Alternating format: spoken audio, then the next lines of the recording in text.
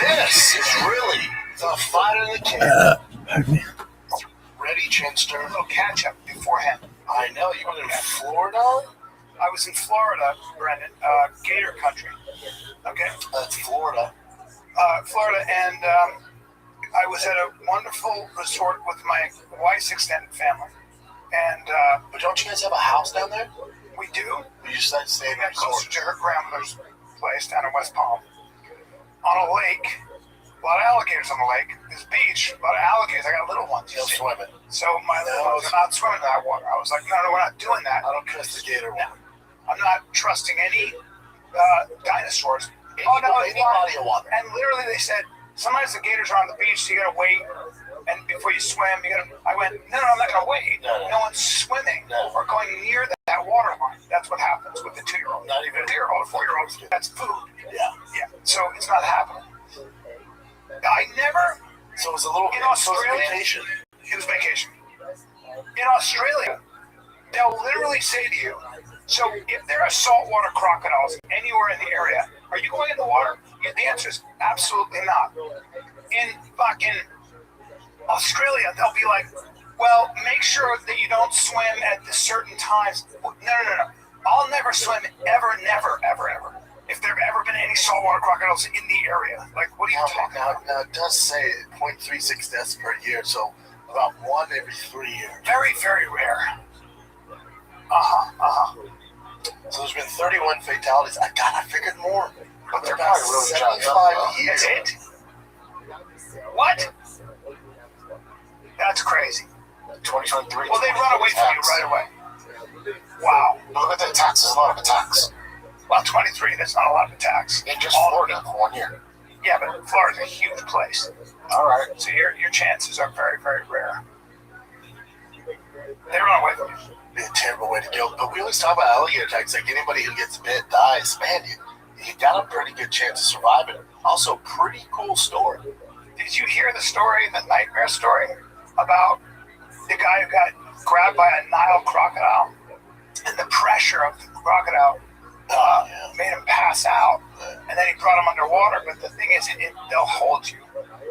So you're right. And so he's being held, and the crocodile takes him under the water and puts him under to rot. There was an air bubble under it. He came to. Hold on, it gets better. He came to, and guess what? He was around a bunch of rotting wildebeest carcasses. So he had to make his way out from under the bubble, go under the water, move all the carcasses out. Is there a bunch of crocodiles just hanging? Like, what the They fuck is he sure are. Well, I would have taken that carcass of the water buffalo and put it up. You guys go for this. The thing's gonna be so heavy. So that's not happening, is it? No, it's not. If it was, I'd use him. Yeah, you're also as bait. injured. You're also all fucked up. That's true. So, homeboy goes, let's see. I've got it now. Because it's coming back for me. Yeah. It's What up, Zoot? Back, yeah. Looks like the serial killer ran out to 7-Eleven real quick. Now's your time to go, bud. Been like 3 days. I know. My heart yearns for you, big dog. How are you, big man? I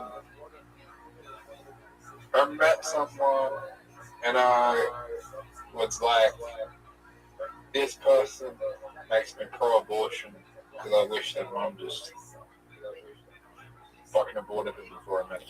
Zoot, you gotta be watch. And that was the last. You gotta be careful. You gotta be careful with that kind of language. What happened?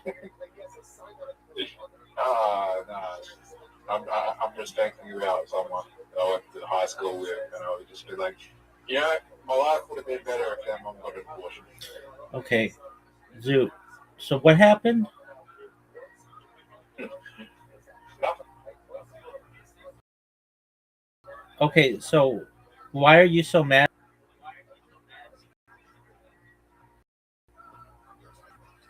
Because they beat me up when I was drunk when I was like 17. Just before my 18th birthday, they had their group.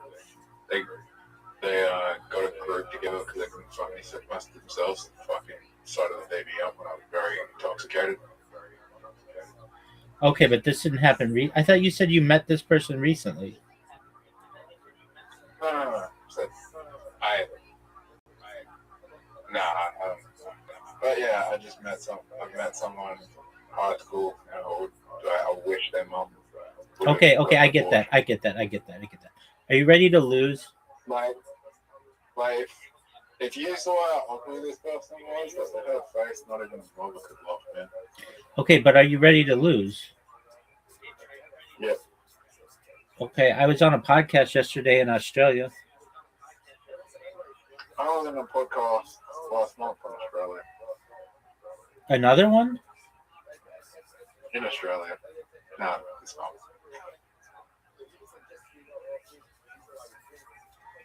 Okay, are you ready to lose? What's Tucker? What are you talking about? Yeah, I'm ready. I'm ready to play. Okay, but what's choker? One quick play gets you 100 coin. I'm gonna play a quick game of this because I think it's wrong. No, you're not. I'm sending you an invite right now, and if you don't accept the invite within 10 seconds of me sending it, then we're done.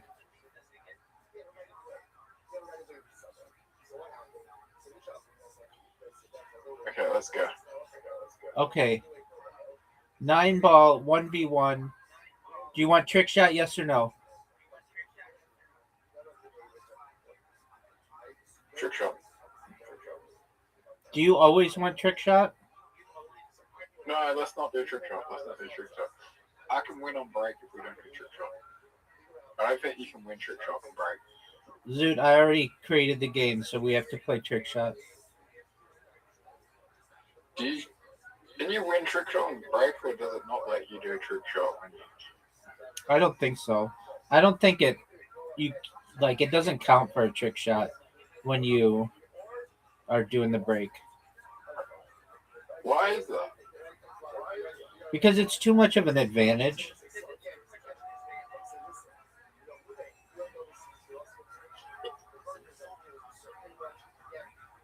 But you can win only 9-ball on break. I think so. I've won normal 9-ball on break, so I know this. Okay. After this, Riser has been in here every night recently with his mom, and we've been watching documentaries. Oh, Zoot, that was amazing. Oh, it was a penalty?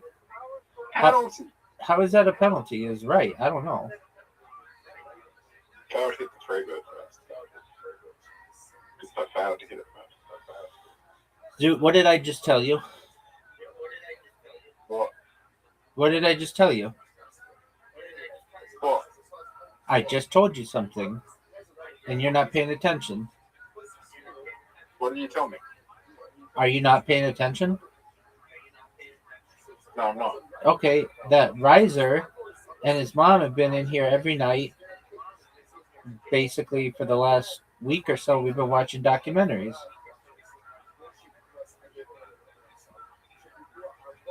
This is rising my fault. I'm kidding. Is Riser's mom hot?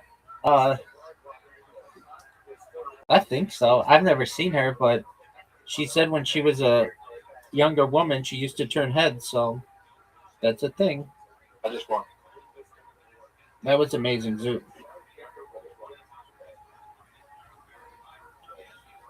All right. 9-ball normal, no trick shot. Sure. Oh, everyone in the Adelaide comedy scene in Melbourne right now. Why is that? Melbourne Comedy Festival. Dude, I heard something interesting about Melbourne has one of the top 10 largest casinos in the world. Is that correct? Crown Casino. Yeah, is it? I'm going to Melbourne. I'm going to Melbourne end of next week because I think I'm going to watch the Royal Finals. Are you really gonna go? I'm going to look up when the Royal Finals are. I think the next week. You're not gonna go. You're not gonna go. Come on, quit bullshitting, I'm dog. going to Melbourne. You're not going. Regardless of the company. You're not going to Melbourne. You know, you and I both know you're not going to Melbourne. I am. Nope.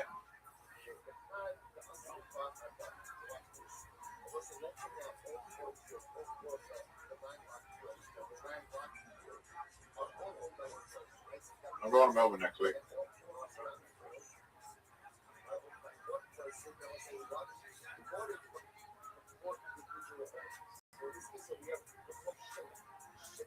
Do you like drunk people? Dude, I don't know what you're talking about.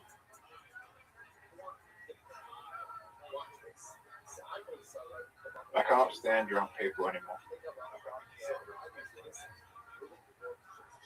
So, what are your thoughts on how I'm playing right now?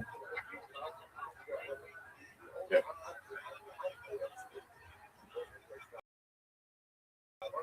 I mean, don't you think? Look at all. Did you?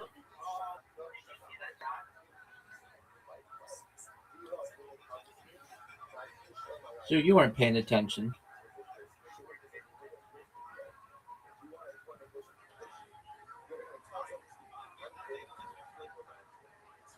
Are you gonna hit the ball, or are you just gonna sit there and jerk yourself off raw?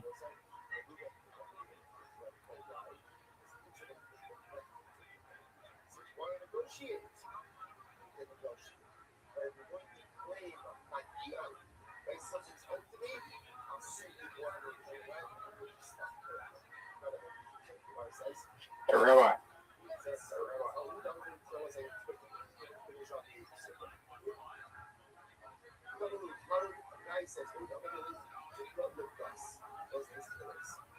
If I do to go to Melbourne to the comedy festival, by the way, I'm not performing anywhere.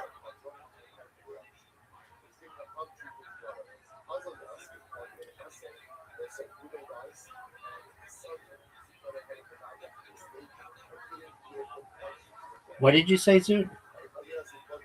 When I go to Melbourne, I go to the comedy festival. Yeah, I'm performing. You're not going to Melbourne, so like, don't even fucking talk about it.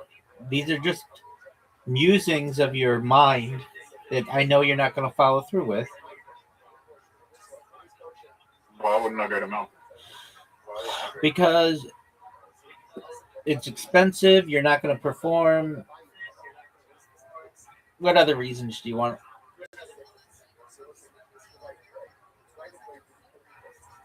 Dude, that was an amazing shot. Dude, that was an amazing shot. And Should I end it as a trick shot? No, just make it. Dog, Zoot, that was great. It's the best shot. It's my shot, the best shot. No, your shot is the best shot.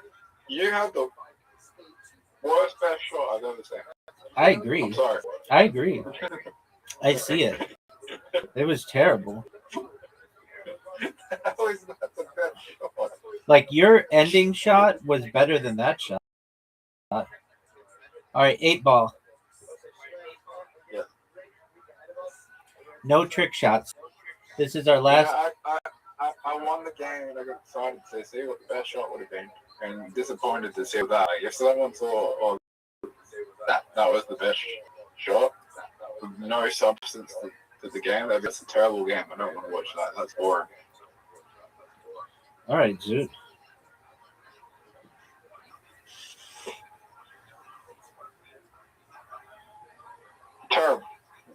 Terrible shot by me.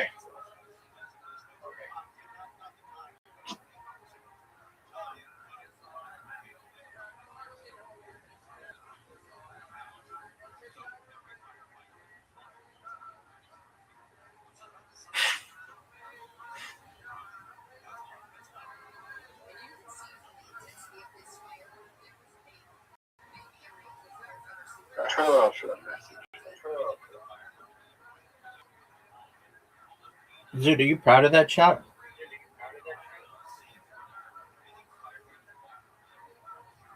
I just found out I am shit at this game. Dude, you're doing really well. Is that ball gonna go in? God. Oh my god, that has to be the best shot. That was That good. has to be one of the best shots. That was good. You know that was just luck. It was good. Alright. Would you like to have me win again? Dude, you're dominating, so I don't know what you're talking about.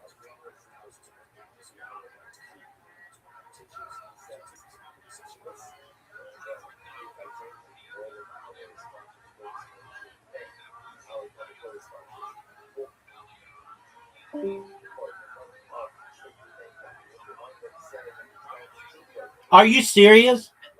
Did you see that? Conviction. Zoo, you weren't paying attention again. Zoo, this is our last game. You're not paying attention. I saw it. Your ball missed. The free ball missed. What happened to it? It nearly went in, but then it got rejected by the thing, by the hole. Dude, It nearly went in, and then it bounced the bug line. Paying attention. Dude, that was amazing.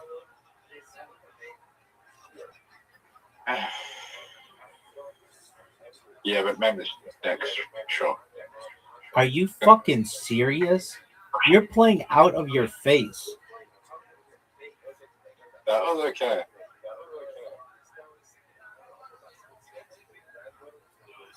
Fuck. Yeah, I knew it was just gonna Rabbi? What up, pimp?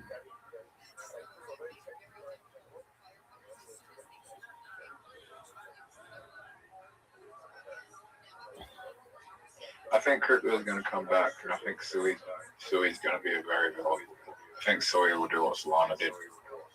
Okay.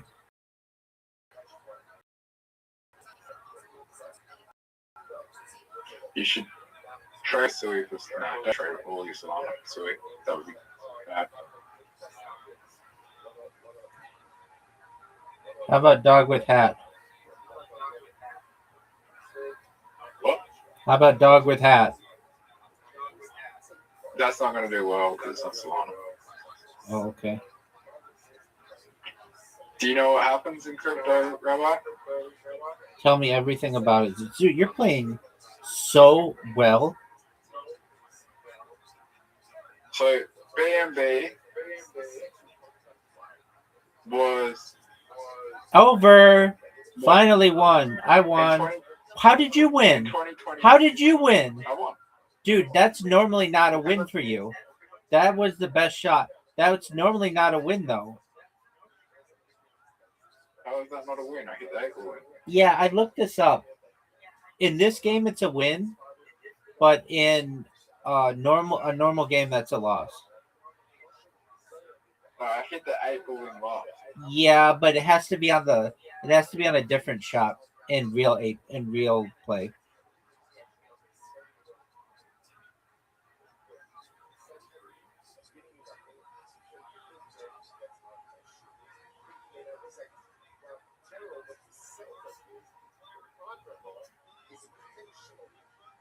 Rabbi. What up, pimp? So in 2020-21, BNB was the Solana. Like everyone was gambling at the casino. Everyone was launching tokens. And then in 2023, late 2023 to early 25, everyone was launching on Solana. And then the blockchain gets too oversaturated with tokens that it becomes a casino where you're trying to buy a lottery ticket. So what happens next is people will eventually realize, oh, there's got to be a new chain for us to gamble on and get in early and run up a new casino. And that's probably what's going to happen with Sui because there's no tokens on the chain. And then people will be like, this is faster and scales better than Solana, and I can code more things and I can have more bots running. Is And the that transactions go through faster, and the bots are faster, and then everything gets faster and faster, and then people move over there. It's right, Rabbi. yes? Why would I use a 2020 iPhone in 2027? There might be some advantages to it. Would you go out there and tell everyone to use the iPhone from 2020 in 2027? If you could choose between an iPhone in 2027 or an iPhone in 2020, which one would you choose? 2027. So Solana was built in 2020. Silver was built in 2023. Okay, that's legitimate.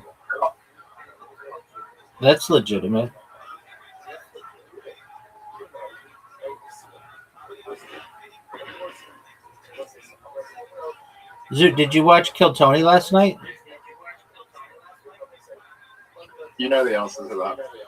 Well, why didn't you?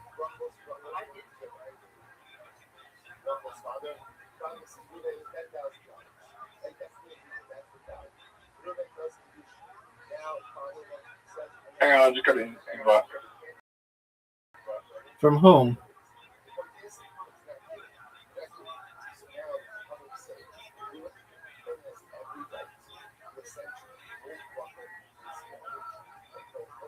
From whom did you get an invite? My old gym saying, hey, we wanted to reach out last time to say, whenever you're ready, we'd love to see you. Welcome back to Jets Adelaide City closed gym. Is that your favorite thing in the world? No. They're reopening the gym, I think. How long has it been closed? 2 years. Why has it been closed so long? A year, sorry. Why has it been closed so long?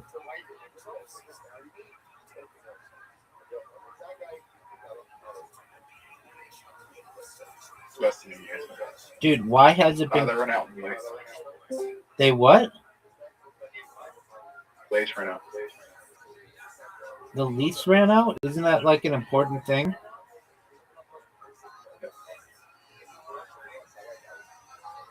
So why are you still a member of that gym? I know.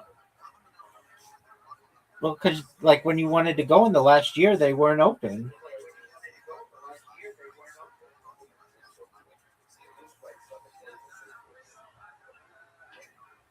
Wait, he's a member of the gym, and every day he's wanted to go, they're not open. Is that what you're saying?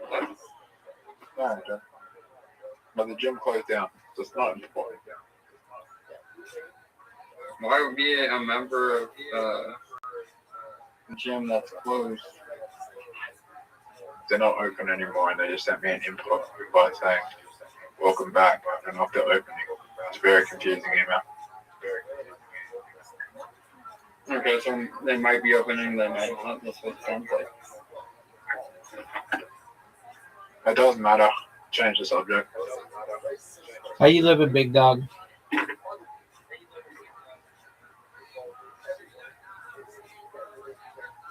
Yo, how are you? Yeah, I'm doing well. Yeah. What's new? Let's see.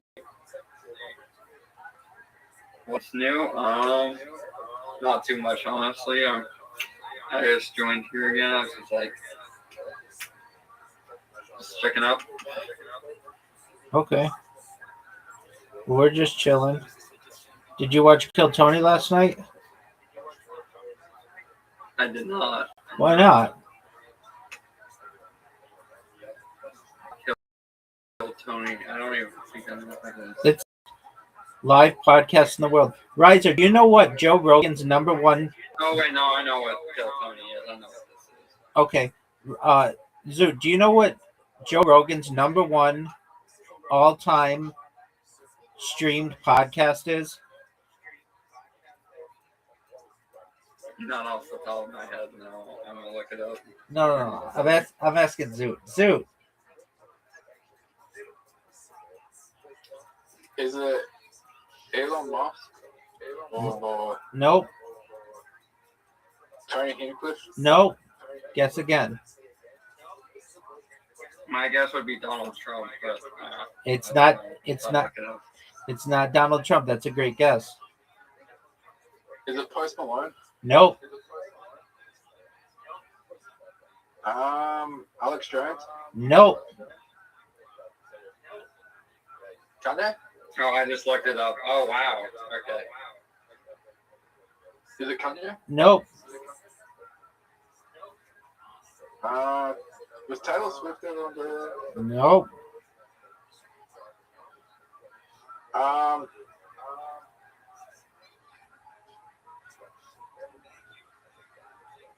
don't even think I've watched the most popular one, which is interesting. I've watched the second, third, fourth, fifth, sixth most popular Joe Rogan. So I haven't watched the most. Surprised. Name what the most popular one is. The Bob Lazar and Jeremy Corbell. Yep. It's amazing. And then Bob Lazar was on yesterday, I want to say. And it's another amazing one. Okay. Who's Bob? Interesting. Bob Lazar's an having a conspiracy theory. No, he's not. He's like the opposite. He's a nuclear physicist. You know, that's interesting. I have not watched the most popular one, but I've watched the 2 through 6 most popular ones all the way through. Well, you better get on board. What does Bob Lazar say about aliens? He doesn't have a lot to say on aliens. He has more to say on advanced propulsion technology that he worked on at Area 51.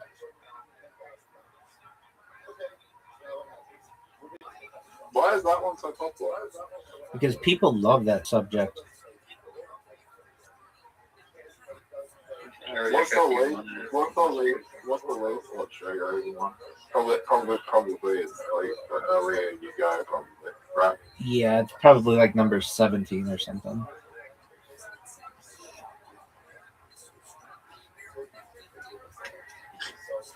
What's the most watched Kill Tony? I think the one with Shane Gillis and Adam Ray, I think. The one with what?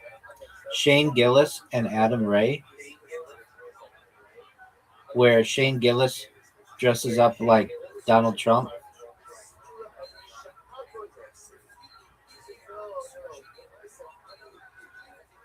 So, Rabbi, What up, pimp? so what do you know about the Adelaide comedy scene? Dog, I'm an expert in it. I know that podcast guy who you did doesn't do podcasts with people if they're not in Adelaide. Who runs the open mic in Adelaide? J. Michael.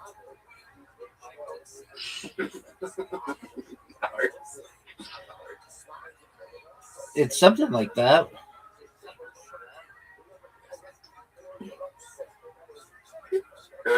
They have been a Raw national finalist for South Australia. Okay, hasn't J. Michael been that? No. He's been a state finalist twice and he got rejected. Oh, okay. Who runs it?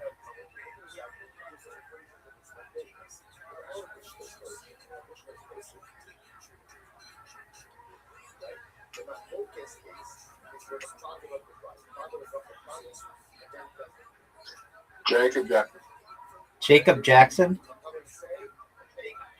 Yep. Is he funny? Jacob Jackson. He's okay. How's Chelsea doing?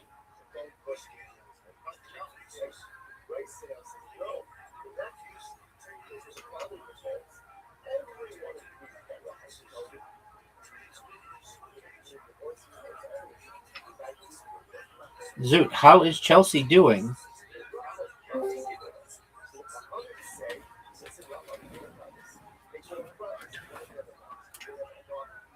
Zoot.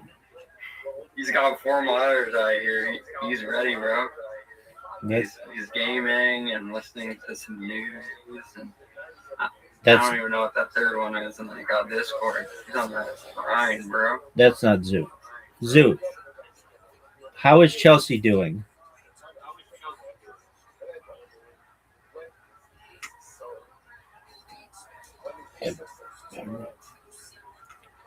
Zoot, if you're not going to answer me, I'm just going to watch a podcast, The Fighter and the Kid, which debuted today, which is the worst podcast in the world, hosted by the #1 worst rated stand-up comic special on IMDb. No, bro. That sounds terrible. Oh, it's the worst. It's the worst, and I'm obsessed with it because they're. Oh, yeah. It's like watching a bad movie that you know is bad. That's exactly right. That's exactly right. It is. The reason why I watch it is because the subreddit for it, is hilarious. It is the funniest fucking subreddit. It is. Everybody who's a comedian goes to that subreddit and lurks. Shane Gillis, Ari Shafir, Mark Norman, Matt McCusker, like everybody talks about it. They're like, have you ever been to that subreddit? And people are like, and they're like, yeah, like they're like, there are like 200,000 people in there. That's like a medium-sized town that just sits there and hates on you all day.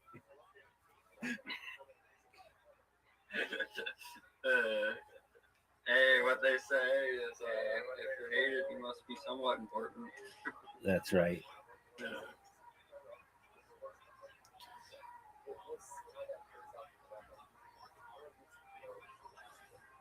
Dude, are you going to answer my question? How's Chelsea? If you don't know, that's cool. It's whatever. I lucked out. She's in Melbourne. She's in Melbourne. Okay. So then, how's she doing? Fine. She's with Allie. Allie who? Dent. Allie Dent? Is that the girl who is in the finals? Yeah. That's tight. Oh, wait, what is this Chelsea stuff? Is this his girlfriend or what's going on? No, it's not his girlfriend. It's are we talking about the soccer team? Dude. No, we're not talking about the soccer team. We're talking about a stand-up comedian from Australia. Shit too. I talk shit. I don't talk shit about her. I think of her. I only can name like a few stand-up comedians in South Australia, which is like very a niche interest. But since Zoot is a stand-up comedian in South Australia, I routinely ask him how the different comedians are doing. Gotcha. So Zoot, how's Chelsea?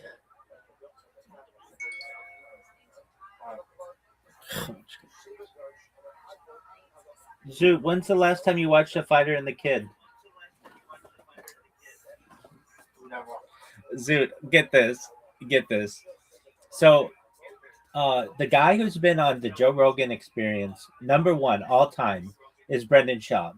He's one of the hosts of The Fighter and the Kid. The other host is the guy who's been on the Joe Rogan Experience, the second most, Brian Callen.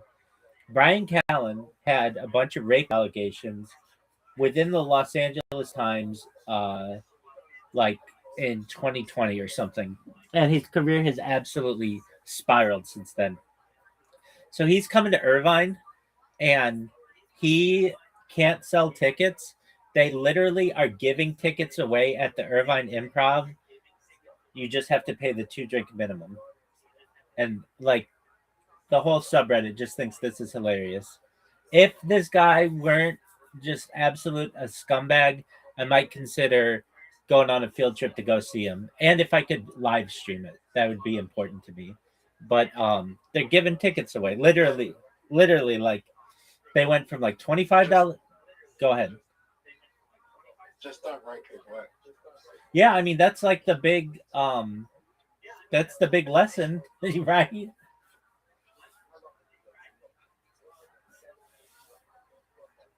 How old were the people he raped? That's a good question.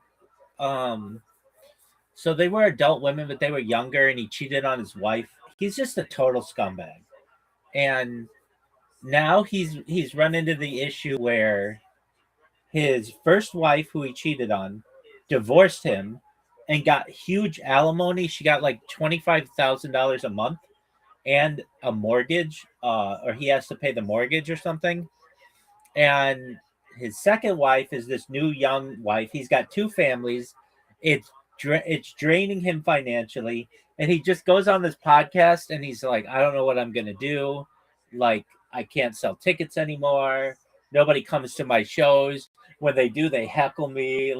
Like, it's hilarious. And then the other guy, Brendan Schaub, like potentially he's the worst rated stand-up special on IMDb and tied for the worst ranking on IMDb of anything. He's tied with the documentary Melania for 1.1 on IMDb. He he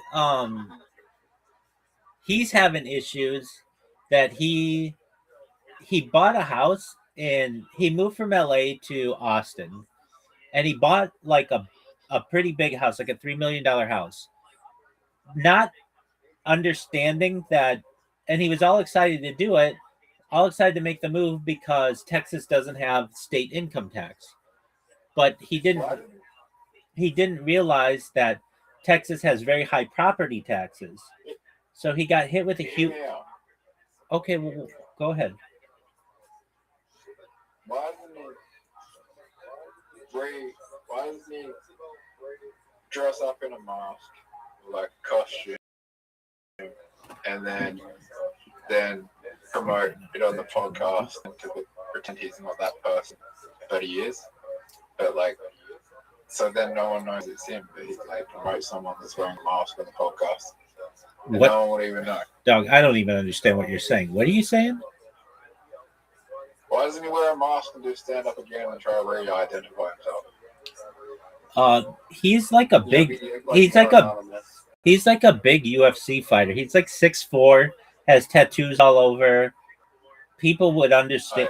People would know who he is. Like, he has failed at a lot of different things that he's done, and that's why people love this shit on him. He was a failed football player in college. He didn't make it in the pros, but he lied about it. He didn't make it in the Arena Football League. Then he went to UFC. He did okay in UFC, but nothing great. And then the reason why he got popular is because he was around Joe Rogan, and Joe Rogan would have him on his podcast, and then he would blow up. So they started this podcast like 14 years ago, which is a long time to have a podcast. It made huge amounts of money. These guys were on top of the world. Every time they put out a podcast, they'd have hundreds of thousands, if not millions of listens. It was like, at one time, like a very big podcast. But the podcast market got extremely saturated. On top of that, people started to learn that these guys are scumbags. They're like not people who are motivational. They're just not, they're not good people. I wasn't listening to it then. Then in 2020, Brian Callen got hit with these rape allegations. So he had to leave the show for a while. And Brendan Schaub just continued to have to do the show without him. And then Joe Rogan moved to Austin, and they didn't get that bump of being on the Joe Rogan podcast as much as they once did. And then they were recognizing that their careers were like basically done. So they moved to Austin, and they went from this really nice podcast studio with like different rooms, and like they had like all these studios, to doing a podcast in a storage room. And it's like the sound is really bad. You can hear a train going by. You can hear the air conditioning. You can hear the people who are like working on cars next door, which has made it extremely entertaining because it's like, what more could go wrong? Now they're gonna move out of the storage unit into a barn, and they're going to mate potentially, and they might do it from there. So they don't have anything to talk about because Brian Callen's comedy career is dead. There's nothing to do in Austin. Joe Rogan occasionally has them on, but just for like fight companions when he has like 3 or 4 people on at once or whatever. Um, and then he has then they have like Brian or Brendan Schaub. He just got this show that debuted on Tubi, which is like a free streaming service that is like it's supposed to be like Fast and the Furious kind of a deal where he just like interviews people about their cool cars or whatever. But he has to fly to LA to do that. He's done 4 episodes. They're looking to see if it gets picked up. And the stunts that they're doing with people are like very dangerous because they're doing them on public streets and you're not supposed to do that. So they're actually like videoing themselves breaking the law. And then on top of that, like his like one hope is that his kids go pro in sports. Now his kids are like 10 years old and 7 years old, and or maybe 6 years old, and he's already like they're going to be national champions, they're going to be Super Bowl champions, my kid's going to win a Cy Young. And it's like, dude, your kid is 10 years old, and he's really embarrassing Brendan Schaub. Like he gets thrown out of baseball games for like a 10-year-old's game. He gets thrown out. He cusses in front of the kids. Like he's just this big oaf. And this entire downward spiral is extremely entertaining. And then you go to their subreddit, and it's like dozens of just people shitting on these guys. There are literally multiple podcasts dedicated to just ripping on these guys. Every time they have a podcast, somebody puts up a new podcast and like, hey, I'm doing commentary on how stupid these guys are. It's just absolutely hilarious. So I love it. I get great enjoyment. There's that German word Schadenfreude where you get joy out of the sadness of others to some extent. And I would normally be like, I want everybody to do well on Earth. However, these guys have made careers about punching below them, shitting on other people, raping people, which obviously is a terrible thing, and just all in all being kind of bullies. And so now to see them, as the phrase goes, spiraling the drain is kind of amazing. But I do want them to have like a comedy or not a comedy resurgence because they're not really funny, but a resurgence. Like I don't want it to end. And also more importantly, like they have families and I don't want their families to suffer. So I would like them to just have this be a valley in their career, but it's not looking like it. They're talking about ending the podcast. And so anyway, I find it to be extremely interesting.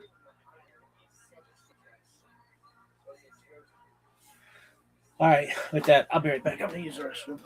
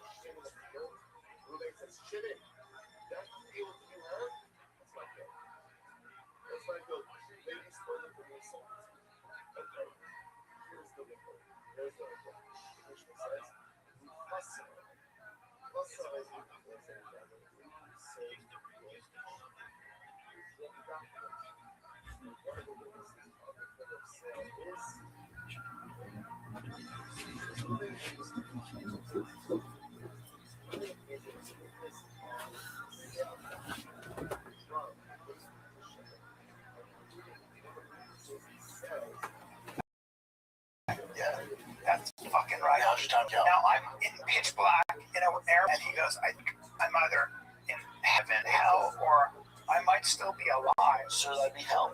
That'd be hell. Yeah. And it's not all black with floating carcasses. It's not all black. From what I'm told. From what I'm told, Figure it out. I don't see any cherubs with wings flying around. No babies with wings. So what now he's got to do this. I got to get under the water, and then I got to swim and find my way back to La La Land. It's dark too. No, it was daytime. Okay. Yeah. Winter. The thing is that when you break the surface of the water, Mr. Crocodilo goes, "Hey, I feel something." Oh hell! Hell! Oh hell! Is that a No. human? He's alive. So you got to swim under the water. Try to figure out a way to be. What's the word? Try to figure out a way to float. But you're playing with house money. You should be dead. You're playing with Just house know money. that. You're playing with house Just money. take the risk. Either way, you're dead. He made Don't go. He He made made it. Wow. When Anthony Bourdain, it was nighttime, and Anthony Bourdain was on a boat on the Congo River. Now the Congo River is full of what's called giant Nile crocodiles, and they're everywhere. And the boat comes, and they say to the African guy, you got to tie the boat. So he had to jump off the boat and get in the water. And Anthony goes, "Is he afraid of crocodiles?" And the guy goes, "Yeah, that's why he was hesitating." And he goes, "Well, I would be too. Is there a better way to do this?" He goes, "No, we have to." So he had to jump off the water, get in that wasty water, Not paying him. like at night. Not paying Black, enough. not paying enough. Now, all this talk about alligators. Sir, did you see one alligator in Florida? I saw an alligator out of the water running away from my car. Did we? He was crossing the street. Did we? I heard that there was an alligator across the street. And no, I actually did see an alligator, not a big one. And he was walking. And when he saw the car, he ran. I couldn't get my kid to see it. Was it a smaller one? Smaller.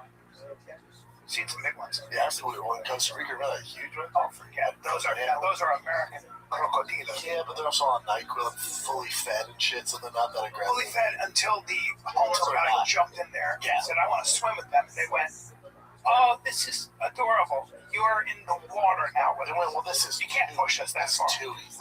We're chill, but we're not there." Gotta eat you. Ate them. Are there crocodiles in Dominican Republic? There are crocodiles in I'm headed there on Thursday, Bubba. They're American crocodiles. Just don't swim in the lagoons. I'm headed to the Look that up. DR. Look that up. Are you? Yeah, headed to the DR. Doing commentating for Game Bread FC. That's great. Heavyweight fight. Tell Masvidal I say hi. I love Yep, that guy. Masvidal will be there. I'm definitely going to grill him on if he's fighting Conor McGregor. I mean, I should Oh, fight that would be a very good fight, actually. I would enjoy that fight. right at 170. Yeah. Yeah, this is Both very good bare knuckle MMA. So typically at the UFC, there's about 2 ambulances in the back.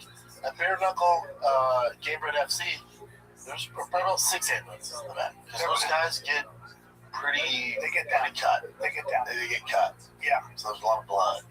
Well, Yoel Romero said to John Jones, he was saying, "Look, bare knuckle is way better than knees and elbows." And I was like, "I don't know. I don't know about that. Which one we look up, Brian? Are there crocodiles in the Dominican Republic?" Also, what kind of food is there? In the DR? Yeah. What you were saying? Good. Rice and peas and chicken. Rice and beans and chicken. That's good. Yes. Yeah. American crocodiles there. Yeah. Yeah. Yeah. Well, Wow. Lago Enriquillo is the largest saltwater lake in the Caribbean. yeah, I won't be swimming in any bodies of water. Yeah. Unless the resort has a pool, and even that, I'm suspect of it. Interesting. Oh, wow.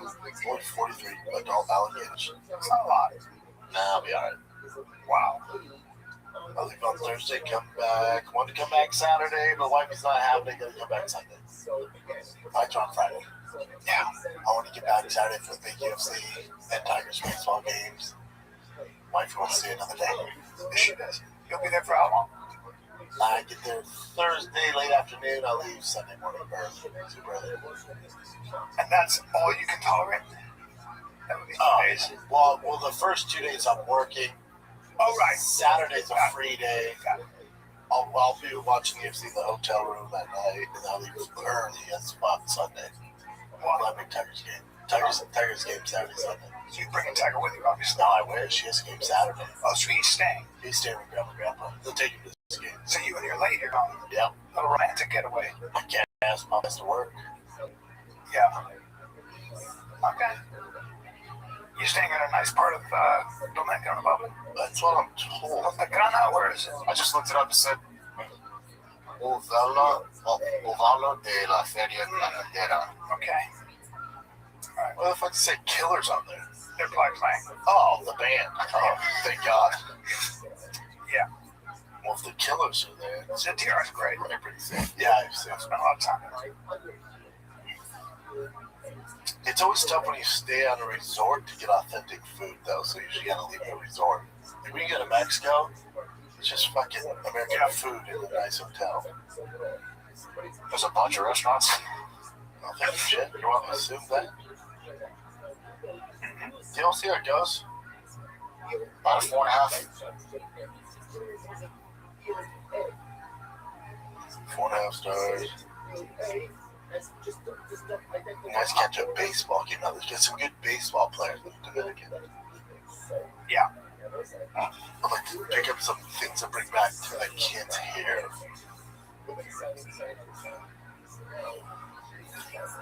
Should be nice. Yeah, it should be fun. Heavyweight tournament. You got your boy Anthony Smith, the Lionheart fighting, Chase Sherman, main event. Wow.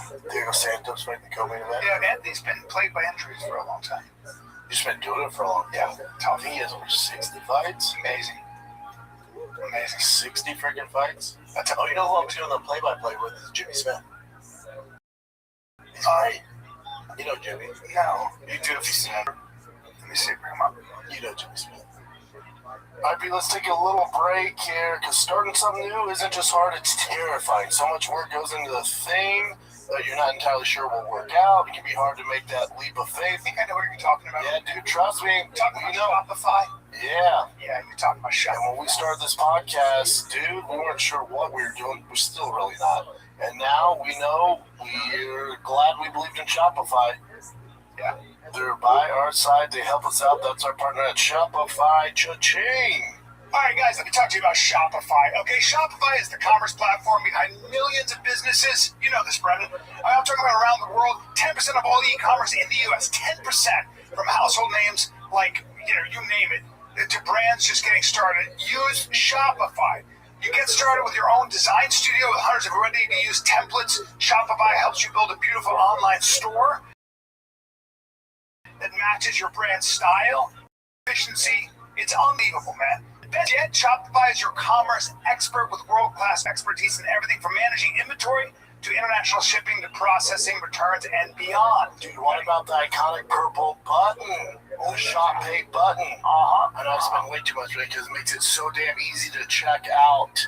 All you gotta go to is turn those what ifs into cha-ching with Shopify today. Sign up for your $1 per month trial at shopify.com/fighter. Only $1. Go to shopify.com/fighter, all lowercase. Shopify.com/fighter. Cha-ching. Oh yeah, he's great. Yeah, he's great. Yeah, he's one of the great guy. very best. Great guy. Very, very best. Yeah, we did a podcast with him a long time ago. Yeah, he's great. He's a great guy. He knows his shit, man. And used Yeah, to fight. he does, doesn't he? Yeah, he knows his shit. Yeah, he was, I guess started as a wrestler. He was great in the UFC. Bro was the one that brought him on the UFC, and for whatever reason they let him go. I don't know why. Smart guy. Very smart. Yeah, one of the best doing it. That's great, dude. Yeah, should be good. Sturdy looking fella. Sturdy looking fella. Should be good. What a thing, man. I was watching the fights this weekend. You watch the fights at all? Yeah. The Apex. Yeah. Conor looked good. Yeah. He's entertaining. Tyson Fury's back this weekend. He's fighting on Netflix. A Russian guy. Yeah. Who's that Russian? He's a huge favorite. Huge favorite. Which it's just like a tune-up fight. That's what boxing does. Right. Big boy, though. Well, they're heavyweights. right? So Jesus. yeah, he's big. How big is that guy? Fucking Tyson's 6'9". That guy's not much shorter. Yeesh. Honestly, another dude from, somewhere in the mountain Caucasus. 6'5", 260. That's a good time. That must be fun with a guy who knows how to throw his hands. He'll have his hands full though with Fury, man. He will want me. Yeah, but you beat up. That's him. That was AI, right? That's He looks pretty big. a long fella. It's on Netflix, so I don't mind that. I've been watching that new season of Love on the Spectrum. You ever watch that? I've not. You know why? Makes me sad. No, it shouldn't though, because it highlights them. Yeah. Really? No. But I feel like you fall in love do with they fall? Do they find love? Oh yeah, They do. big time. It's all they want. It's all like one girl. But they kind of like figure it out together. Yeah, like you'll see them like their first kiss ever or their first date. Really? You go on the first date, and the parents It makes me will so. start crying because it's like Yeah. they didn't think their kid was gonna find love. It's interesting. It's not making fun of them. Some of the stuff they do is hilarious. So what how autistic are they? Like, give me an example. Oh, there's a range of like there's some guys who are and gals who are really like bad. Like, in what sense?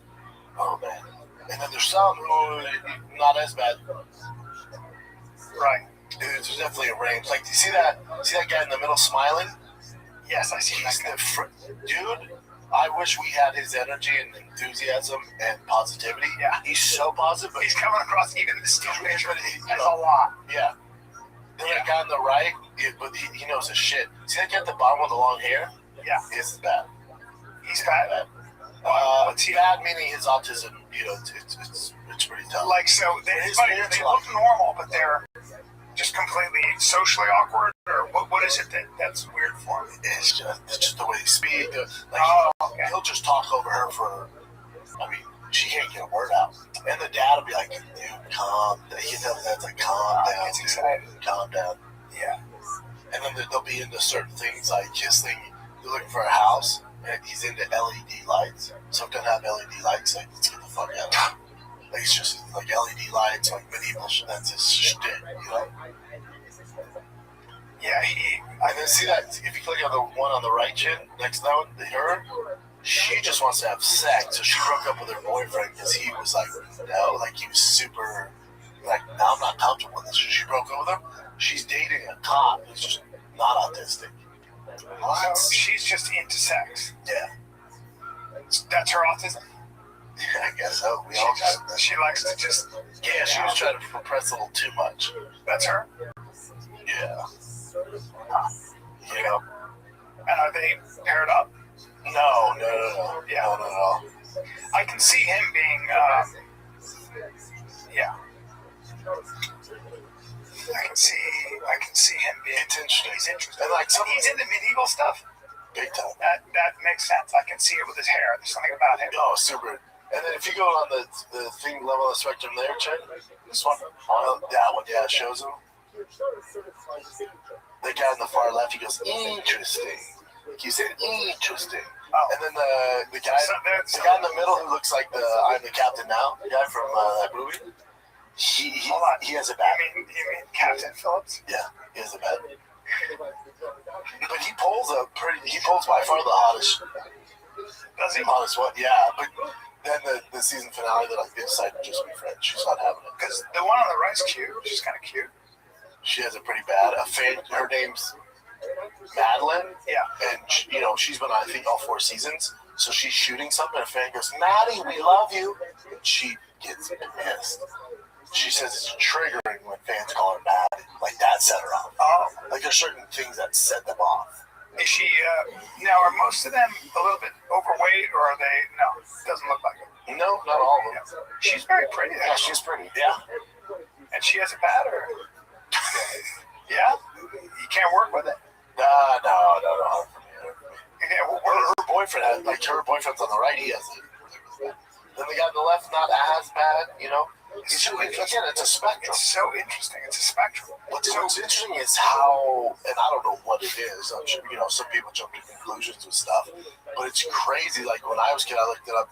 It was like 1 in 50 kids with autism, and California now, it's 1 in 50. 1 in 50 when I was a kid. Now in California, it's 1 in 12.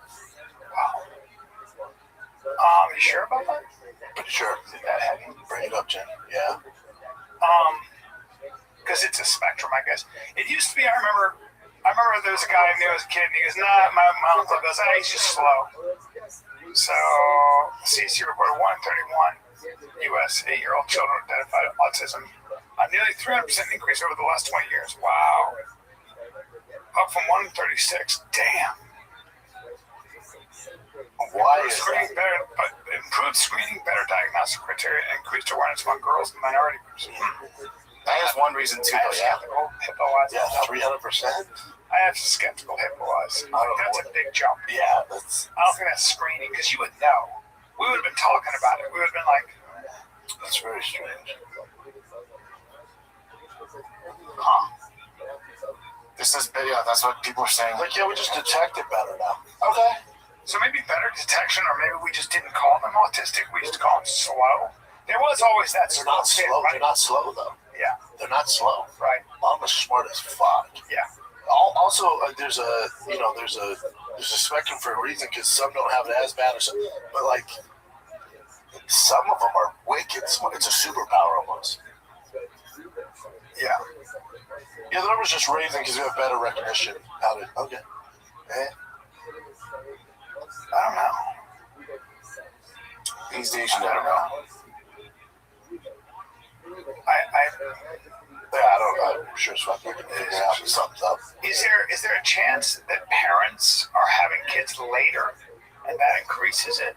Because parents That's not a bad now, idea. parents now are older. They're waiting. It used to be you had a kid the minute you were out of fucking high When school. you're in your 20s, right? yeah. And that's when you're supposed to. Now people get married later, have kids later. Yeah, there's an increased risk of that. And that makes sense. That would make a lot of sense just because,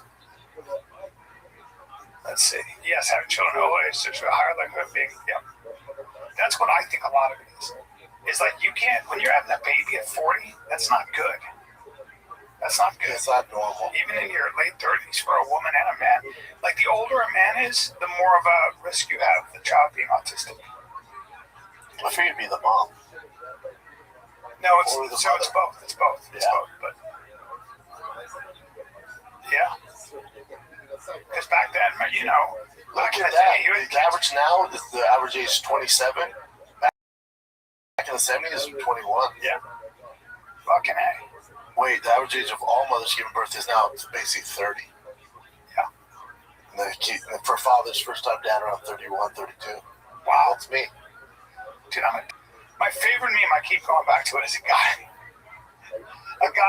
is there, and he's just on his laptop, and he goes, "Honey, come back here. I just found something all the top doctors and scientists missed."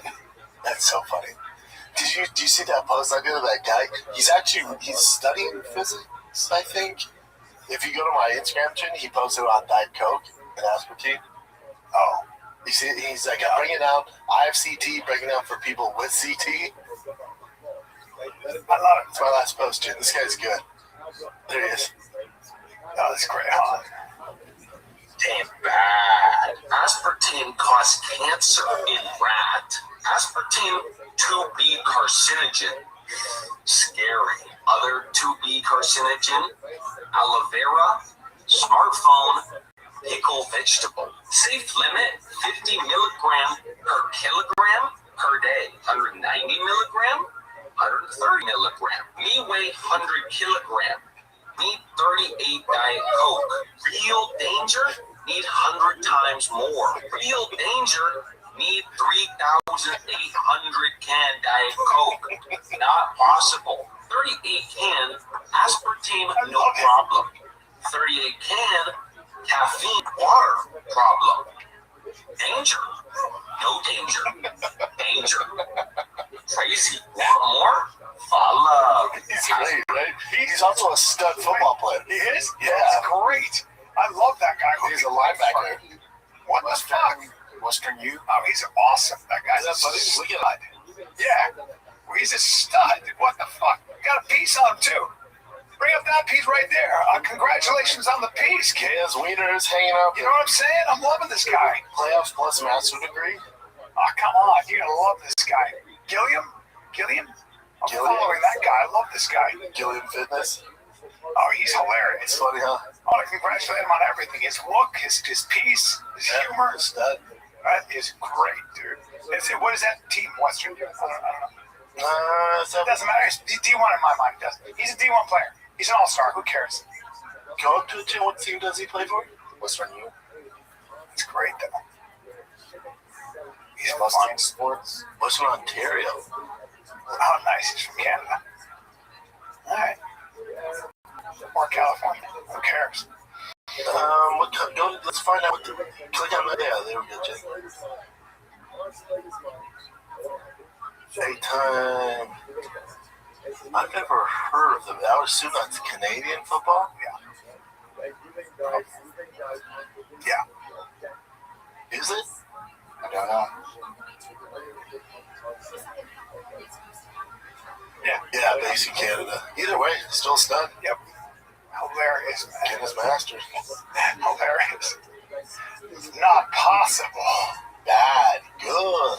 Well, my thing about See all Mike of Perry it, comment on it? I guess thanks for breaking this down, dude. Thanks for posting this. my thing about all of it is whenever all of us talk about most things, including me, whether it's politics, but certainly anything science, I don't know anything, and I have a feeling that people make it their life. They go like this when they hear people like me talking on a podcast or anybody about whether it's anything, vaccines or supplements or peptides, and the people that really understand the mechanisms of the body, they're all doing this. My bad. And I would do that too. Like, if you hear people talk about fighting, you go, fuck, man. But they've really done. They watch a lot of stuff. Yeah. It's the same thing. I told my new vice is Diet Cherry Coke. Oh, I fucking love Diet Cherry Coke. He put appreciate it. Nothing better than the science-backed cherry-flavored fridge shake. Yeah, I do fucking love him, dude. I love him. That's great, man. He's great. Like when I was getting my hair cut, I was getting the same barber, and they go, "Oh, you want anything to drink?" And I go, "Oh, you have any Diet Cokes?" And he goes, "Oh, the aspartame in that?" That's right. Oh, yeah. I guess it's a problem. I said, I drink them all the time, and I feel fantastic. She goes, "Huh? I wonder what your insides look like." Fine. You're not a doctor. You should do this. You just go like this. Do you know what aspartame is? What is it? Yeah, I know. They'll go, it's an artificial sweetener. I know. Yeah, I know. What does it do? What is it? I was going to show them this video. I'd have to drink, what do you say, 2,900? Explain aspartame. It's not possible. Who is both of us? Me and him. Oh, that's what he's saying? Oh, that's Well, he just posted it for everybody. I just posted it. Oh, okay, I got you. Oh, I'm sorry, that's your thing. Yeah, so funny. He's so funny. But we both have CT. So good. Yeah, no, there's no science behind it. People want to run with it. Yep. They see some people in comments say, "How much did Diet Coke pay to post this?" Look, the biggest thing we dealt with was 3 Mile Island when the meltdown happened. And we were like, that literally with Jane Fonda and all those people said no more nuclear energy. Okay? Well, the fact that we don't have nuclear power plants, which could contribute to so many of our energy needs without having to burn fossil fuels, etc. Yeah. And it's got no runoff. No attention. And we're like, no, and we still haven't gotten over it. It's like, what if we have a meltdown? Well, 3 Mile Island, the guy got on like 3 days later and said, let me explain to you why this wasn't going to melt down. Let me explain to you all the safety. But nobody wants to see that stuff. Well, but it's also our attention span. Again, I keep bringing it up because it's been no justice. That Nancy Guthrie that just went missing, and there's not, like on CNN Fox, it was literally 24-hour news, 20 nonstop. I couldn't get enough of it, and then it's just like, okay, better. There's no update. I'll do you one better. Remember the whole USAID with all the waste? Remember all that? They're paying. There's waste, and Doge is going to get in there. We're going to find it all. Okay, now watch. We're going to find all the fraud. Okay, most of the cases they were citing, like for example, that there was a trans play or something. That was a State Department program. It wasn't USAID. My friend works for USAID. She makes no money. She's been a civil servant for 20 years, just trying to make the world a better place. She and her friends work at USAID. None of them make money. They dedicate their lives to just trying to make the world a better place in so many different ways. So when they gutted USAID, USAID looking for all that fraud. And Elon was like, oops, and just left. Where's all the fraud? What it did do, the Lancet Journal, which is the most respected medical journal, They definitely got some fraud. came out and said tiny bit, but it was already being investigated about. And at the end of the day, there was like, oh wait, they just stopped all that. And the Lancet came out and said, when you guys gutted this thing, it could lead to 14 million premature deaths. Because there's so much that USAID did. Again, people on the ground who don't make any money, risk their lives, die doing it. And they're just trying to make the world a better place. And there's so many things that they were trying to do that actually affect Americans. But you'd have to get into it. But this is what happens when all of us have an opinion. We jump to something and it catches fire. It's a problem. There's no update on this, Jim? No. I love how all your search history is the Cyber Beast drop now. Just offered you products. Yeah, that's what happens. That's mine. And it's tempting, man. They know you're out of them. Yeah. See those wheels on that Cyber Beast there, Chen? I'd like something like that on yours. This right? Yeah. That's the only aftermarket rule. Like, there's not many really available right now. But yeah, you're saying cryptocurrency is our closest thing, but that's It's untrackable. no. It is like every transaction is somewhat trackable. But I don't know how else. Yeah, how old is this? This is the newest one I saw. 600. No? Yeah, there's still nothing. And then someone come out and people are like, all right, what was it? You know? They give you an update and people are like, what? It made no sense why it became a humongous thing and then just disappeared. I do believe there's something Like, weird. it was a distraction, Trojan horse from all the shit going on. Yeah, and I guess that's the end of that. She's just gone. This guy just took her and that's it. Who knows? Multiple guys, we don't know. I think they probably took her to Mexico or something. They're saying it could be a problem because if illegals did it, and then we're going through all this shit midterms, they don't want that coming out. I think So they the FBI's information. probably doing everything they can to find her, but Jesus. I mean, I don't know what to say about that. So Savannah went back on TV. That's a nightmare, man. She's back on TV? Yeah. But that's got to be the weird part, right? Going back on TV after that. Yeah. The whole thing is so weird. So weird. But a lot of stuff has happened since this happened, right? What? I mean, the Iran stuff. Oh, you mean the war? Yeah, Steam files. No, I mean, Americans don't have an attention span, and nobody does. But the thing is too, what do you want Americans to do? It's like, yeah, it's terrible. How many people are dying over it? Well, we don't know what to do about anything. Because there's also nothing we can do. Yeah, that's right. Like, you assume the FBI is going to figure out, like, Yeah. with this, okay. Well, if they can't figure out, we assume they're doing their job and there's nothing leading to it. We move on to, there's just bigger, unfortunately, if it's not your family, there's bigger fish to fry. Wait, what's going on in Palestine? What's going on in Ukraine? Right? What's going on in Iran? That's what they do. They go, I know you guys hate us right now, but they like what's going on in Gaza. It's like the people at the far right, like Ben Gvir and Smotrich and those guys who basically want to clean out Gaza and build it into a Jewish, an Israeli part of the country. They know that most people will lose their attention. They'll lose interest. They'll forget. And they just wait it out, Well, because then also, people also have their own lives, like getting their kids to school, or your kids have an issue in school, or sports. It's like, that's how my life is. I gotta get going. I I can't stop and be sad about the current war we're in. I got bills. You got your own shit. Now, if you were in Palestine or you're in Iran, it's obviously a different situation. But for Americans, we're just like, nah, man, we shouldn't be in this one. And then we're back. Oh, I get to give my kid there. I was thinking about how different the reality is. Like, so if I say to you, how you doing? You're like, yeah, it's tough, because but like, there are parts of the world where I go, how you doing? And you go, how am I doing? My whole family was killed by a bomb. How are you doing? So then you go, are you doing less terrible today? Is that a possibility? Or that I die less? Or that I go, we're just trying to get through today. We're trying to find bread to feed my three kids. Literally bread. We're just taking it today one I at a can't time. get water. I can't get clean water. Yeah, but I'm trying to get to the relief center, but they're shooting at us or whatever. Yeah. That's the reality of a lot of people in the world. Yeah, man. I was thinking about that. It's like, yeah, but it's just.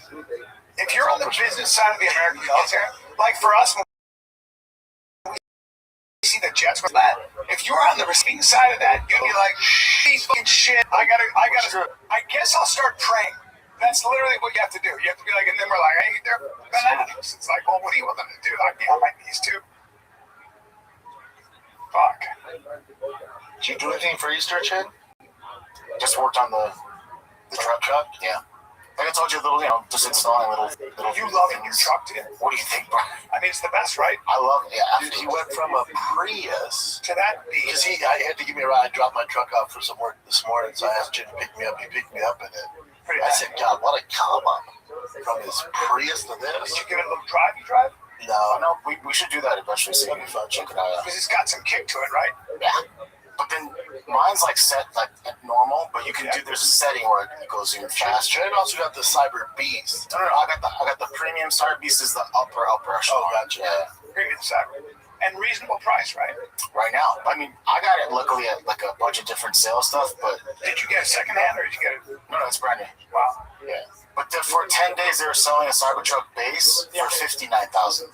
Wow. But it was only for 10 days. Some people snatched that up. Let me take a picture. Snatch that bad boy up. Now, Brent, I want to tell you a couple things. I got two quality products from True Work. I got a pair of pants. I got a jacket. I love those when pants. I put them on, they're good pants, right? I wore the pants on stage at the Vulcan when I did Golden Hour. Yeah, I love them. They're great. They're great.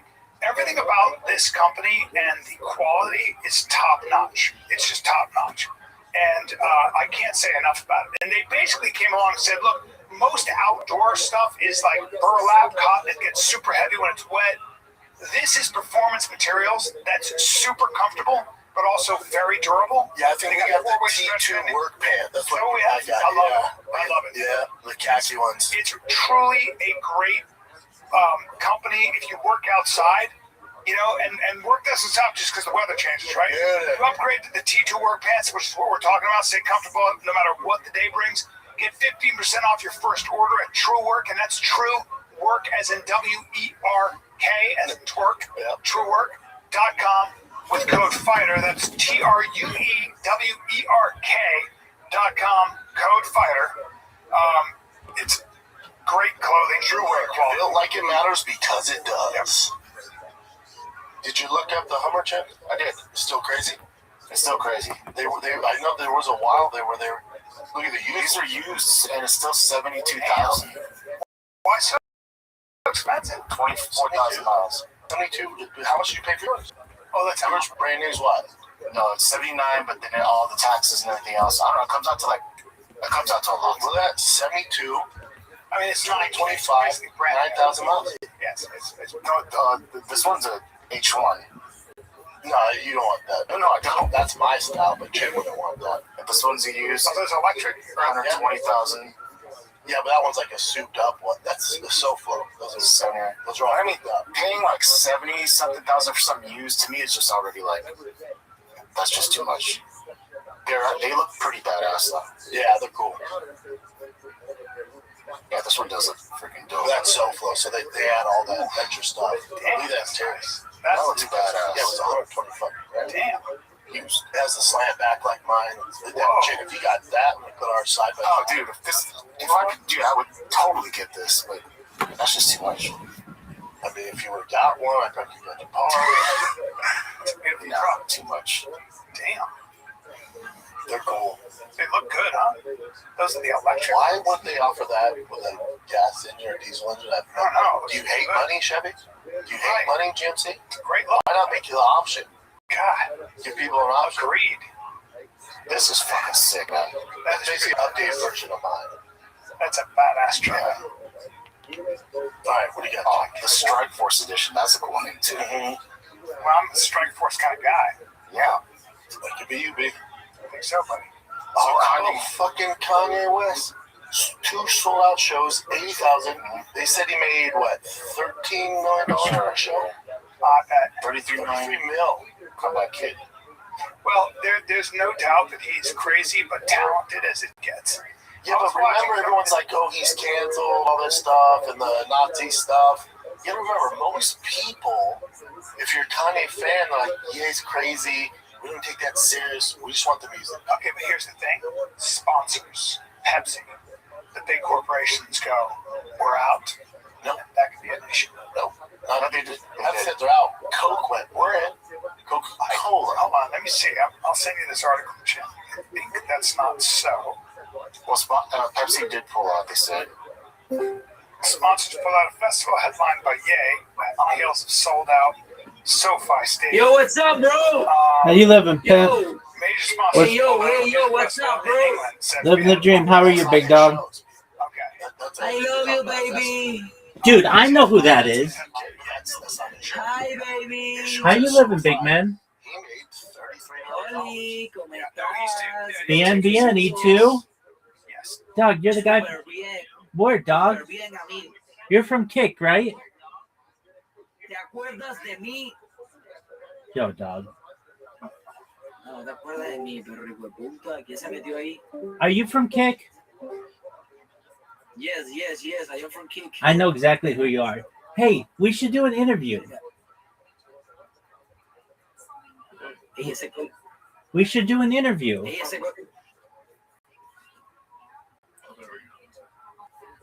Yo, El Viejo Esteban, let's do an interview. Bro, I am live streaming in Kick. Why don't you like streaming on Kick? Yes. Okay, why don't you like streaming on Kick? El Viejo Esteban. I know who you are. I'll look you up right now. Búscame. You're a big deal. You're a big deal. You're always on the. El Viejo Esteban. I know who you are. You're always on the front page. Verga, estuviera hablando con ese cole, marica. José Manuel sabe inglés. Yo. I'm looking you up right now. ¿Hace cuánto no te bañas, hermano? ¿Hace cuánto no te bañas? No, hermano, que me va a responder, marica. Ahora mira, lo puse parolo, cachondito, buscándome ahora. Ay, qué perruncha eres.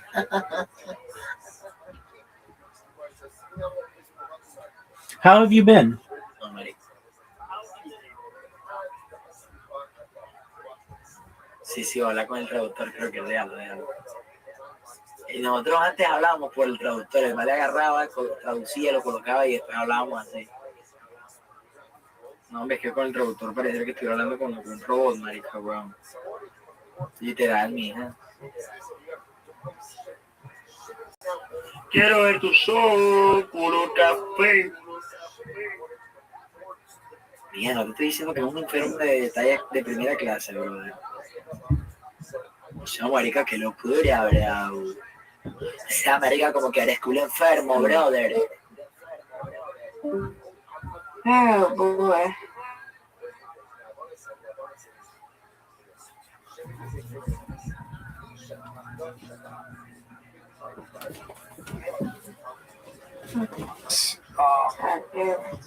But I think a lot of those companies are like, we gotta get out of here. Well, it is money. I think the real money is in those sponsors. I don't know. No, it's emergent ticket sales. So I am for a guy like that. Chris. Well, he's been the unemployment line for a little bit. Yeah, I mean, you're right about like the fact that when he's in town, people are going to go see him. It's a comeback story. Oh, yeah. Who gives a fuck about the brands being scared to work with? Just wanted to say hello. No longer allows brand. Pepsi, Diageo. Yeah, there are a lot of Rockstar. There are a lot of. It's significant, but he can still make a lot of money for himself. Good night, y'all. Good night, Rana. Sweet dreams, Mr. Curtis. Money from the sponsors, right? What happens is one person goes, the amount of pressure for all of them to pull is what happens. I think we're missing the point here. So, yeah, brands, of course, is scared of the backlash pulled out. Kanye West, after being canceled, sold out 2 SoFi Stadium shows. Oh, yeah, people talking. And also, it's the most tickets sold in a long, like, it's one of the All most the brands sold are still present on the festival's website. Budweiser, Beatbox, and Drip. Yeah, see, you guys keep going to the festival. Kanye West by himself. Yeah. Not the festival. This was a different thing. Kanye West by himself sold out SoFi twice. Yeah. Twice. Now, I mean, look. And then Billie Eilish goes, cancel culture only affects, females. Hey, bitch, Kanye lost billions of dollars. Yeah. But also, you have to also understand that there are a lot of people that agree with Kanye. No, I don't think it's that. No. I don't think it's that, especially in America. I don't think people are looking at Kanye for his personal views on the Jews. They just want to hear him. No, he's brilliant. Yeah. You don't give a fuck. I was watching him when he was younger, and he was spitting these bars, as they say. Does that make you feel sick to say that? Well, yeah, he was spitting the bars. Was he good, Brian? He was spitting. No shit. But it was like, you listen to him, and you're like, oh my God. Again, so was Mos Def and all the other people around him. They were like, Jesus. Like, he was so undeniably talented. He's so still is. Yeah, he's so undeniably talented. People say that went to a show, like it's never been better. Yeah, I'm sure. I'm sure he's, Again, I don't know. People that go are pro-Nazi or anti-Jew, I just think, we don't give a fuck about any of that stuff. I think what they say is this, they go, he's a little crazy, right? Like, he's crazy, he has these moments, he has these, episodes, and he'll just say some crazy shit, and then be like, I didn't mean it. And you're dealing with he's a little bit nuts. He's a genius, and geniuses sometimes can be a little nuts. So here's what's crazy. Ye snagged more than 18 million in ticket sales during his first Friday concert alone, making it one of the highest grossing single shows in the history of live music. Yeah, well. And everyone that went to the show said it's like one of the best concerts they've ever seen. So now it's like, the other venues are just like, all right. Well, what happens with a lot of venues, they start to go, damn, there's a lot of money to be made on that. It's like, you can get some pushback a little bit, but... Well, you'll get pushback because the pushback is much, the pushback's layered, right? So let me give you an example. I know a company that they reached out to a company, and they wanted to work with this company. And the company was like, damn, let me think about it. And then the company got a call and said, and the call was something to the effect of... Is this regarding Kanye West? Yeah. And the company said the call said this, hey, company, if you work with Kanye West, just know this, you won't get a loan. You won't get a loan. You won't find a bank that'll give you a loan. And that is real when you're a company because you need access to capital. So there are a lot of those things that go on behind the scenes. Now, how long will that be? How long will that last when you make that much money? When you're that popular? There are a lot of people also that go, hold on, guys. There's a lot of money to be made here for this partnership. And it all comes down to is the juice worth the squeeze. Especially when he says, I'm sorry, I didn't mean to, and all that. They go, oh, he had an episode. He had a, if you're that talented, people will make a lot of excuses for you, right? A lot. Yeah, it's weird to kind of silence it. That's like, well, let's leave it up to the public. Oh, he sold how many tickets in 2 shows? Okay, that's what they want to do. Well, it's not weird to silence him in the sense that when you do something as offensive as sell swastikas, when you do something and you write a song that says Heil Hitler, that was wild. Anyone who understands history goes, wow, you're an asshole. I found it very offensive personally. I was like, you're an asshole. And then he says, well, it was my bipolar medication that a Jewish doctor prescribed to me. So your bipolar medication makes you a Nazi. Okay, fine. Now, what I'll do here is this. I'll say, Kanye is a little crazy. He's literally is bipolar. And sometimes bipolar people do things that are downright self-destructive and actually crazy, which will make them look like an asshole. I can afford him that grace. I still think when you do stuff like that, there are a lot of people who, especially Jewish people, who recognize those things and think of that as a major threat to their existence. Yeah. They're going to mobilize what they can. They're going to go, you want to do that? Watch this. Yeah, take away all his videos and stuff. And when Mickey Rourke got I believe I saw this. Yeah, but also remember Kanye too. Like my thing with all this, like Louis C.K.'s back on Netflix. Is he? He's part of the Netflix He has a show at the Hollywood Bowl. Great. Lucy K's back, yeah. I love that. Lucy K's back. With Kanye, it's like, granted, it hasn't been that much time passed, but the repercussions, he lost billions of dollars. 100%. So the whole Yeezy thing, all he lost Adidas, he lost all of it. So he lost billions of dollars. So did he do his time? For Louis C.K., did he do his time? Like, so do we just vote them off the island? Do you know what they came to Mel Gibson and said? Do you know what happened to Mel Gibson? I'll tell you a story. Look, wow, Louis C.K. got him. Good for him. I love that. It's just a little bit of bad timing because Kanye is back and Louis C.K., so then the people who wanted the cancel culture are really upset. Yeah, but Louis C.K. was like part of the madness, where it's like, I don't condone what he did, but you can't lump him in with Harvey, Weinstein, because you're talking about rape and like horrible shit. He got lumped into all that shit. Everybody did. Which was terrible, yeah. He was like a mudslide. Weinstein went to jail. Really bad. Oh yeah, but you can get accused of, somebody can accuse you and say you did something 23 years ago. I know, but what I'm saying is, But now, Weinstein went to jail. CK could have packed it up, shut down, kept talking about it, being negative, shitty on podcasts, shitty in stand-up, or he went, I'm just going to keep on keeping on. Just kept putting out dope content, kept with it. Now he's on Netflix. He's undeniable, and I'm so glad he is. I think he's great, and I think he paid his price too. So, let's take a little break here. Raise your hand if you've been putting off dental cleaning, annual checkups. Honestly, any kind of doctor's appointment, that's us, dude. Well, first of all, try to find a good doctor, right? It's a nightmare. Like, when you move to a place that I don't know who's a good doctor, I don't know where to go. I actually don't have a doctor, which is a major problem. Dude, I just got a dentist. I have to do so much work. But I go for years, I've said, I had a workout. It's fine. For years. Yeah. You basically go, I have this. Let me go to ChatGPT and put the symptoms in. Yeah, does this sound familiar? This year, you're going to do things differently. We're finding doctors we love and booking appointments on ZocDoc. ZocDoc. ZocDoc. Okay? So, basically, it's a free app. Yeah. Website. Helps you find and book high-quality in-network doctors so you can find someone you actually love. Yeah. We're talking about booking in-network appointments with more than 150,000 providers. And by the way, it could be dermatology, dentistry, primary care, eye care. For one of the other 200-plus specialties offered by ZocDoc, you can easily search by specialty symptom to build a care team that is right for you. The best appointments made through ZocDoc happen fast, typically within 24 to 72 hours of booking.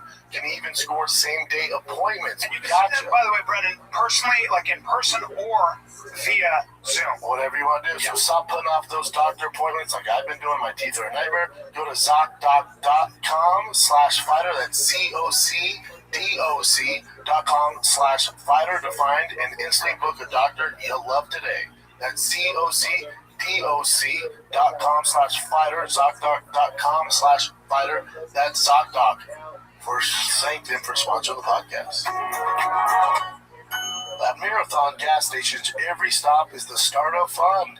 Like the awesome fuel savings you can get with Marathon Rewards. Join Marathon Rewards today. Start earning rewards on every gallon of gas. You can redeem rewards at any time, saving up to $1 per gallon. And don't forget, Marathon stations are packed with all the conveniences you need to stock up and live life on the go. Marathon, where fun runs on full. Available at participating Marathon locations. Terms and conditions apply. See marathonrewards.com for details. Yeah, these people that are upset, it's like, hold on, where do you, how much do you want the guy to suffer? Should he lose all his money now? There are certain, I remember this in Hollywood, there were certain actors that, like, Mickey Rourke at one point, and also Val Kilmer. And there were a couple of other, I remember a number of other actors. And what would happen was they would become difficult to work with, and they would threaten some producer, right? And you know what would happen? The producer would smile and go, no problem, I'm sorry. And then what would happen was there was a whispered network. And that person would just not work. Not work. Yeah, well, they don't do it. That's different. With Mel Gibson, because Mel Gibson was such a moneymaker, Mel Gibson went on his tirade, his anti-Semitic rant and all that stuff. Sugar tits. They sat him down and said, listen, you're going to take a seat for 10 years. Do we believe this story? I know this story. 10 years? No, get like the fuck out of here. 10 years? Well, why don't you go ahead and look at when he started working again? So, talk to him about it. He couldn't get financing, probably. Huh? He probably couldn't get financing for any of his movies. Hey, look at me. 10 years? He was told, you're going to take a seat for 10 years. Because what happens is, Bubba, is people, they know how the business works. And they go, you're going to take a seat 10 years. And 10 years to the day, practically, he came back and did some stuff. After 11 years. This one says no. Yes, but remember, it wasn't until he was doing the big things, right? Second act, 11 years after Hollywood. Dude, Apocalypto was fucking Well, that was after. So when was 2006? There you go. Wait, he released Apocalypto shortly after his DUI arrest. Oh, look, 2006 to 2016, that was when he was allowed to direct something called Hacksaw Ridge, really. Hacksaw Ridge, and then... Isn't he doing another Passion of the Christ? Yeah, sorry? Isn't he doing another Passion of the Christ? He was trying. He was trying to, but it didn't really work out. By the way, bring up Edge of Darkness. I want to see who financed that. He got some independent financing. And, because people were like, I can still make money on it overseas. So they waited 4 years. He's also really good. Yeah. But he's great. Yeah, GK Films. See what I'm saying? BBC. It was like a kind of these shell affiliates. Although it was Warner Brothers. Yeah, he got put out distribution, Warner Brothers. Yeah, he got put on ice for a little bit. Yeah. Louis C.K. put on ice. Yeah. I think Kanye's demo's a little different. Yeah, and he did work 2010. Mel? Yeah. In 2011. Yeah. But there was, but really, it wasn't until 2016. Sure. But he got. No one settled down. In 10 years, it's a fun story. You know, it is a fun story.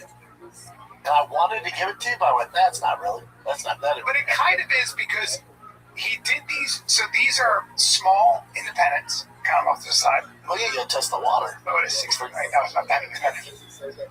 It's a big budget, dude. Warner Brothers. But here's the thing. They said don't do that again. Give him a stern warning. Although that is a 4-year layoff, right?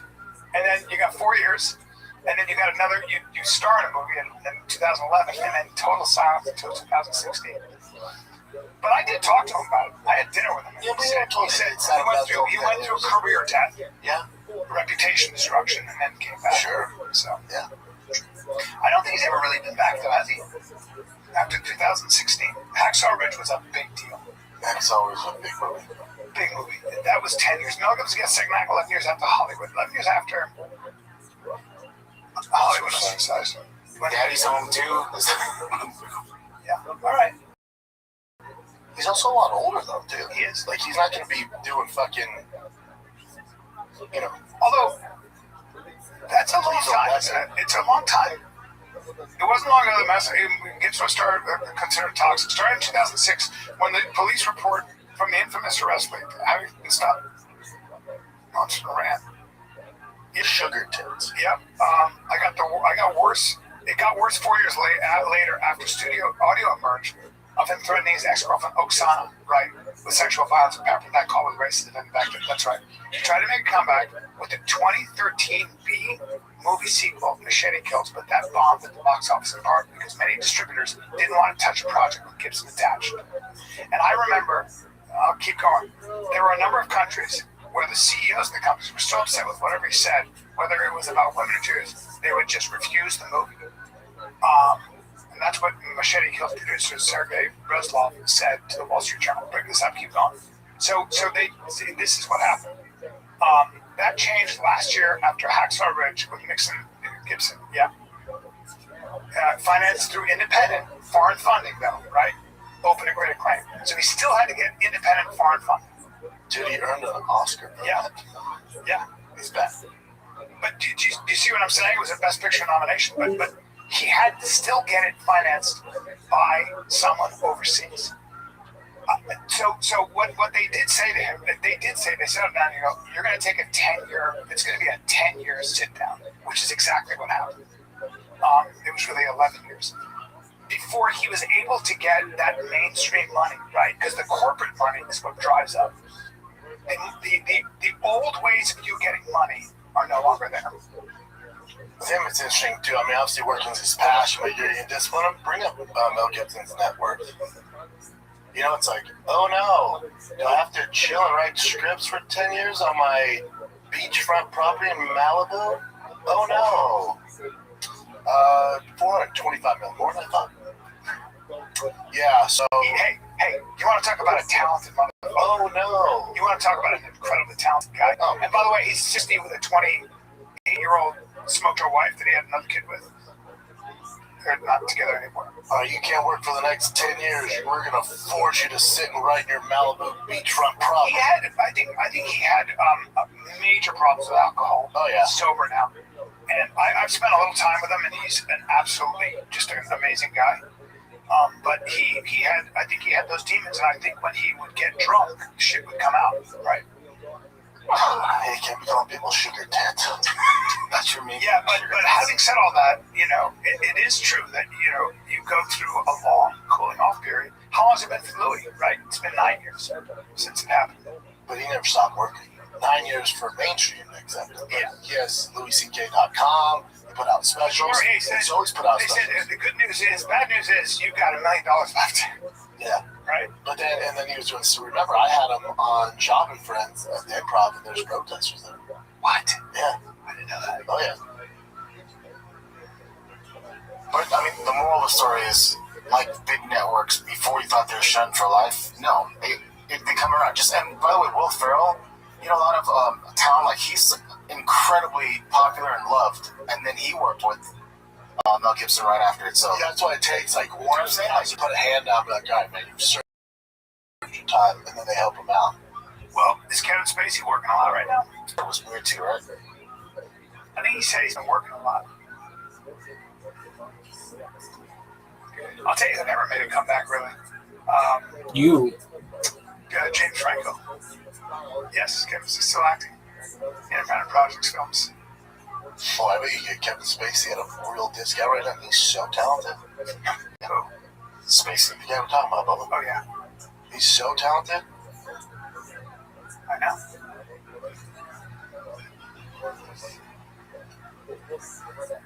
Yeah. Still struggling to support from major Hollywood studios. Still, Hollywood studios are still shy about it. I forgot what he did exactly, but And you got people like Sharon Stone, Liam Neeson saying bring him back. He get an issue with a younger kid in a bar. Did he put his thumb up his butt? There was a lot of stuff. 9 Acquitted. Completely fucking acquitted of everything. 9 sexual offenses. That's a lot, man. So he was acquitted of everything in a court of law. What else do you want from him? Hold on, let's see.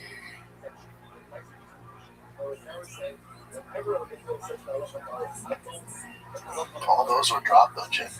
Yeah, I'm just seeing if there's any that were not, but it seems like they were, right? Settled before civil trial.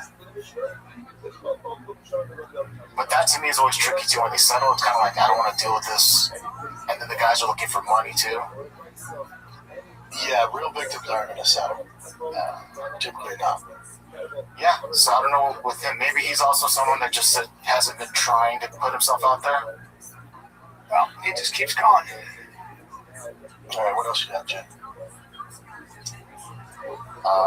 Let's go. Hold on. There's a bunch here. Let's go with this one. Tim Dillon talking about the whole Amy Poehler scam thing. Oh, you know how you got caught in the Amy Poehler podcast scam? The fake podcast thing. You thought you were going on to promote your special? I left early today, man. I got you going, Amy Poehler. I bought my ticket. Yeah, man. I'm flying back home. We're gonna do it there. I bought my ticket, dude. I bought my ticket. Guys, take a little break. I want to talk to you about O'Reilly Auto Parts. They offer friendly, helpful service and parts knowledge you need for all your maintenance and repairs. I mean, all of them. Whether you're a car expert or a novice like me, they are there for you. They have the accessories in stock or either in store or online. You never have to worry if you're in Champ. Dude, one-stop shop for everything you need. The professional parts people, O'Reilly Auto Parts, are one-stop shop. Auto do-it-yourself. You can find what you need in-store or online. They have everything. So stop by O'Reilly Auto Parts today. Visit them at O'ReillyAuto.com/fighter. That's O'ReillyAuto.com/fighter. O'Reilly. Pluto TV has thousands of free movies and TV shows. We're coming at you with everything we got. The system is free. The system is free. The system. With movies like Pineapple Express, the entire Star Trek film franchise, and Gladiator, and TV shows like Survivor, SpongeBob SquarePants, The Fairly Odd Parents, and Ghost. Pluto TV is always free. Pluto TV. Stream now, pay never. My name is Julia, and I handle guest booking for Amy Poehler, host of the Good Hang podcast. On the show, Amy has real heartfelt conversations with people who are making a meaningful impact through their work and life. We would love to invite you to join her for an upcoming episode. Our listeners truly value honesty, growth, and authentic perspectives, and your voice as a comedian and podcaster with a sharp take on culture and modern life would make for an engaging and memorable conversation. If this sounds like something you'd enjoy, I'd be glad to coordinate next steps to find a time that works best for you. We also offer competitive compensation in recognition of your time and participation. The whole thing is there. They have the logo of the show. It looks like a real episode, right? So then I call my manager because I have the same manager as Amy Poehler. I said, do you think Amy Poehler wants to go to the show? He goes, oh, I don't think so. And immediately, because of course, by the way, of course. He goes, this is a scam email that's been going out to a bunch of people, and so many people are angry because they think they're booked on Amy Poehler's show. And he goes, does it say anything about compensation? And we can email up and go, yeah. We also offer competitive compensation in recognition of your time and participation. He goes, the next email is you send your bank info. I didn't get that. This is being emailed to people that are so excited to get booked on the show, like haven't worked in years, and they're telling their families, you know, your father got booked on Amy Poehler's podcast today. Like the mother is saying that, like they're all having dinner at Encino, and the mother's going, you know, your father not only just did a guest starring Roland the Pin, okay? He's Amy Poehler just reached out, and the kids are like, whoa, Dad, that's fucking awesome. All I think is I know years ago, and we had a nice little conversation. I cannot believe that she has followed me and wants me on this show. And the wife says to him, did I not tell you that something was going to happen out of nowhere, and you were going to kind of get back into this thing? So then they sent in the follow-up email, we'll put in your bank information. 3 days later, they're sitting in Encino having dinner again, and the kids are there, and the kids are like, Mom and Dad, what's wrong? And then the mother goes, well, apparently, the Amy Poehler podcast email your father got was a scam, and your father put our bank account information in. A lot of the money out of our bank was cleared out. They've frozen our accounts, and we're having real issues right now. Tim Dillon almost got scammed, but You're not the only one that. I didn't get Because when did you realize it was fake? When they were like, I got on the phone with the guy because the guy had to reconfigure my computer because we were going to do it. you have access to. I go, wait, we're not doing it in person. He goes, no, you do it on camera. I was like, oh, on Zoom. All right. So he goes, so we'll get on Facebook. I don't know how to do this. He goes, all right, we'll get. So he's on it, but he's got this accent. And I'm like, where are you from? And finally I go, wait, do you know Amy? And then I was like, oh, fuck. Gotcha. And I go, I gotta go. And but I had already configured I got on the cybersecurity guy. Yes, now There's a lot of scamming going on. Like I need this tune to delete my truck. I found this guy online. And he's like, yeah, it's this much. Just send him my Venmo and send me a picture of him driving a similar truck to mine. He's like, just tune this one, man. Good to go. And I go, okay. And I was going to send this money Venmo. I thought, I don't know this guy. What if it's just all fucking scam? This would be a good one, too. So I go, send me your email so he can just email me the tune. But my email blogs, like, unknown emails, send me your email. See, then I can track his email. I'll send it to Jay and do the whole rundown. So he sends his email. It was real, but I sent him the money before, and then after the fact, went, oh shit, what if this is a scam? There's a lot of that on Facebook. Was it, or was no, it's legit. Yeah, he shipped it out this morning, sent me tracking and everything. But I was like, I could have been hustled so easily. Yeah. It'd be a weird hustle to tune. I told you the guy who calls me from Jamaica and tells me that I won a certain amount of money. Give him shit. No. Because you won money, but you have to pay the taxes. Yeah. I go, well, what are the taxes? And he goes, it's $3,200. And I go, and then how much do I get? He goes, $68,000. I go, you're going to send me $68,000 if I send you $32,000. He goes, yeah. $3,200. He goes, yes. I said, wait, okay, where do I do this? How do I do this? And I was like excited. He goes, just to Western Union. I go, where? And he goes, okay, so in Jamaica, whatever it is. And I'm like, oh my God, okay, I'm gonna send it. And I just kept calling, and I go, did you get it? Did you get it? He goes, no, where did you send it? I go, I sent it to the Jamaica. And he goes, where? I go, I don't know, in Latigo Bay or whatever. He goes, okay, can you try to send it to? I just kept fucking making it go to different places, but I was like, this. Why are you not getting it? I want the money. What is it? There a time limit? Is there a time limit? Well, what do I have to do? Just tell me what I'll do, and I'll just send it to you. And I just kept it. And finally, he just did there. I go, it's not there. And he goes, no. I go, well, can I send you nudes?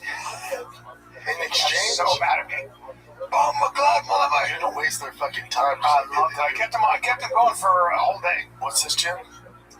So this is Jake Paul on Theo's podcast, and this is him talking about possibly doing something with especially blackface, because Drewski's kind of like doing the whiteface thing, but I'll let him explain. Excuse something, because I've been, over the last couple of days, calling makeup artists, and I was gonna do a response to this and like go and do like the full on darker, and do it and just do it back, because why not? Yeah, like I'll be on the same playing field. Like I think if there's a way to do it, sing it in. Well, it's even this sentence. But if there's a way to do it, I've been here many times. If there's a way to do it, I think there needs to be some black support for the character, I think. Like I'm saying, like say if Drewski or I'm trying to think of somebody else. Charles Barkley. If you got one of those guys to be like, hey, I want you to do this skit with me. Let's do this. But still, that's pussy now. You think it is? Yeah. To me, there's a level of like, doesn't that make us more like prejudice? Like more prejudice? That makes us, if we have to partner with someone, Drewski just dropped this. And he's done it a couple of times. Exactly. I fucking love it. This is great. This is how humans should be. I agree. We should fucking make fun of each other. And I don't see it in color. I see it in truth and comedy. So, like, what are we talking about? So you're saying what era are we living in? You know, Justin Trudeau did, and he's freaking dating Katy Perry. You see that, Justin Trudeau, the mayor of I was just with them. No, you were not. Yeah, at the JP Morgan summit. He was beef-facing. Look at him right there in the middle. Look at the one in the hat. He got caught for this before. Yeah, look how dark he went. I mean, he went. But to be fair, that picture's in black and white, so we can't tell how dark he went. But that's fair. That's kind of fair. What about Jimmy Kimmel when he was blacking around over there? Bring that up, huh? Hey, look at him just blacking. I mean, look at that, even the cross eyes. That's Jimmy Kimmel? Yeah. That's not Shaq. I mean, fucking Shaq, dude. I want to add. Does Jimmy Kimmel pretend to be Karl Malone? I don't know. The problem is with Jake Paul, he could probably pull it off, especially as the team, like the Riders. If anyone's going to do it, but like he's not at the talent level of Drewski. Yeah, with the comedy and him. I can make it funny or something. I don't know. I mean, the idea is it's dicey territory. But I see what they're saying. It shouldn't be. Yeah. There's a hint of blackface. I understand minstrel stuff, but it shouldn't be. This is comedy. I think anything should be allowed with comedy. And I think regardless of the backlash, you do it. He'll be fine. He'll be fine. Yeah, I don't think like Netflix will be going to drop his deal. Yeah, And that's the thing about wild board could do it. You'll get some, in this environment, you get some people online and professional agitators who are like, oh, this is outrageous, some of them not even in this country. And you just deal with it, and it just goes away, and they're on to the next thing. Drewski's Fuck off. If it's funny, it's funny. The Erica Kirk thing. The Erica Kirk thing was I feel bad for Erica Kirk, but again, it's like, that's satire. That's what comedians do. If anyone's going to be able to pull off like Jake Paul in this, you just got to do it funny, the way Drewski does it. Is he done boxing? No. Yeah, boxing. What else you got, Jen? So this is a YouTuber talking about this streamer. The stream thing happened maybe end of last month, so not that long ago. And he thought his computer was jacked up, like either his girl spilled water on it, someone spilled water on it, and then you guys tell me what it looks like when you see this video.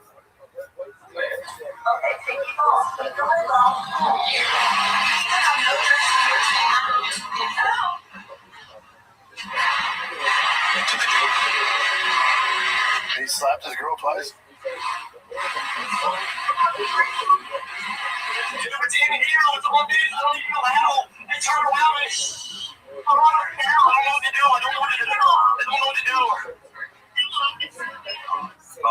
I mean, you don't see the wife. So, did you guys think that he actually slapped his girl, or what do you think happened? Slapped her twice. She started crying. Looked like, dude. I totally believe he did as well. But then he went on later with his girlfriend on the stream, go like, no. Yeah, it's just I got pissed off and hit something, and she's like, look, there's no damage. He was just upset. No, that looked like he smacked her, dude. And that looks like he's done it before. You know, that's what I'm reading. Yeah, 100%. Not a detective. And it's her trying to save face. We've seen this before where the wives or girlfriends like, women do he that. didn't hit me. When they get abused, they do that. They cover for their men. We've seen it before.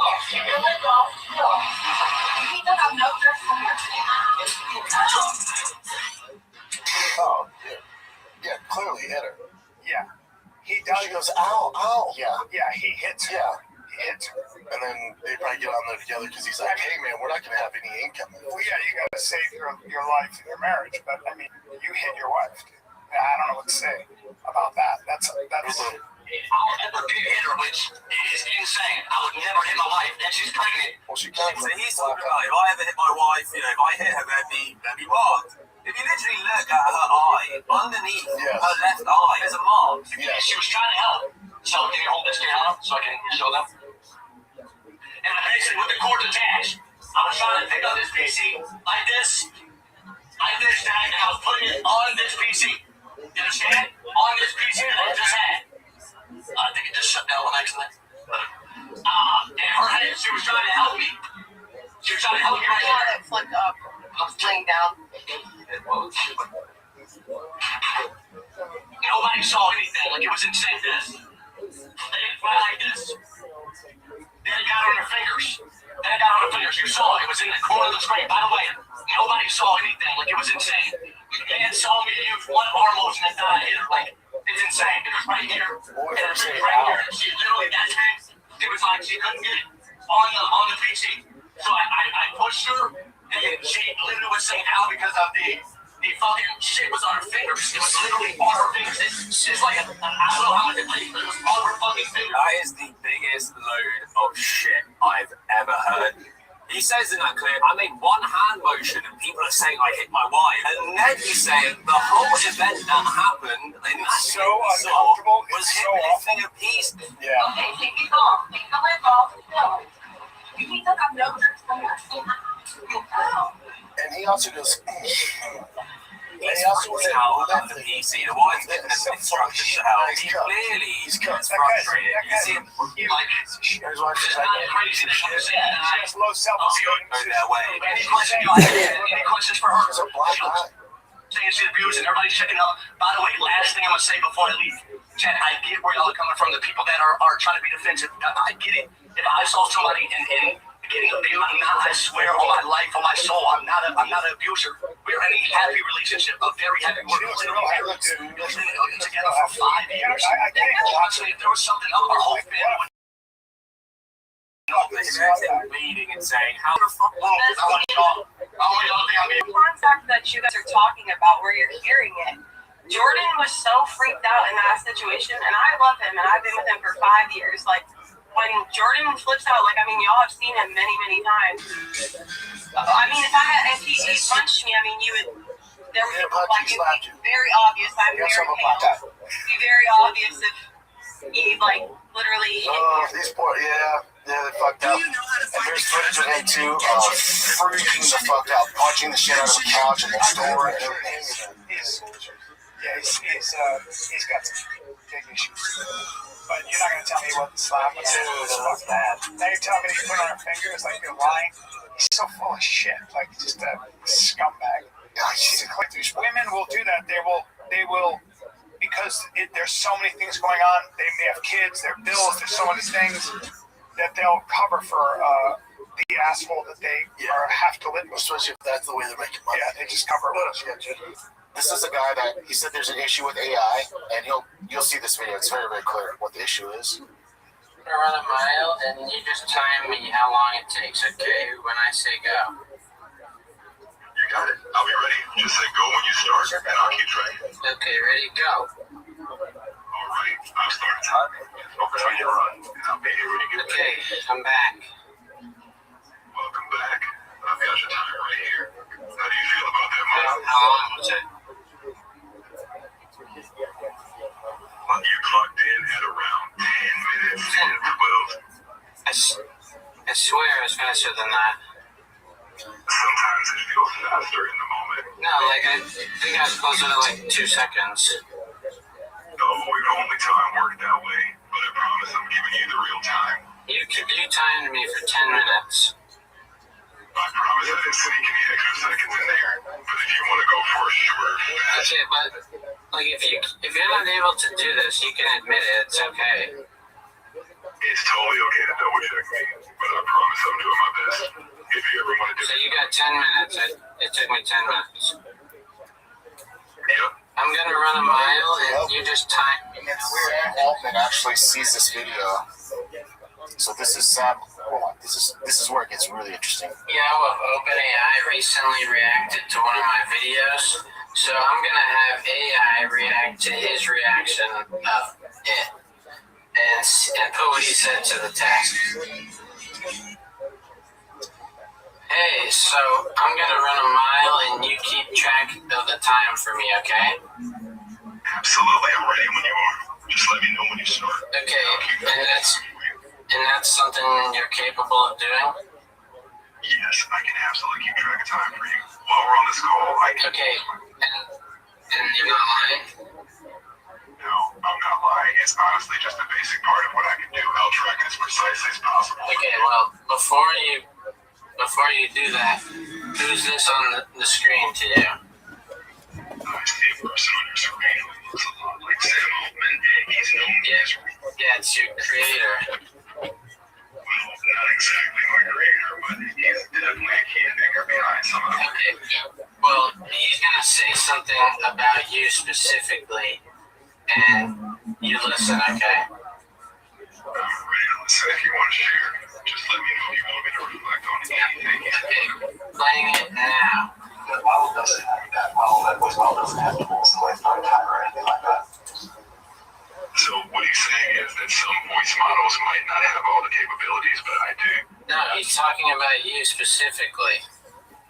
I see. Well, I can tell you that right now, I definitely have a timer capabilities. Yeah, but he's talking about, he just... I totally get that. Are you saying that he's lying? No, I'm not saying he's lying. Okay, then you're lying. One of you guys is lying.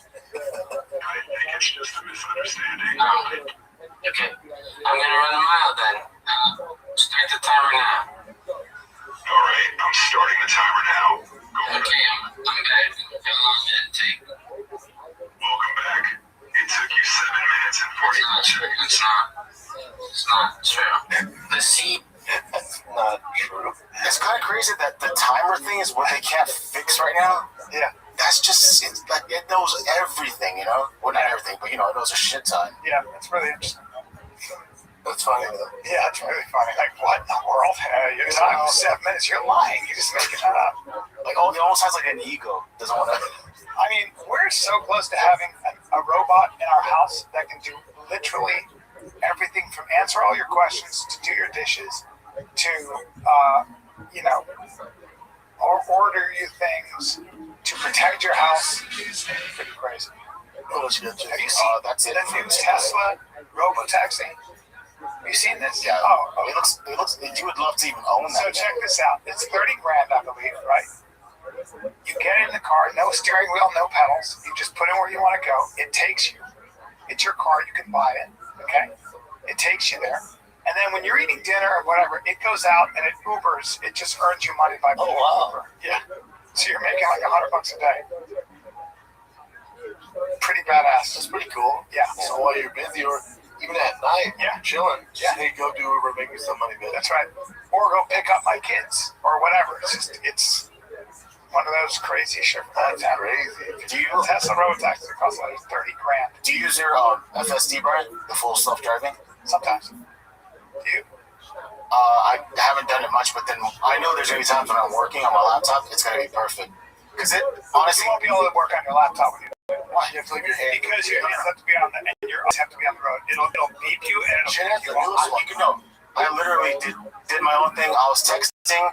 I didn't touch it for 17, 18 minutes on my steering wheel. Everything. What? It took me to a charging station and back to the Tesla. Come on. I didn't do anything, and it did it perfectly. And someone's, kind of backed into me a little bit. It'll maneuver. It's freaking incredible. You didn't have to touch the steering wheel. Is this the new? Because I have. It has to be new. It has to be the new one. Yeah. Damn. How much you pay extra for yours though? That's $100 a month. I think so. Yeah. Yeah, that's what it is. $99 for a subscription a month. I mean, that's so worth it.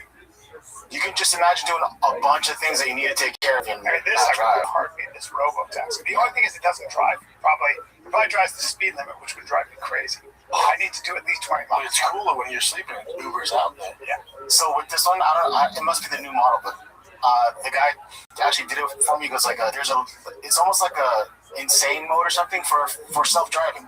So in like open road areas, it's not legal. It'll fucking hit the gas or hit the accelerator hard in full self-driving. Wow. It'll haul ass, yeah. Because that would be great. And just great looking car. Yeah. But yeah, that's it for today. So cool. All right, B, where are you gonna be?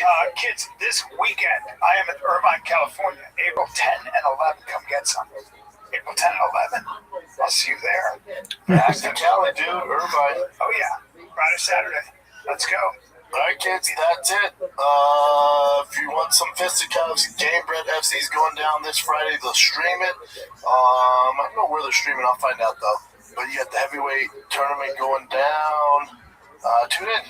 Tune in, kids. All right? I will see you guys in the DR. That's it. This is Fine Kid. We're out.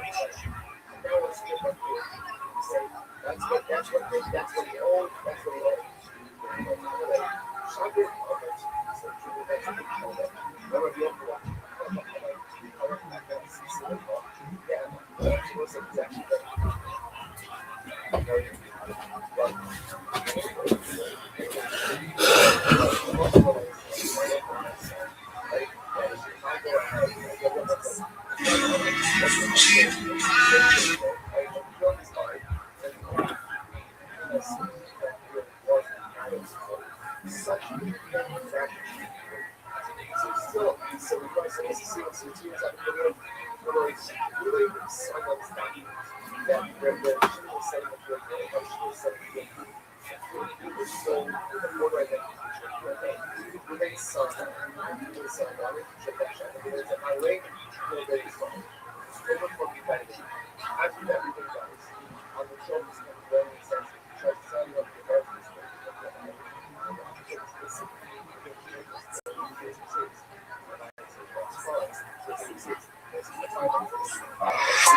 through the city like Brennan Shaw. I'm on a mission to get it all. Rise through the city like Brennan Shaw. If you ain't there, please don't give up. And now, Brennan Shaw. Yes, sir. Monday, April 6th. What's up, fam? How is everybody? How was your Easter? Did you hide the eggs for the kiddos? We sure did. Kids love Easter, even though they have no idea the meaning behind it. They think it's a rabbit, and they get a ton of chocolate. That's how it goes in the Shaw household. It's just how it goes around these parts. You had a UFC fight night, and this has all just been edging us for the big UFC 327. Dude, fight fans, go ahead. Cook them chicken wings, get their cold beers out, get them Diet Cokes popping. Right now, Diet Cherry Coke's my thing. But get all your stuff together because we have a full weekend of actual good fights in combat sports. It kicks off Friday. Friday in the DR, you have Gamebred FC. The heavyweight tournament begins. You have my dumbass on the mic along with the brilliant Jimmy Smith doing the play-by-play. It is going down. Gamebred Fighting Championship, April 10th. The stream starts at 7:30 p.m. Eastern. You got your main event, Anthony the Lionheart Smith versus Chase Sherman, Thiago Santos, Guto Innocente. It is a heavyweight tournament. The winner of each tournament gets $500K.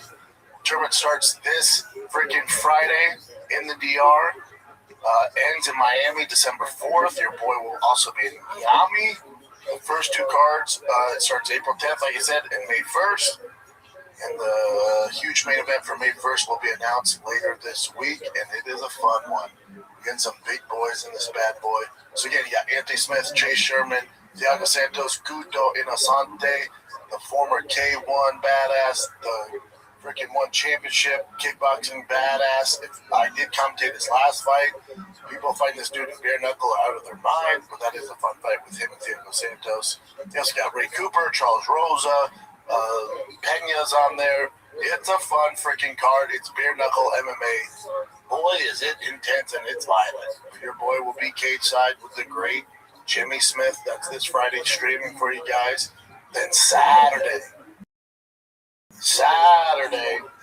the great UFC fight night in Seattle. The fight night this weekend, which wasn't bad. Beat expectations. We'll get into it with Moicano. He looked fantastic. And then, but overall, not great, right? And then you got this weekend, and it is popping because you have UFC 327. Oh, all the fights are fantastic. All of them, top to bottom. Enjoy the show. You also got Tyson Fury fighting on Netflix as well. Your boy Conor Ben is fighting. Zuffa's very own Conor Ben, the $15 million man, is fighting this freaking weekend against Regis Progress, which he's a monster. He's a little monster. That's at a catchweight at 150. We got Tyson Fury fighting this Russian monster, Makhmudov. Tyson Fury, just so you guys know, is a pretty sizable favorite. This would be what they call a warm-up fight where I come from. And that would be this. Let's just get Fury back in there, kicking off the dust, kicking that spear tie around his waist around a little bit, and getting his big ass in shape, get him in fight shape. But he's a pretty sizable favorite for a reason. So if you're a fight fan, this weekend's popping. Friday, you got Gamebred FC. Saturday, you got UFC 327 and Tyson Fury fighting on Netflix. You're welcome. The fight got said, you're welcome. UFC 327. top to bottom, is a fantastic card. Fantastic card. The fans have been asking for something like this. Now, it has some big key names, all the matchups. It's going to be hard to pick fight of the night, all that stuff. But the ticket sales aren't great in Miami. I think it's because it's definitely more of a hardcore numbered event. So the ticket sales aren't popping yet in Miami. It's not sold out. I'd be surprised it doesn't sell out. But I also think this is just the state of the current climate the UFC is in. Who would they put on there to really sell the tickets? But if you're a fight fan, man, this is the one you want to buy. I don't know what the price of tickets are. That's a whole separate issue. But as far as getting there from the first fight is Kelvin Gastelum, Vicente Luque at middleweight. Dude, let's go. You got Tatiana Suarza coming back against Lupi. You got Kevin Holland, Randy Brown.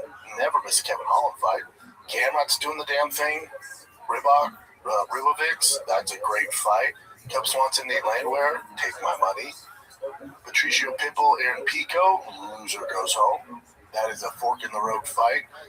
That's a Bellator fight. That's all that is. That's, hey, we're both overpaying you. Neither of you have provided really any sort of value. Whoever loses this fight, the exit sign's over there.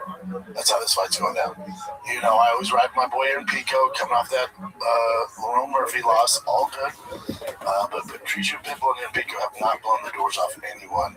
And they're also, they cost a lot. If you know the UFC model, they can get a contender series guy you've never heard of to fulfill that spot, and they will do exactly that. Paulo Costa, moving up to light heavyweight. If he gets a win, he's right back in the queue to get a title shot, especially in the state of the light heavyweight division. Don McRae is Johnny Walker. Dude, I'm telling you, this one's lining up to get some blood flowing in that light heavyweight division. Get the blood flowing. You got RDR there now. You got Whitaker now. You get these middleweights can make a huge statement with just one win to get themselves right back in the title shot. The fight I'm most curious about is Curtis Blades, Josh Hogan. Is Josh Hogan the real deal? Too much too soon. I'm ranked in top 15. Fight number 4 guy who's been there with some of the very best. Hogan, right, top 3 most athletic guys in the division. Has all the confidence in the world. Undefeated, young cat. Facing Curtis Blades, who's been there with the very best. I think he was a JUCO national champ. He's a problem. He's a tough night in the office for anybody, especially a guy with not a ton of experience.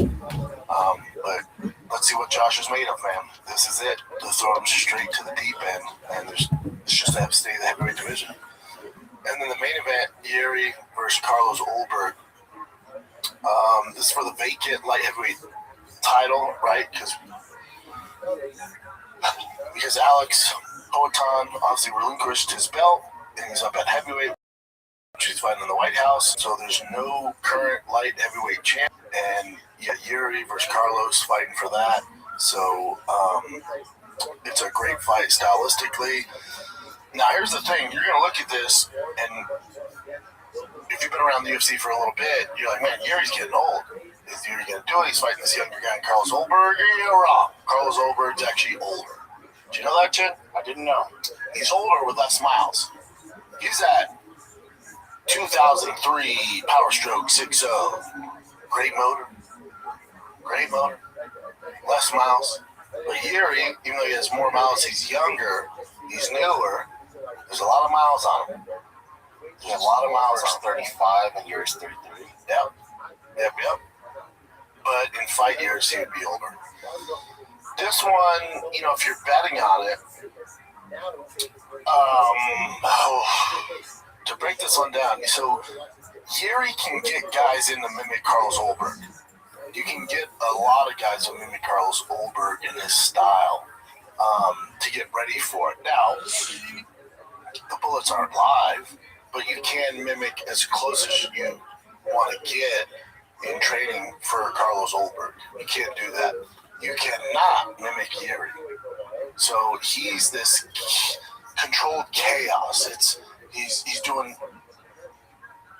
not the most traditional things. His movements are very hard to dictate.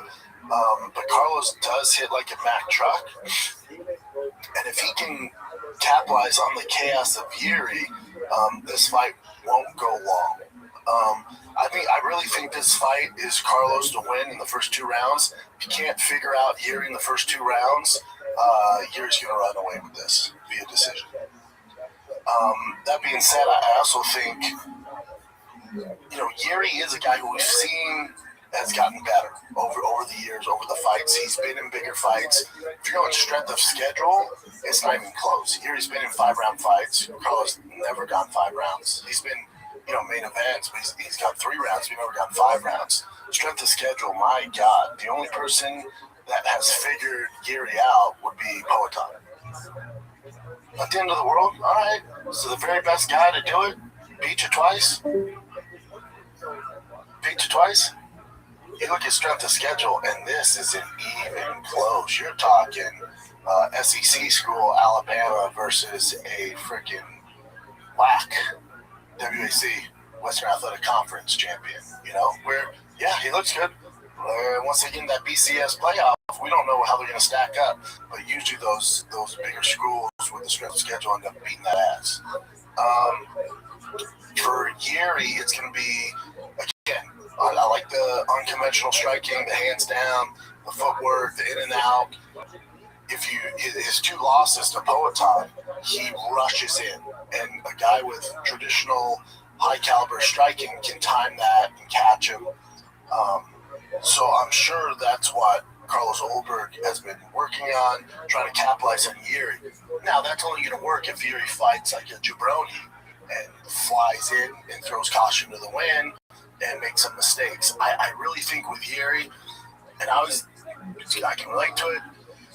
Yuri I think he has a daughter on the way, or either way he has a kid on the way. His wife's pregnant. I think she's due like 3 days after. So that dad power, that Papa Bear power, is going to give Yuri this focus that he's never, ever been able to channel before. That Papa Bear focus, I never been against the guy with kids like that, especially if it's their first child. You look at, unlike Perry, you look at certain guys, when they have kids, they just kind of mature and don't take the same risks they were going to take before they had children. They really zone in, and they know what's on the table, and now they got mouths to feed, and they don't take those same dumb risks. So when you calculate all that, it's tough to bet against Yuri. For the division, though, Yuri's a bigger star. You could use some fresh blood, but yeah, I think it's going to. We'll see how Olberg capitalizes on the mistakes Yuri makes, if he makes them. He's a student of the game, and I really think Yuri's going to come in more focused than ever before, because that kid along the way, he has the skills. The only time you can really get a read on Yuri is live when Bruce Buffer's in cage side the night of the fight. There's no way to mimic his style. That's a tough task. Very tough task. What are the odds on this chick? Definitely, I'm not going to be surprised if Olberg wins in any facet, but I'm definitely in favor of Yuri in this. Minus 125, plus 105. In MMA, that's even money, basically, but damn, Josh Hokitt's a plus 102? Chris Wade's a minus 122? Good look. This is how good this card is. Freaking card is. Your main event is basically pick 'em. Your co-main event, which Joshua Van's out, right? They put him on the neck card. Was it 328 with Strickland Hamzat? This is 327, so it'll be 328 in May. So we have Strickland Hamzat. Now your co-main event's Joshua Van. I'm not mad at it. Dominic Reyes, Johnny Walker. What up, Oz? 30 plus 110. Again, this is basically even money. How you living, big man?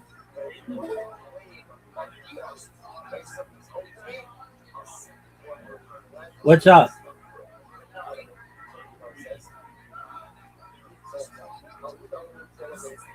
Hello, can you hear me?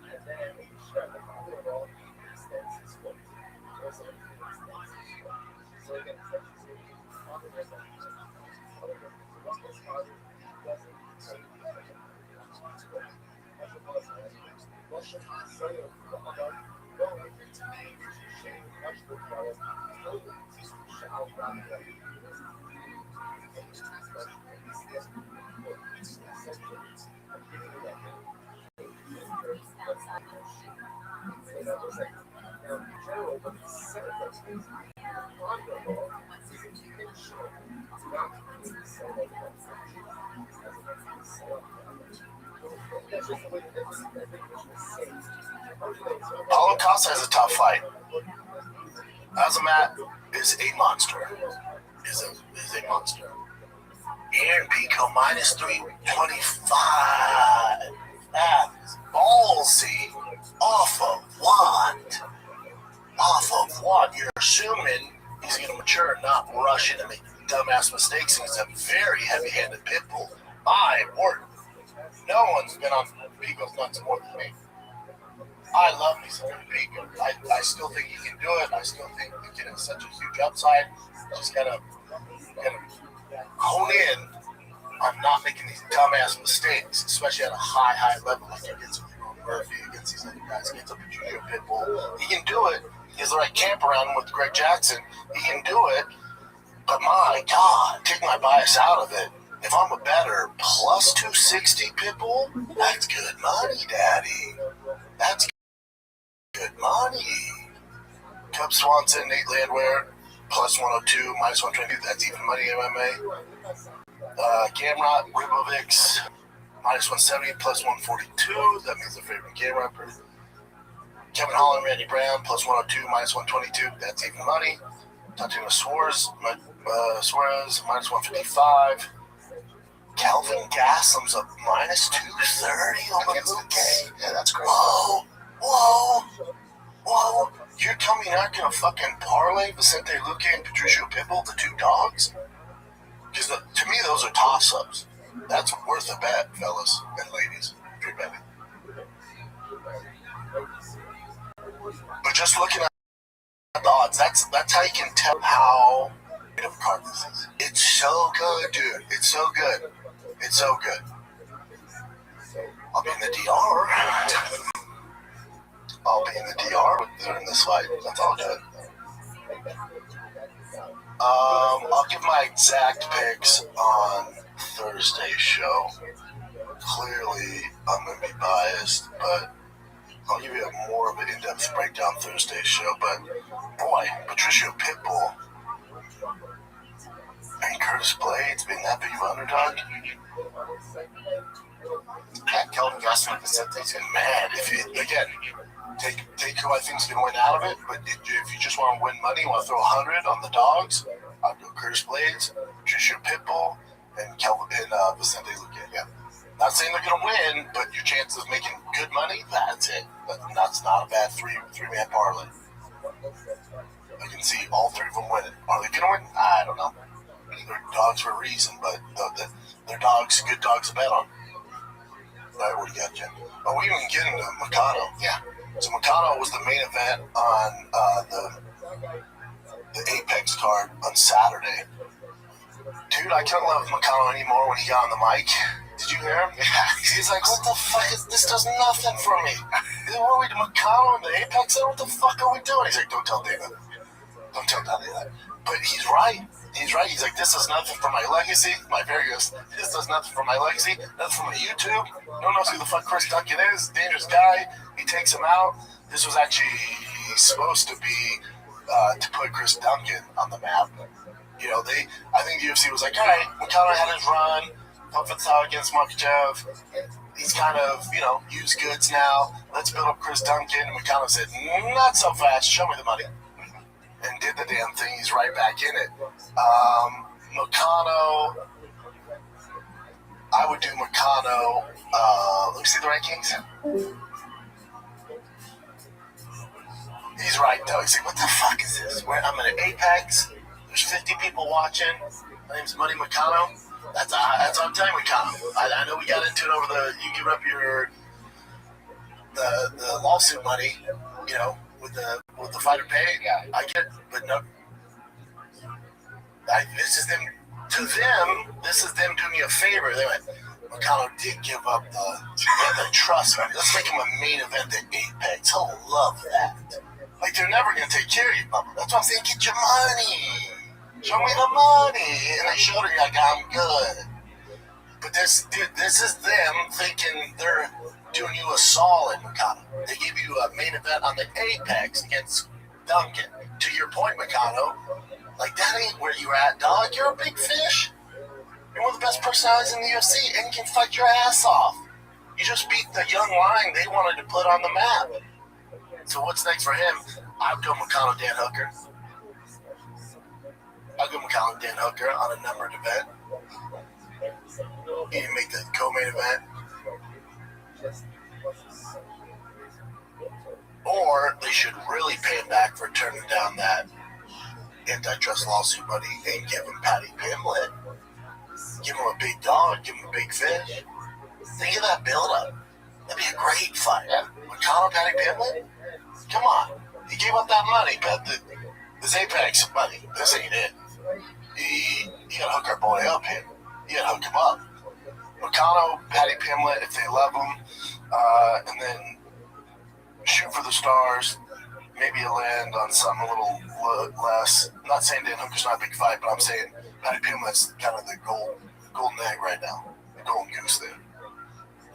All right, let's take a little break from chatting all the things Real Housewives of the UFC. Picture this. It's late at night. You're scrolling through your feeds when all of a sudden you see it. That one item that you've been looking for, you click on the link, add to cart, maybe even shop around a little more before finally hitting checkout.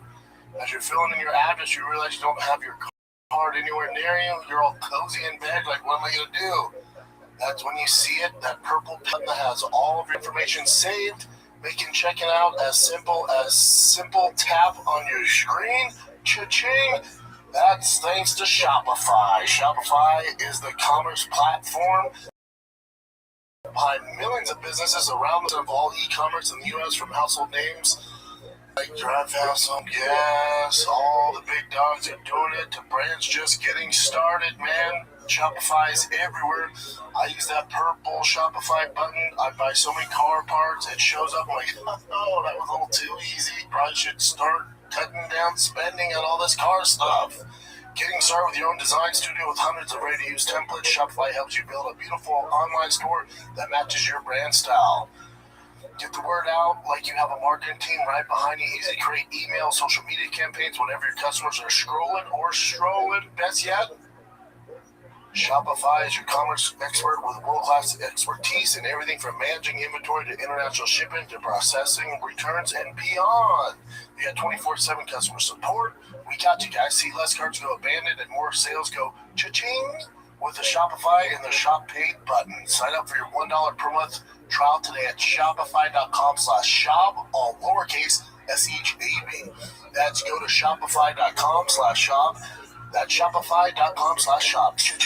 Let's get back to the program. Y'all look great though. Yeah. Did you see that part where when he actually got caught?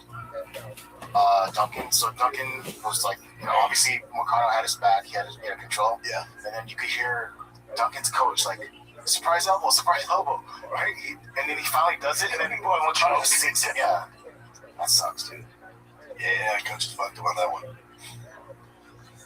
But yeah, this card didn't blow your socks back, but the overall, if you like fighting, it was a fun one to watch. I watched from the first prelim. They were good, man. Ethan Ewing looked fantastic. The body punch. Good card. Good card. All right, what do you got, you? Okay, let's go. All right, so also over the weekend was Deontay Wilder versus Derek Chisora. And Deontay Wilder, the greatest thing about this was going in the fight, most of the talk was him using towels and busting ropes on his girl's stomach. That was the hype for this card.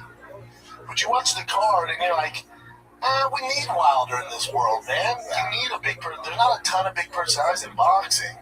You need Wilder. Like, let's get this guy back in there. You watch it. It wasn't the most technical fight. It was very entertaining. It was very, very entertaining. And when I saw it, I'm like, I feel like Francis and Ghana could beat him. You know, I'm like, I don't know, man. Like, fuck around and find out. I feel like Francis could get that fight after this Netflix card. And that would be so exciting. Just two guys just plugging in. Such a good fight. Yeah. Because they're talking about Deontay and Anthony Joshua. Anthony Joshua was in the tunnel when Deontay's walking by talking shit to him. I guess. Yeah. That ain't an easy fight for Anthony either. You know, he does get hit. If Wilder hits you, you're in trouble. Here's the meeting between him and Joshua.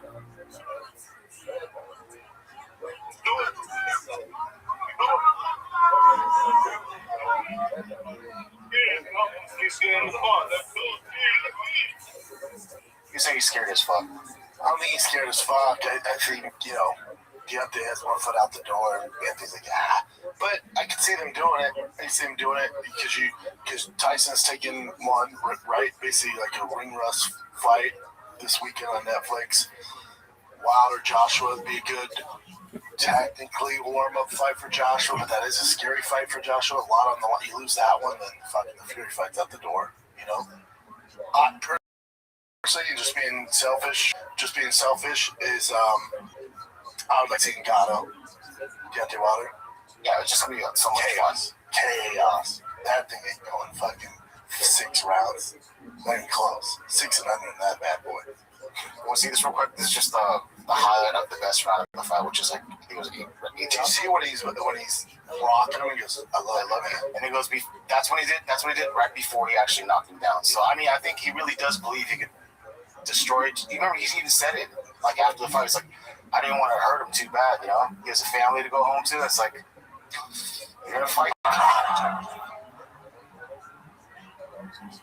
Wilder hits so hard. But he's just like a street fight. Yeah, it's almost like he's almost hitting with this. Yeah. And he's just like... Because Francis has that different power. I think this would be such a win for Francis. Because Wilder trade. You trade with Francis, you're in fucking trouble, man.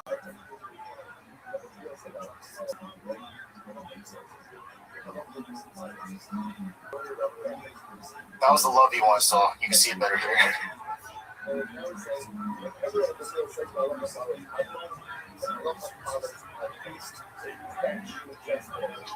Oh, goes down. So I'm sorry, loving this drop. Going too much. This one's a weird one. I don't know if you saw this online yet. John was in. They call it a. Well, it is a road rage incident, but nothing happened, thankfully. He didn't seem. He didn't seem upset. When I first saw it, I was like, yeah, this looks kind of sus. I thought the same thing. I know you would. I know you were. So me and my brother going back and forth. I was like, man, it almost seems fake. Like he said, Jay was like, nah, the kid posted a thing too, talking shit about it. Well, here's the altercation part where John actually, I guess John followed him to a parking lot. Little Caesar's parking lot. Okay. You're almost fucking hitting me, bro. He's in a Raptor. Looks like he's a Gen 2 Raptor. Yeah, find out, bro. Yeah, bro, you gotta learn how to drive, bro. You gotta learn something, bro. You're almost hitting me with your truck, bro. You're almost hitting me, bro. What the fuck?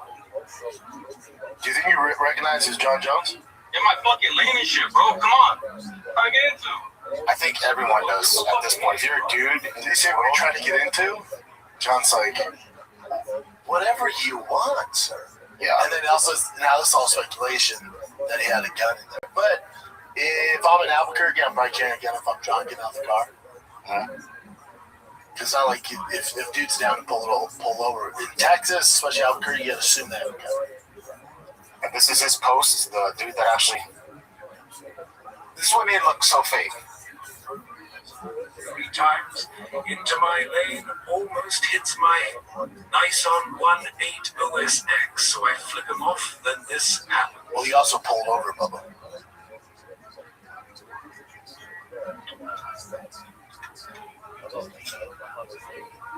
What, bro? Trying to get into? You're almost Did you say what you're trying to get into? I love it. Anyways, we saw the video. What you trying to get into? I don't know. What do you want to do?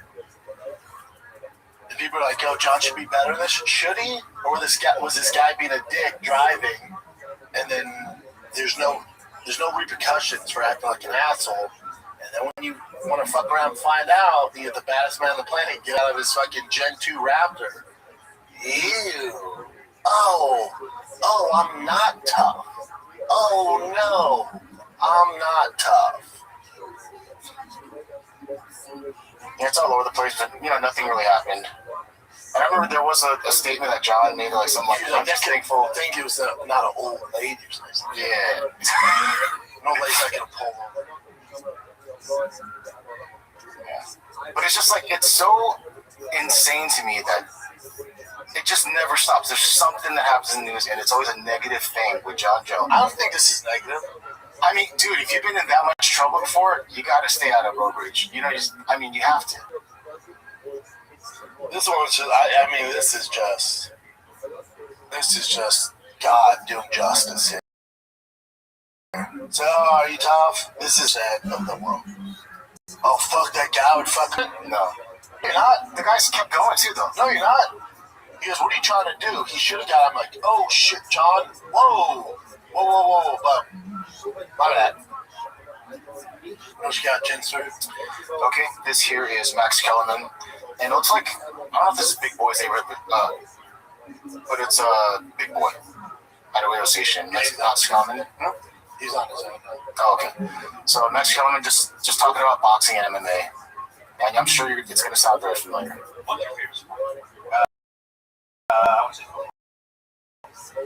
Probably basketball. I'm boxing MMA. Boxing, right? Wrong. All your favorite sports are boxing. Prove it to you or MMA. You got it right. I'll prove it to you in a second. You come to a street corner. Kids are playing stickball, playing a pickup game of basketball. On the fourth corner, they're playing some football, going the football around. And on the third corner, on the fourth corner, there's a fist fight. Where's the crowd? What is the crowd watching? Are you any of you watching anything other than the fight? Right. Okay. So the question is, why? Why is the fight? You know, they coming out of a concert like, hey, they started a football game. So the question is, why? What I said before. Everything else you think is your favorite sport is a metaphor for the imposition of will. Fighting is literal imposition of will. It's more compelling. What's your favorite sport? Yeah, I just remember Dana White always saying the same kind of line. Yeah, Max is like very influenced by Dana White. Max is like words, man. Yeah, he's right. Yeah, he's right. It's true. Yeah, fighting's in our DNA. It's in our DNA. It's like may the best man win. And it's just, for whatever reason, it's just, we want to see a damn fight. It's just so intriguing, Everyone understands the fight, like, because Tiger started playing football, my wife, they were never really into football. Oh, it's boring. Then, because you got to learn the rules, there's a lot that goes into it. Baseball, I didn't get into it until my son started playing. You got to learn the rules, learn the players, all that stuff. The tendencies, the fundamentals. There's a lot that goes into it. Basketball, same a lot that goes into it. Fighting, all of us better fighting. Yeah, that guy wants to hit that guy. That guy wants to hit that guy. Let's see what happens. It's very animalistic. It's in our DNA to fight. And also, I think it's just the consequences are crazy. Like, if you lose a sport, you lost a game. This guy could potentially die, get really hurt or something. So you also understand it. Like, you also understand how understanding is a big part of it. Like, even kids understand it. Like, oh, okay. If he lands, he wins. If he lands, he wins. It's very simple. And all right, so this Dana White just saying flat out that he doesn't have anything to do with told ya. Ready? Like that. Yeah, and obviously it's grown. I have completely removed myself from the negotiating part of fighter contracts. I got to a point where this isn't fun anymore, man. I'm lucky that I'm at a point in my life and in my career where I can just deal with the fun stuff that I like to do. So, but yeah, all the time, things like that. Yeah, and obviously it's grown. I have completely removed myself from the Yeah, and Dana's right. He's lucky enough he did the work where he doesn't have to do that part of the gig anymore. Here's where it's an issue, and this is why you see that certain. So Dana built it. You know what? It's kind of like, you can name so many. I'm going to relate to the car space, right? That's what I like. That's what I watch. Donut was massive. Hooligans was massive. I mean, you're talking creme de la creme when it comes to car content on YouTube. Massive. They got so big that the corporate got attention. It was like, well, we want these eyeballs. We want this fan base. And then they sold.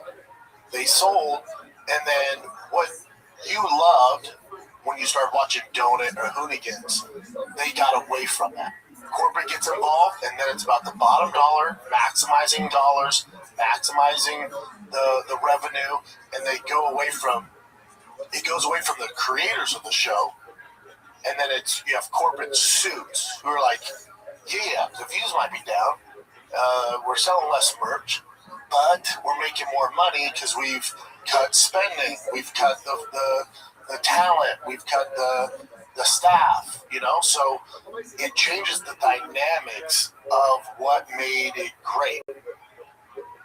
Going over to the UFC, say what you want about Dana, say what you want about the Fertittas, Sean Shelby, Joe Silva, Reed Harris, who some were still involved in it, but they don't have the same influence they used to have. But all those gentlemen that I mentioned had a passion and knew fighting. Dana knows fighting like a motherfucker. He's the best promoter of all time. Now you take him out of it, and you're starting to realize that, oh shit, he actually was pretty important to this thing. Because now you have the suits making the matchups. And why are the suits making the matchups? Well, they have to fulfill 40 plus fights a year. You're getting the Contender Series guys who are of name value, but they're cheaper. And so you're getting these fluff cards like you had at the Apex. They're realizing, like, man, we don't need to go to Miami. We don't need to go to T-Mobile Arena anymore. We don't need to go to Madison Square Garden. In order to maximize the equity of the stock that our shareholders have, we can continue to do fights at the Apex without a crowd, or a very limited crowd. We can continue to put on fights that the casuals don't know, the hardcores really aren't into, but we're still profiting because we did this 7-year deal. So it's basically, this is the definition of selling out. The UFC was that band that you loved, and they were kind of a regional thing, and you knew how special they were, and it started to grow, and it got really cool, and you were happy to see their success. And remember when they signed with, it was a big deal. It was a big deal when they signed with Fuel TV. When they signed with Spike TV. They were like, oh my God, I can't believe it, dudes.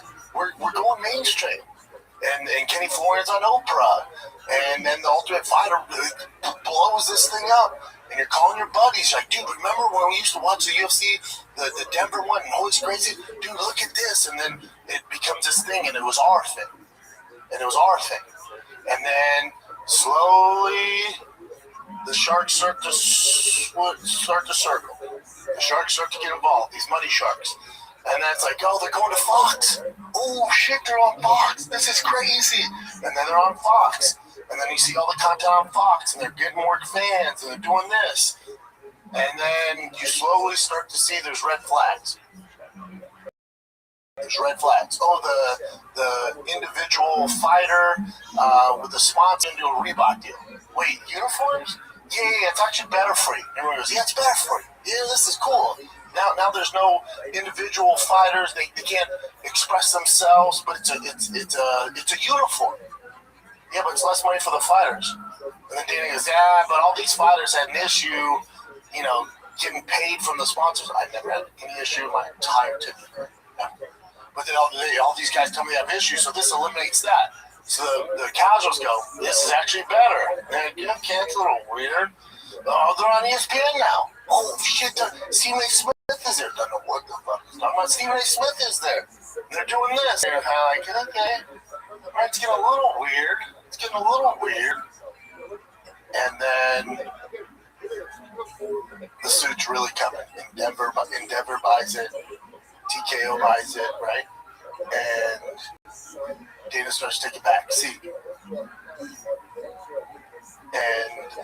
message is, oh, dude, we've never been better. We're worth more than we've ever been. We just sold for $7.7 billion the TV right deals. This is great. More fights for you guys. And I was like, right. But how would you feel if when they made the announcement of $7.7 billion TV right deal with Paramount, if underneath that there's an asterisk that said, but Dana White is no longer in charge and no longer making the main decision, you go, oh, that's who is? Shapiro, Hunter Campbell, Shapiro, the guy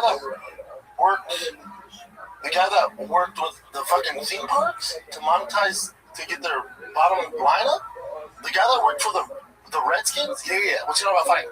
Absolutely nothing. Oh, that's not good. So to wrap this all up, is Dana has been telling you guys, kind of, he's not gonna. Yeah, I don't think he can. He's not coming out by Cam completely out of it. The writing's on the wall. The matchups that you're seeing, the cards that you're getting. Of course, we'll still watch it, but the hardcore, you're hanging on to something that will never come back. So you just got to take it for what it is. Now, I could get on here every Monday and every Thursday and complain nonstop. That's not fun. I can talk about the old days and how the cards are so much better and the divisions and how there's more stars than build stars. Those days are so done. Those days are so over. And even though Dana has his flaws, he was the lifeline behind the UFC. It was Dana, it was Joe Silva, Sean Shelby, McMaynard's still there, Ed Harris is there, but the people that made this company great are taking a back seat because the suits are in control now, and they care about the bottom dollar. It's a business. It's a complete business now, unfortunately. So you'll see this stuff, and the reason Dana's throwing us out, and Dana's a smart dude, the reason Dana's throwing us out is because he knows the UFC is a shell of what it used to be. Profit-wise, it's making more money than ever. That's the suits. But as far as doing what the fans have suggested or that they want, Dana used to listen to that stuff. In some regard, he would get, like, I think Dana ate a lot of crow when he goes, the White House card's going to be the best card ever. It's gonna be the UFC Noches on steroids or the Sphere on steroids. It's going to be our best card ever. It would have been if Dana had the control and could have made the matchups that he wanted to do. Dana is a closer. I tell you this all the time. Coffee's for closers. There's no closers involved at the UFC right now. There's just that no one should be drinking fucking black coffee. I told you this. So I would assume Dana, if they can't negotiate with Conor, I assume Dana might step in. Like, let me talk to him. Because he's the last of the Mohicans. He's the last of the big stars that are left. There's this old roster of certain guys that can draw eyeballs, and they like dealing with Dana. They don't want to deal with the suits, and that's why those suits aren't closing. They have no connection. They don't give a fuck. They have no connection. They don't realize the value that a John Jones brings. That a matchup of Poton John Jones would do for the fan base. They don't realize that. Yes, he's had his issues outside of the octagon, but Conor McGregor, there's a lot of us holding on to that. They want to see him fight one more time. That doesn't mean anything because they have no context. They weren't around when Conor was coming up. They don't realize that John's regarded as the great. They have no concept of any of that. They're looking at this. They're going, well, John's last one sold, 400,000 pay-per-views. He wants 30 million? They don't realize, nor do they care. So it's become so corporate now. And now some of us are blamed for this, including myself. A lot of us are like, man, we want to be up there with the big dogs. MLB, NBA, NFL, soccer. We're just as big. We want to be one of the top 5 in the world. Be careful what you ask for. Because you got it. You got it. And how's it going? how's it going? You know? And Dana's throwing out these nuggets without throwing, I don't think he technically can, contractually. He's throwing out these, like, yeah. Like, Dana knows the fight game. He knows all the shit the UFC's getting these days. He's seen all of it. You're crazy. Even Ronda goes, Dana knows how shit that White House card is. Around his buddies, I bet Dana's like, God, no, they're fucking this up. But again, it's not my. I gave the keys. I gave the keys to this other corporation, and they don't view it the same way as I do. It will never be what it was. It's all good. Your favorite band is now fucking Nickelback. Well, they're selling, but you remember them in the garage. You remember them at those small shows, those small venues.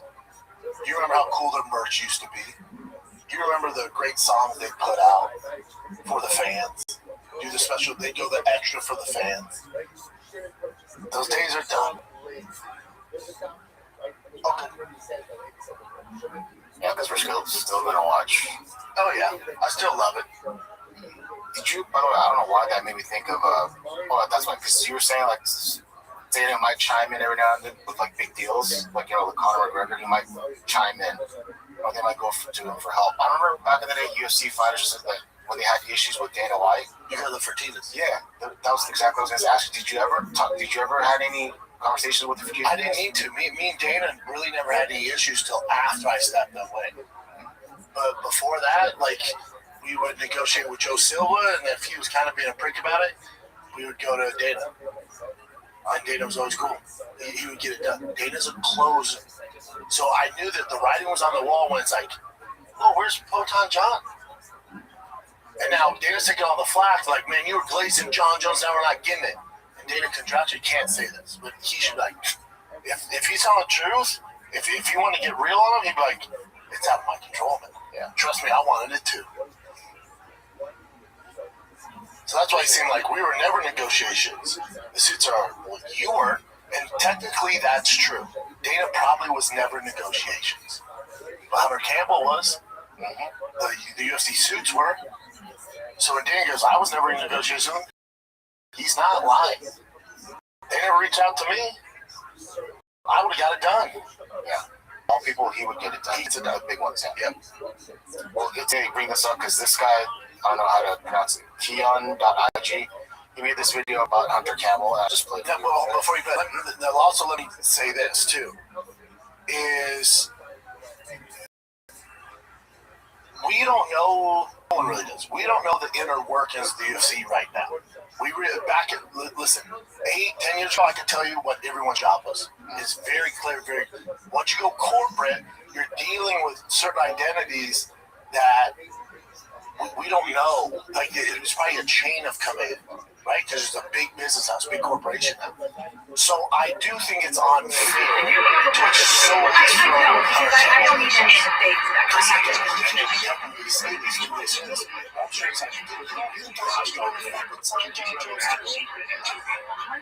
These suits won't do it. They won't give me the budget. I can't do it. But he's taking the brunt of the heat for not giving us the fight you want to see. Let me see this. Yeah. Is ruining the UFC. So if you don't know who Hunter Campbell is, he is the ventriloquist doll-looking guy that is basically the new Dana White, as he is responsible for matchmaking and contract negotiations. And honestly, this guy is already fucking things up for the UFC. The first time I was really made aware of him was when that video came out of him trying to convince Aljamain Sterling to fight Sean O'Malley, despite Aljo being against it, as he was still injured from his last fight, and the 3-month turnaround to the fight with Sean was going to be too quick. But despite this, Hunter pressured him to take the fight, and ultimately it led to Aljo's demise. And since then, he has been creating matchups that I would deem as could have been an email fight, as most of these main events for the numbered cards are fights that are clearly not the best fighting the best, which is something that Dana used to be a strong proponent of. Nowadays, Dana's heart lies more with Zuffa boxing, which is giving Hunter more control as a matchmaker, and because of this, the UFC is in the worst place that it has ever been. But what do you think? Hunter Campbell is ruining the UFC. I think it's easy to pick, and that's what people do, and I get it. I've put a lot of pressure on Hunter too, but I mean, if you talk to Hunter, he's like, I wish it was just the fight you guys want to see, but it's a machine now. It's not just me. they give me a list of 10 fighters. Like, here's who's in the budget.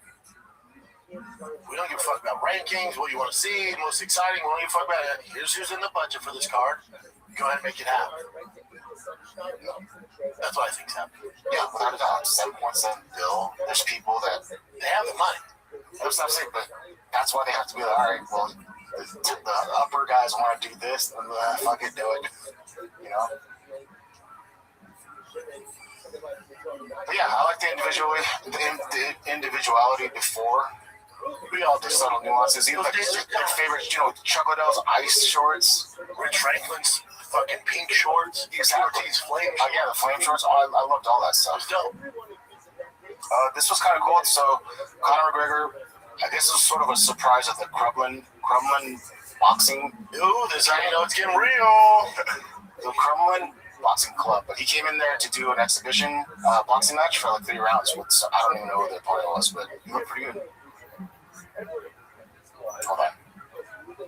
Why is there a shit there?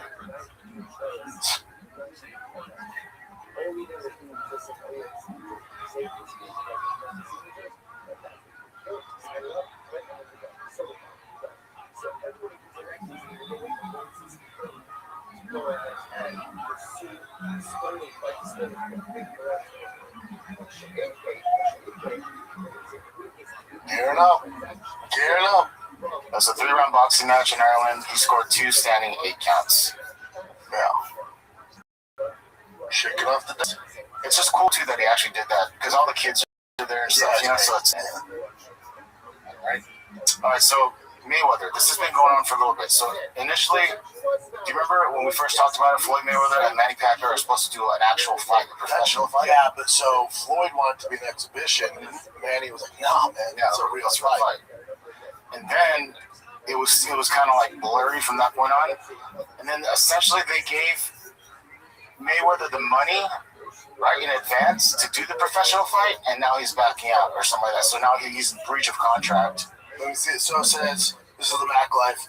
It says, Floyd Mayweather is apparently trying to change his rematch with Manny Pacquiao from a professional bout to an exhibition. It's because he doesn't want a loss on his record, I assume. And is such in breach of his contract. According to John's Mather, Mayweather has already taken out an advance on his pay for the bout after signing 3 contracts confirming the date, location, and intent to have a fight go on his record.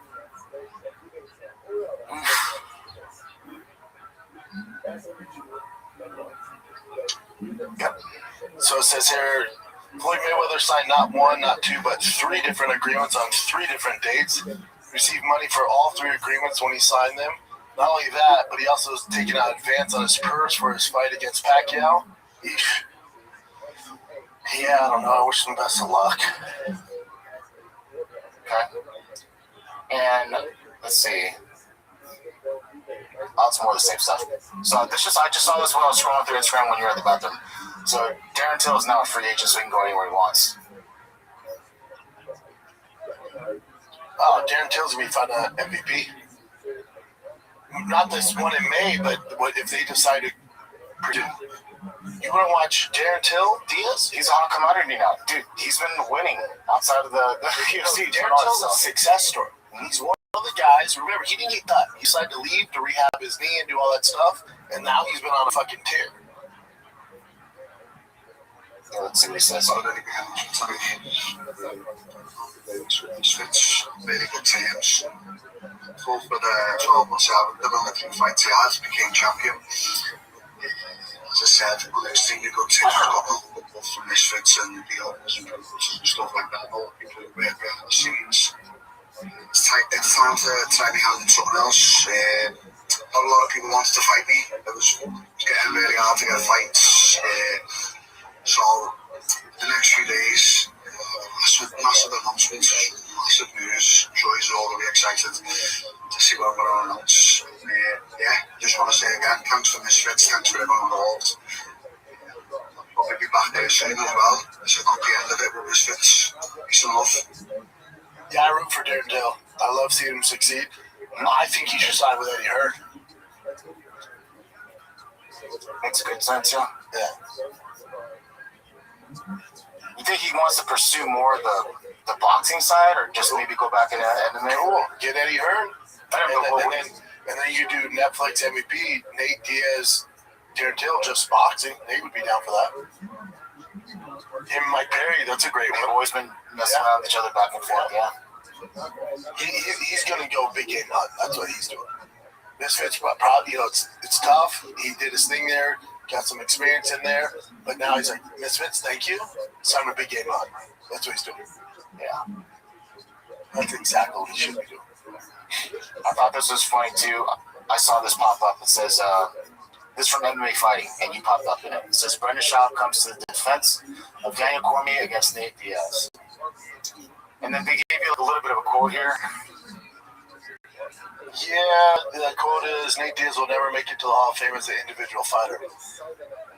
Yeah, so that's kind of like, you said a lot more than that on the episode. So I know. I could have told you this was going to happen. I get why they do it.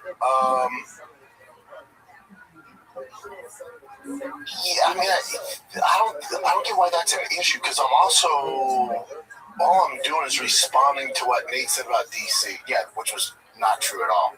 Yeah, not true at all, but then also it's like, this, so people will be like, oh, shut up, you're not making the Hall of Fame. No shit, but the question is him making fun of DC and making fun of him for crying in a world championship, a real fighter. Right, but again, this is expected with the current climate we're in. It's how people get clicks and all this shit. But Nate Diaz will make the Hall of Fame. He'll make the UFC Hall of Fame, again, not as his individual accomplishments, which is still huge to make the Hall of Fame. I don't want to say it's not easy, because we don't know how they decide, when they decide. Nate will be in the Hall of Fame for his Conor McGregor fights, maybe some for his other fights. I don't need to come to the defense of DC. Anybody that knows the game, the sport of MMA, knows how ridiculous it is. That being said, what Nate Diaz is doing to market himself in the fight is brilliant. Because he gets on Theo Von's pod and he's shitting on DC, he's shitting on Poirier, he's shitting on all these guys. Charles Oliveira, that's my belt. And it creates this build. It keeps his aura going. So what he's doing is brilliant. I have no issues with it. What he said about me, no issue. This isn't my career compared to Nate Diaz. Obviously, people want to make it that, which is silly as fuck. Yeah, so what Nate Diaz is doing and to market himself is what Nate always does. I expect nothing less. It's always worked for him. It's all good. It's all good. I bet DC doesn't respond to this. He made that one video initially, so he's already done. I bet that's it. These are just rumored fights. It's not 100% guaranteed yet. So Robert Worker versus Ozdemir, great fight. And this is July 25th. You're going to get a lot of middleweights coming up trying to make the game, because light heavyweight's kind of a three-man fight right now. And what do you think? This is also not 100%. Sanhagen versus Talbot. Interesting. This is UFC 330, International Fight Week. I'm not mad at it. Talbot looked fantastic. Way too much for Talbot right now, though. Couldn't be a worse matchup for Talbot. But he's kind of, he's maturing fast. He's between fights, he's getting a lot better. That one fight, the dude kept taking him down. Then his wrestling next fight got so much better against Cejudo. Corey Sanhagen can be a different animal for him. It's a fun matchup. For Corey, be ranked number 4. He was trying to shoot for Sugar Sean. It's not a bad idea. It's not a bad idea. Take out the young cat right now. Who has a lot of momentum, fan favorite. Do you think Corey would want that? Like actually really want Corey's a fighter's fighter, so Corey will take him. Yeah. Corey don't fuck up. He's gonna last like real fighters. Gotcha. Should we jump into some fan questions? Do some fan questions. Just so we announced this on Friday's show, but so people keep asking how we submit the fan questions. I post to send me fan questions in my DMs on Sunday, but it's DMs or you put it in the latest episode in the YouTube comments. So we have both. Did we get some from YouTube on here? Yeah, I think so. let's start with the YouTube ones. So on Mondays we still do fan questions. On Thursdays we'll do a few, and then so they're all new fan questions on Sunday. We do the remaining questions, and those get posted on Sunday for you guys. But again, best way to do it, where we'll for sure see them, is in the YouTube comments. Put them all in the YouTube comments, or worst case, just DM me the questions. Pluto TV has thousands of free movies and TV shows. We're coming at you with everything we got! This is the consent free. This is the mantra free. This is the with movies like Pineapple Express, the entire Star Trek film franchise, and Gladiator, and TV shows like Survivor, SpongeBob SquarePants, The Fairly Odd Parents, and Ghosts. Pluto TV is always free. Pluto TV, stream now, pay never. All right, let's start with these fan questions. We'll start with the YouTube ones first. Again, if you want to submit your questions, the easiest way for us to see them is the YouTube. This from @Sean Belisau. Bro, for the who you should face in RAF question, think about that question last week. It should be you versus Cain Velasquez. With the whole history of the famous Rogan talk, I think you'd be surprised, Goat. You'd bring so many eyeballs. I love this. By the way, I love this idea. I don't know how you feel about it. Yeah, I would be down. Tough task. You're talking about a Division I wrestler. No, but everyone expects Cain to win, so it's not like a huge pressure. Yeah, Cain just coming out of prison too. Like, not too many people will be rooting for your boy here. You know, like, who wants to see Cain lose after doing a stint in fucking Shawshank, you know? But you would show so much respect. I mean, it would just be I love Cain. I would be down. It'd be a tough fucking matchup, but I'd be down. Yeah, I'd be down. That's hilarious. Let's get just top. Dean McDill 8784. MMA fan question. With Alex Poton being the first fighter to go for triple champ status, you got me. We got this one too on my DM. So it's the last part that I kind of thought was different, or was it not? Yeah, so MMA fan question with Poton being the first fighter to go for triple champ status, got me thinking about when Conor beat Eddie Alvarez to become the first double champ. Shortly after this fight, him and Woodley, who was the 170-pound champ at the time, were going back and forth. And Conor had mentioned they were in talks for a bout before ultimately decided to fight Floyd Mayweather, and they have a long layoff from MMA. If the Conor that had just beaten Eddie had moved up to 170 pounds and fought Woodley, could Conor have been the first triple champ?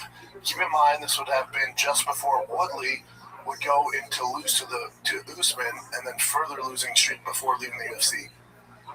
Yes, love it. I do like Conor's chance, especially that version of Conor. Even though Woodley with his takedowns, it could be an issue, but on the feet he couldn't touch that Conor, that prime Conor. Like Conor's prime was something to behold.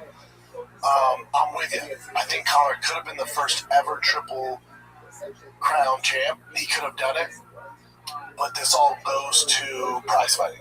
So for Conor's legacy, he probably should have done exactly what you're expressing here. He should have become the first triple crown champion. He should have been the 45, 55, and 70-pound champion for his legacy. It never been done before. He beat Woodley, he beat Eddie Alvarez, he beat Jose Aldo. It's the greatest run of all time. For his legacy, that'd been great. For his bank account, he did exactly what he should have done and fought. It was like, all right, I'm just going to dip out on this. I'm going to fight Floyd Mayweather, make $100 million. Because if you became triple champ and fought Woodley, especially at the time, $5-6 mil to do that, compared to $100 mil to fight Floyd.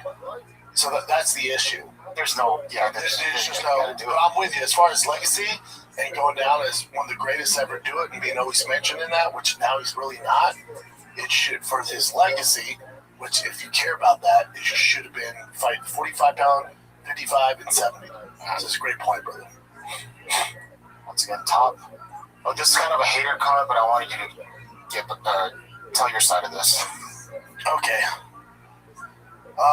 At King-JQ5ET. I like Brendan, but he's not a black belt in BJJ. Yes, I am. Being able to tap black belts with 3 moves you're good at isn't the same as being a black belt. Oh, this guy doesn't know jiu-jitsu. He competed once in BJJ and it was awful. Not true.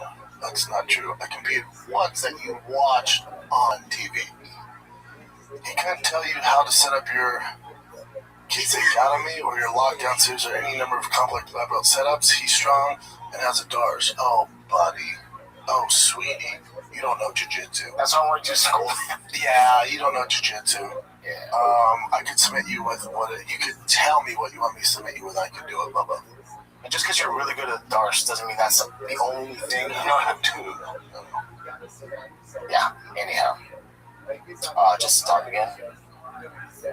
Slowfit9735, fan question. Appreciate the love from the previous episode, fellas. What else versus MVP on the same platform put you guys in a blender?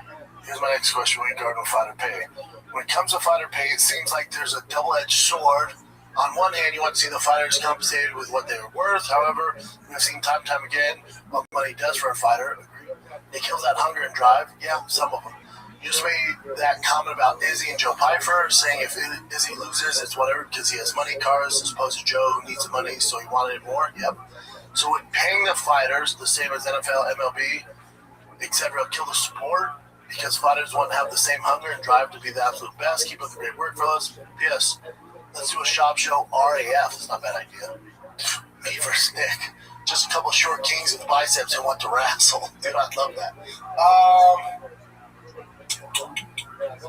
Oh, he is Jack. Yeah, it's a short. I'd love to see him slam listen around a little bit. Talking about Nick Simmons, by the way. Yeah, that's the question, right? Because there are guys who get paid and keep up that same hunger and go for greatness, but they're far and few between. Oh, boy.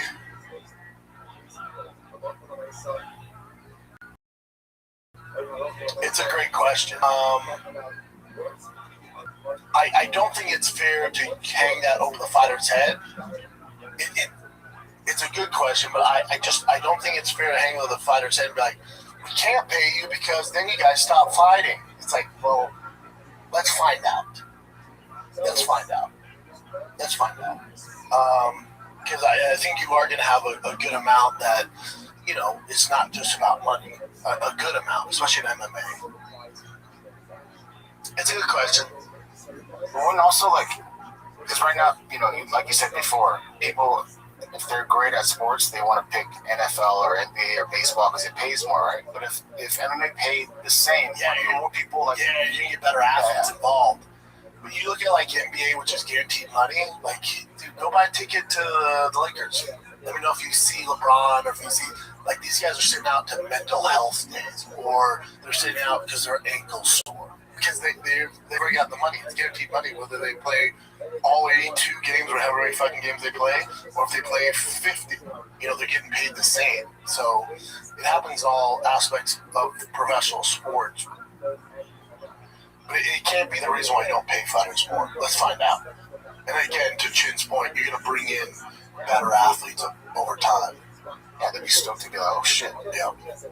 And that is literally, when it comes to competition, nothing beats MMA as like the upper echelon of that actual competition. Yeah. The best. _Ryan._.07_. Do you think there are parallels between Joe Pyfer's fight against Izzy and your fight against Crow Cop? Interesting. He's a young, hungry lion who finished a veteran, but was having a very competitive fight before, and clearly has stuff to work on, and if he isn't careful, he can run into a Nogueira, like a DDP or Imavov, that can ruin the hype train. Yeah, the problem is, I love the question, dude. The problem is, Ryan, is once you beat a guy of that caliber, there's only one way to go. And that's why the UFC does it. Like, you can't beat, you know, an Izzy or a Crow Cop and then go back to fighting guys outside of that ranking or guys that aren't well known. Like, once the UFC is giving you that fight because they think you can handle what's next. And sometimes guys aren't always ready. I would say the biggest difference between Joe Pyfer's fight and my fight against Crow Cop and Nogueira is Joe Pyfer respected Izzy. So even though he had some struggle with the leg kicks, and to be fair to Joe too, is if you look at, you know, Izzy's lost 4 out of his last 5, everybody struggles in those first few rounds against Izzy. He does very well those first 2 rounds. He's a nightmare to handle. He has a lot of traps, setups. I think Poetan said it best. It's like he puts up this smoke screen, and you got to figure your way through it. So a lot of guys struggle with that. So I actually think it's a good learning curve for Joe Pyfer, because who he fights next, it's not going to be that complicated as far as on the feet goes. But like I said, the biggest difference is I was young and arrogant and cocky is where I was like, oh, I'm going to starch Krokop in the first round, and I got the fight of my life. I don't think Pyfer thought that. I think Pyfer was like, oh, this is a fight. Yeah. And even though I know the first few rounds are going to be tough, I should stick with it, keep doing my thing, eventually get the takedown. His takedown offense is good. Like, he had so much respect for Izzy that, to me, that shows maturity and shows me he's probably ready for whatever's next.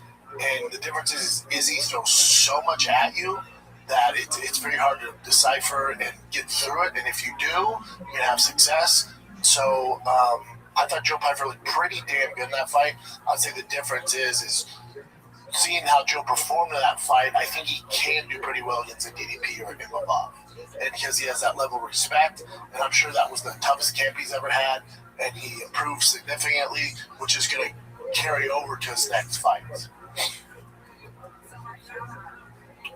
Jack Litz Solar. Oh, long one. Okay. Hey, Brody. Day one supporter here. I saw you at a baseball field in Santa Barbara last year, and you looked yoked as fuck. Thanks, dude. That was my favorite baseball tournament of all time. The tournament they do in July in Santa Barbara, my God, that was so much fun.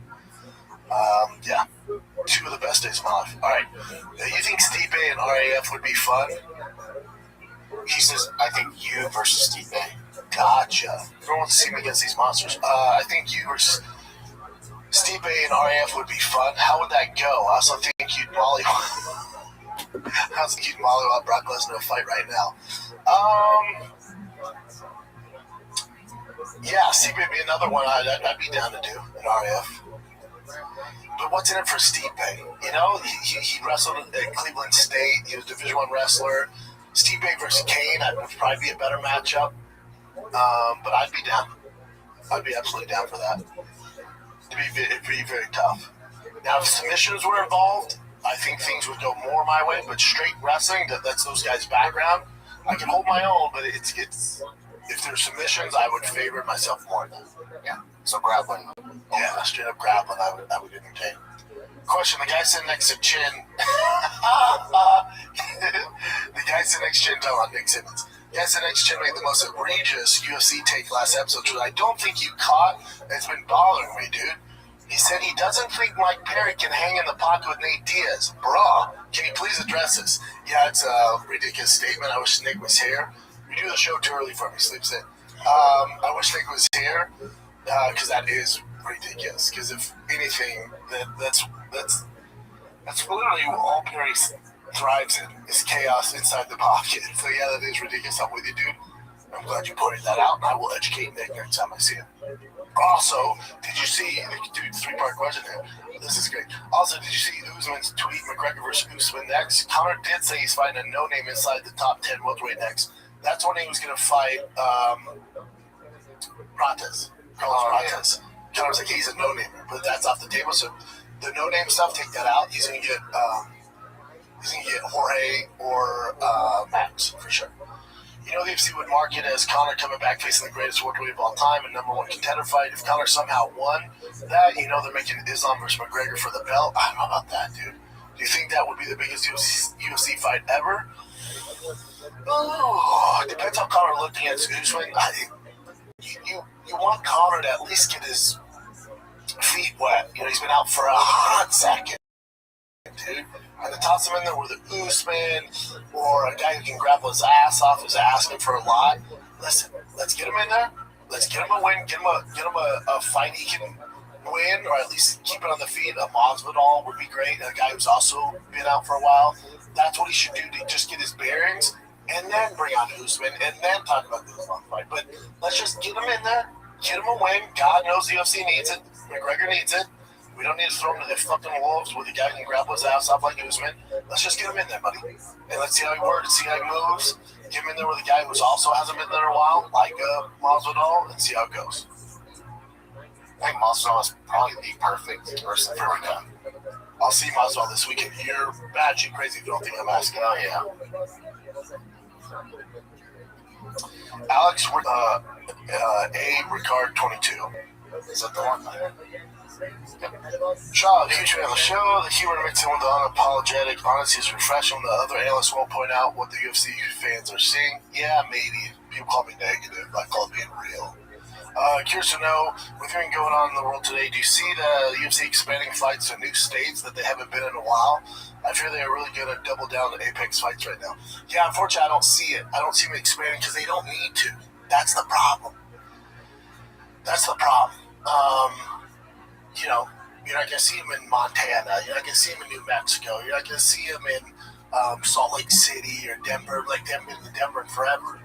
Because they don't have to, because they're still checking the box and fulfilling the fight obligations to Paramount by doing it in the Apex.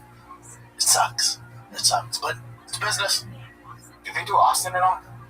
Yeah, they do Austin. They're coming here, I think, or were they just, they're coming here. Okay. Yeah, they're coming here. Wait, was there a two-part or was that it? I think that's it. Okay. Jomo Boxing. Let me see if that's like it. Alright, you got another long one. Alright, I like these. Testing my reading skills here. Okay, what's your opinion on people focusing so heavily on legacy in combat sports? I think France's opinion on it's the best. Agree. Come in, get paid, and get out. I see the Mike Tyson, Floyd Mayweather's, Pacquiao's, and the list goes on and on. Makes me mad, makes me sad for them. Remember, those guys made so much money. So for them, it was legacy and prize fighting. They just made so much money, they just made poor decisions. So there's a little difference there. These guys have a path to set themselves up for lifelong success and comfort, but shoot for flashy, unsustainable lifestyles instead. Yeah. Because no one teaches them about, you know? At some point, you have to be a grown man and take ownership of your finances. But unfortunately, when it comes to pro athletes, you just have people that take advantage of them. What is the cause of this, and how can fighters see the other path of getting paid and getting out? Long-time listener saw you in Indy in 2019. Hot second go. Saw Eric live last year. Binge Gearhead's gone wild and put my buddies onto it. Thank you, sir. We need people to watch it. Been loving that. Sounds dope. Been loving the added content. Seeing y'all thrive in Texas. Keep up the good work. Thanks, man. What is the cause of this? The cause is you don't become a professional football player, basketball player, MLB player, UFC fighter without being a risk taker, but also being laser focused on that task at hand. So when your show, that car sounds fantastic outside. If you guys timing is so funny. It sounds fantastic. It drives me nuts. But I'm deleting my fucking comments tomorrow, baby. Anyways, I can't wait. Makes me sad, so quiet. To your point, you can't be laser focused on your career. That's so impossible to even get your foot in the door. And then also be focused. There's guys that can do it, and kudos to them. But for the majority of them, they're so focused on being great at that sport that the idea of it, where you're going to be at in 5 years, in 10 years, in 15 years, if you're fortunate enough to compete that long, they're just trying to get to the next fight, the next game, the next matchup, that they're not thinking about the future. Especially a lot of them make money young, so they don't have families yet. So the idea of not having this income in 5 years and 6 years is unfathomable. There's like, no, dude, I'm gonna knock this guy out, get the bonus. I'm gonna buy this house. It's like, right. So let's say you buy a $3 million house. Can you afford that $18,000 a month? Remember, it's a 30-year mortgage. How long are you gonna fight for, Bubba? Or how long are you gonna play basketball for? Or how long are you gonna play football for? 30 years? No, that's not real. Let's look at the average career. Okay, in NFL it's 2.5, MLB it's 2, in the UFC it's 1.5 years. So you gotta make these smart decisions. So you need someone in your corner that's actually looking out for this stuff. So when you get your, let's say Conor Ben, just use him for example, because we all know his salary for this one fight, $15 million, right? Cool, made a ton of money. Conor Ben, do you think you're still going to be making $15 million? God willing, hopefully. And he goes, yeah, I'm buying the house for $15 million. Hold on, young man. You don't have $15 million. you got to pay taxes, you got to pay your managers who negotiated the deal, so that's, good amount. You probably have 10 mil, let's say. Now you want to buy a $10 million house, okay. You just need someone to break down everything that goes into it, the property taxes. It's just not one and done. So the issue is even in school, even people in non-professional sports, when you were going through school, did they teach you about taxes and savings and interest and credit cards and loans and leases? No. It's designed that way. It's designed that way so you get in debt. So you're always owing these banks and the government and taxes. It's designed this way. They don't want you to figure out the deal. I know it sounds like a conspiracy, but buddy, we can get that another time. I'm just saying there's no one educating these young kids in America, and especially when they get to being professional athletes, especially got college athletes making 6-7 figures now. There's nobody educated to wisely invest and spend their good decisions. Hopefully that answers that. Is this the last one? There's one more after this. Okay. _your_therapist_. Is that a lady? I think it is, yeah. Yep, it is. Ooh, it's a lady. Really all bros on here. What's up, girl? Is that go up? It's kind of cut off here. All right, go down, because we can get the gist of it. When I'm betting on who will win, I place a huge weight on a fighter's confidence. If a big ego is coming off a loss, like a McGregor after Mayweather, I always bet against a big ego who just brought down a peg. This is exactly why I bet against Adesanya with Piper. Sorry, no worries, girl. I'm a busy fan. And against Chase Hooper, who looked downright scared in his fighter photo. Who I won both bets. Smiley face. Any thoughts on fighter confidence or a guy on a losing streak getting over that pressure? The blow to their confidence, etc. Yeah, this is a great point. Yeah, it's tough, right? Because when you see Izzy and his confidence, a lot of us might look at it and go, oh my God, this guy, 3 out of 4 losses, 4 out of 5 losses. How's he find the confidence? And if you've been, you can tell it's not real. That's him telling himself or his team telling him how great he is.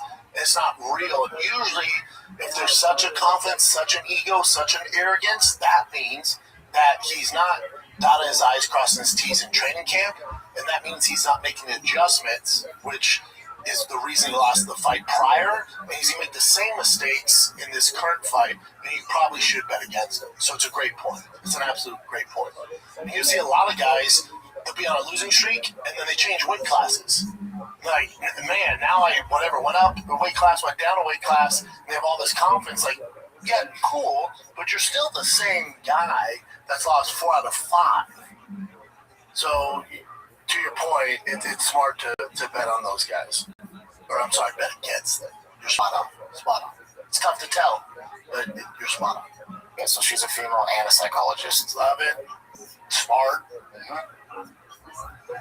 Gabriel_B City. Big fan of your shows from Ireland. Hopefully my question makes sense. Nate Diaz claims UFC offered him more money than Netflix, but he turned it down as he doesn't want to be Connor's comeback story. Do you think he's gambling on him beating Mike Perry, Connor winning his upcoming fight, and then both coming off wins, have the trilogy fight in the UFC for even more money, like in November at Madison Square Garden, for example? Couldn't agree more. I do think that's what he's banking on. I think somehow Connor's team and Nate's team were both like, yo, they're offering us this now, and they're both like, hey, let's both get a win and build this thing up even more, because if Connor wins, especially if Nate wins being outside of the UFC contract, now we can get more money and garner more eyeballs and get more attention for this. I think it's brilliant. I do think that's why Nate's taking this Mike Perry fight. I do think it's why Connor's probably fighting Masvidal. It's brilliant. And they're playing chess when everybody else should play checkers. It's brilliant. They're going to make more money than that. Is that it, Jim? That's it. All right, guys. Thank you for watching. Like, subscribe, do all things. Put all your questions. Listen, I got to do the show that comes out Friday.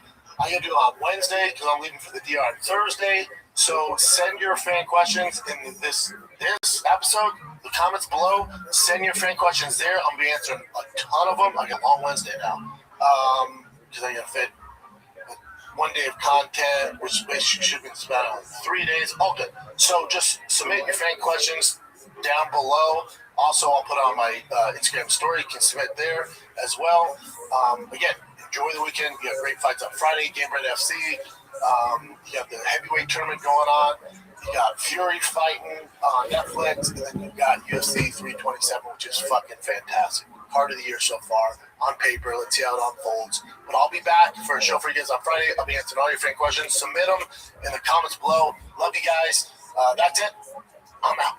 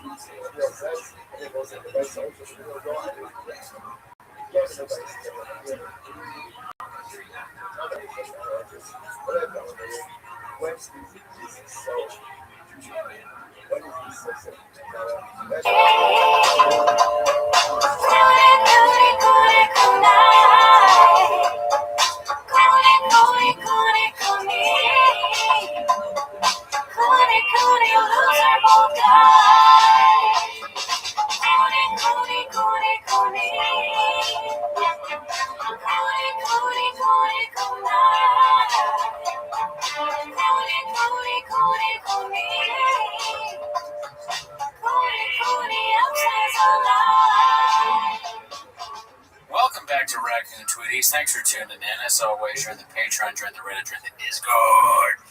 But, if you're in the Patreon, as you well know, you get early access to our other show, 10 Less Shop, where we talk about British Shop. So join that if you want that, and also there may be some other things in the future. Well, I'm doing the Sandbaggers. The Sandbaggers, I forgot to plug your Sandbaggers. Is it audio only yet? I don't know. I haven't done the second one yet, but it was also Easter-ish. Yeah. So it's starting to sound like Hella Toxic. Yeah. No, I'm kidding. I might have the same sort of drop schedule as Hella Toxic. Dude, do the same stuff as Hella Toxic. Come out with your shirt on. Yeah. Hot chick in the chair. Yeah, so if it's audio only, you have to pay for the video version, but it's just me shirtless. That's funny. I like that. Do you have to pay for the video? Pay more? Yeah. For the shirtless thing, because you're shirtless, and then whoever the hot chick is. Yeah. There's not going to be a hot chick when I'm shirtless. I mean, it's our show. We both get a vote. It's probably going to be me and the pinata. Oh, you make the pinata sexy. But anyways, how you doing? How are things going? Oh, I'm doing great, dude. Yeah. Watching the Dodgers. I'm watching the Dodgers a lot more now. You know, watching baseball. I'm balls deep in baseball. Are you putting any money on it? Nah, dude. You know, I'm in for the love of the sport, dude. Yeah. I don't bet on basketball. I don't bet on baseball. Basketball's a little blockbuster lately. You know what I mean? Luka Doncic is injured. Austin Reeves is injured. You know what I mean? Kawhi Leonard's in like 8th place. So that means that the LeBron James' son is going to play, right, in the playoffs? Well, yeah. This is how I know you frequent Twitter. You know, it's like that's all I know. Yeah. But is it a joke? It's probably a joke. Oh. There's no chance he starts. He's so bad that the two, is Reeves or Doncic a guard? Yeah, they're both guards. They're both guards, right? So he's so bad that 2 guards are out and he's still not going to play? He'll probably be like second team. No. All right. Well, anyways. Off the business, you feel me? That's, yeah. I mean, you know how I've been doing. You've been at the doctor? Well, always. I mean, that's just a given. I'm always making some stops at the doctor. Yeah. In fact, no days off. No days off. In fact, I do have May is the retest for the grapes. I'll see if I'm still, what are all the side effects I have? Can't get hard, too hard, gay, homophobic. What are I don't even remember, but all those things are still going on. Yeah. And then I'm up to, I've stayed the same dosage of Vyvanse. Stop testing blood pressure because I just don't care whether I live or die. See what happens. Right? And what I've been doing is calcium.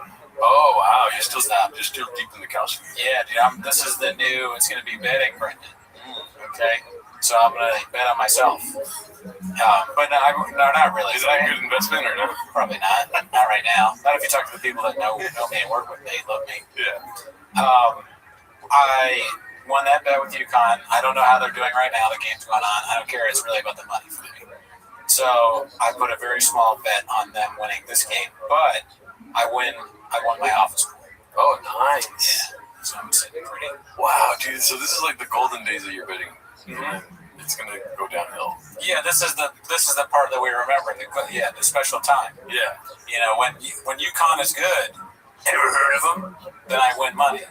when they're not good, it's not good. It's going to be. Yeah. I really should never bet again and just let it go, but we'll see. I don't want to act like a cinephile, but I did recently watch Casino for maybe the first time. I don't remember anything that happened. Okay. But the little reference here, you're like Robert De Niro without the casino. You're just watching a bunch of sports and helping the bookkeepers gamble and stuff like that.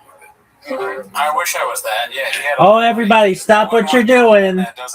Stop what you're doing. You're never going to believe who's here, folks. Stop what you're doing. I know you may be in the middle of surgery. I know that you may be in the middle of childbirth. I know that you may be in the middle of taking your child to baseball practice. But everybody stop what they're doing because Riser has bestowed his extremely valuable time upon our Discord. How you living, big dog? I appreciate the intro. You forgot to mention that we're on Riser time. Big dog. I'll accept it. Big dog. It's your world. We just live in it. Yeah, exactly. We're all spectators of my life. Obviously. Not the other way around. Obviously. Okay. All right. So what's on the watch a documentary? Oh, absolutely. What's on the agenda? Absolutely. I can't take any blame for this, like the Pet Cemetery one, but Mama Riser has chosen or recommended a Newfie documentary. Amazing. I already love it. I already love it. A legendary pull, a Newfie documentary. During 9/11, all these planes had to land immediately, and so like 9,000 people land in this town of Gander, Newfoundland. She apparently said it's really good, so. Excellent. I recall this. Let's hope, but it involves Newfies, so. I recall this event. Yep. Have you seen the documentary on it? No, I save all of the Newfie documentaries for you all. Beautiful. I mean, there's really not enough Newfie documentaries. It's an underserved market. 100%. Isn't it interesting that you thought it was a peninsula? I did not ever say the word peninsula. That's incorrect. You didn't know anything about it, my man. And we together have changed the meaning of the word Newfie to mean a brilliant individual. An extremely intelligent, high IQ individual, yes. Don't you know? All right, I'm ready when you are, big man. All right, coming right up. The first ever Newfie documentary.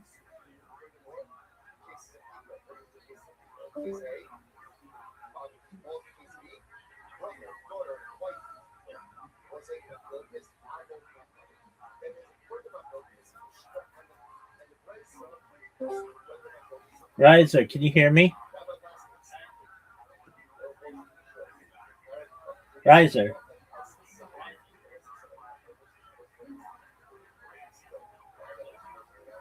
Riser.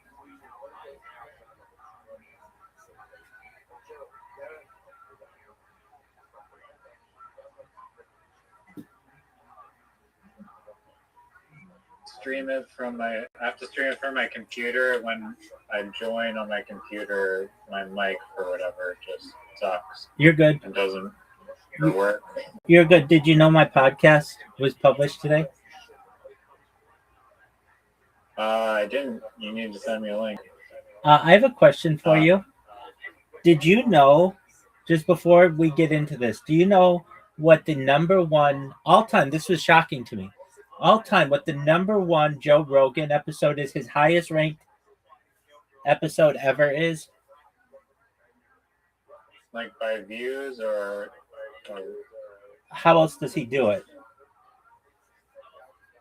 I mean, you could look up the amount of likes or like sentiment. Excellent point. Videos.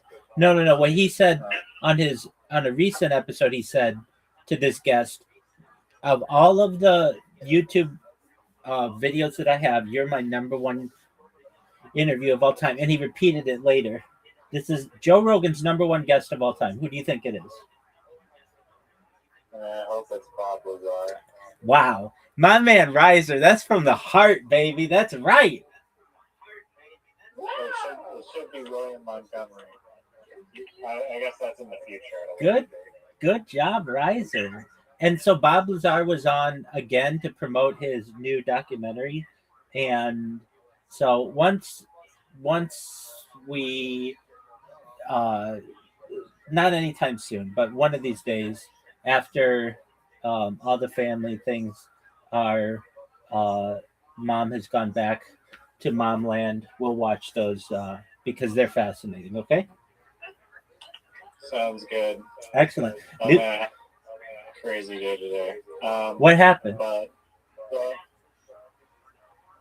just you know, like the mural I was gonna paint. Yes, I don't sir. know if I told you. Oh wait, yeah, you did. You got approval through the city and everything.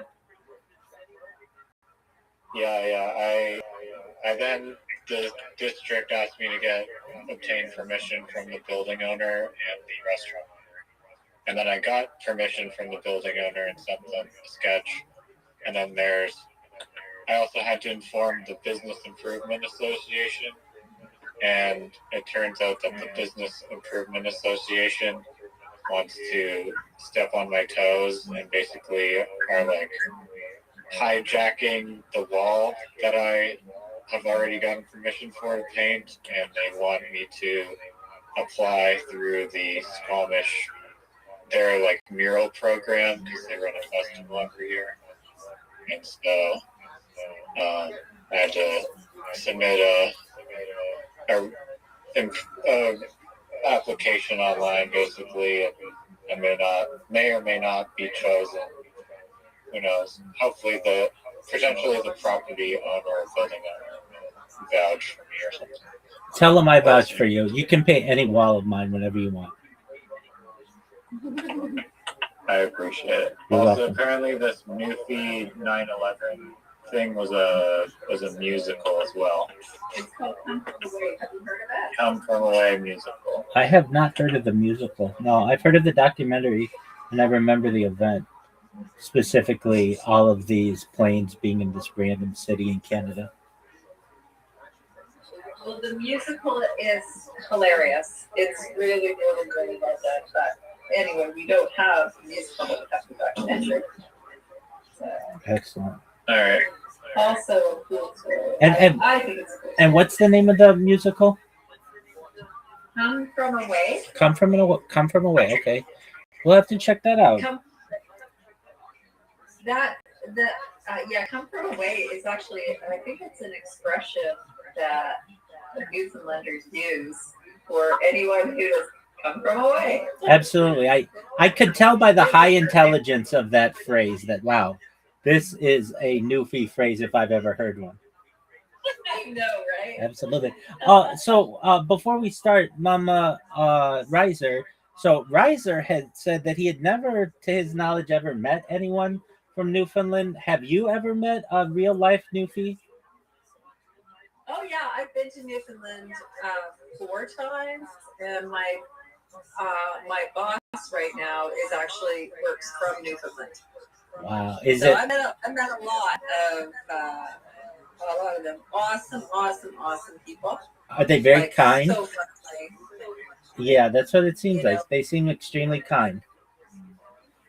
I played hockey with a guy named I don't want to dox him, but his name was Sean, and then his dad was also from Newfoundland, and he used to drive me to hockey. And he was a textbook like nicest person on earth type of. Well, this documentary will demonstrate just how nice these people are. I'm ready for it. They're probably like giving them all of their things. It's just like, yeah, sure, come on, stay by the house and make yourself at home and eat all the food. I think that they just can't say This no. one, and even I loved her too, but I No was spoil. walking. No spoilers. I was walking through the streets of downtown St. John's, and it was probably around 5 o'clock. And this woman came out of a bar, and she was so drunk. And she just looked at me and kept calling me a whore. Aw. But it was just funny, and I liked her anyway. All right. I've never been called that in my life. I would I think imagine no. She couldn't see me straight or something. I don't know. It was pretty fun. Well, okay, let her rip. Let her rip.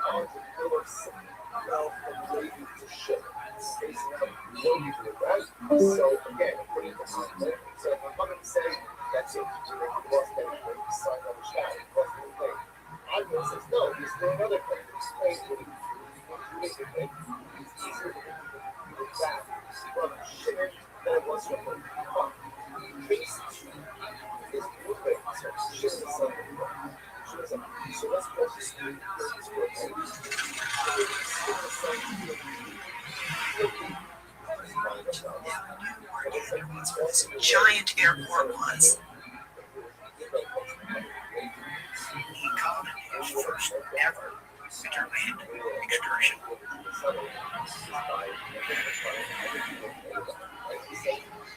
Using technology change, you see.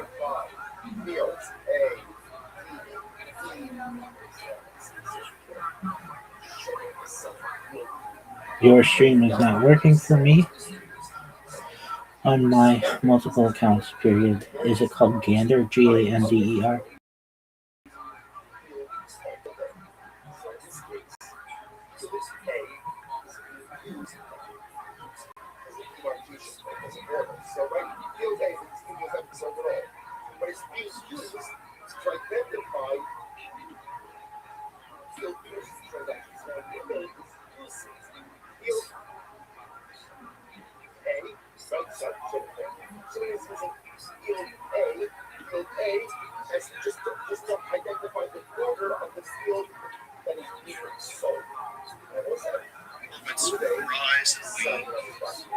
it's the ebb and flow of gamma. That's what's happening when the stars entering the atmosphere. They all want to stay in gamma. One of the greatest assets is to resilience our Newfoundland people. Our burning desire to be here or stay here.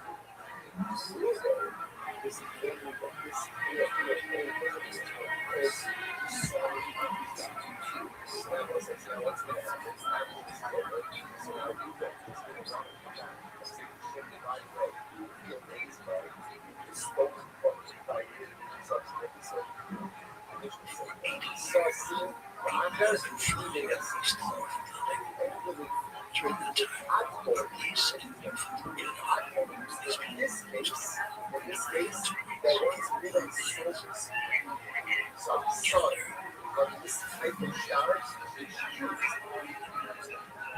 is the control center for flights automatic. From here, every single flight is monitored across the globe.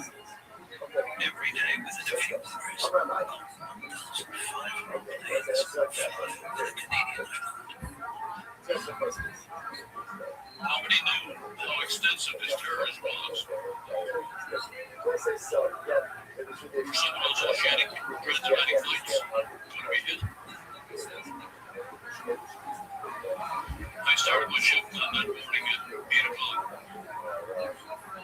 It was a beautiful, all-day, sunny day.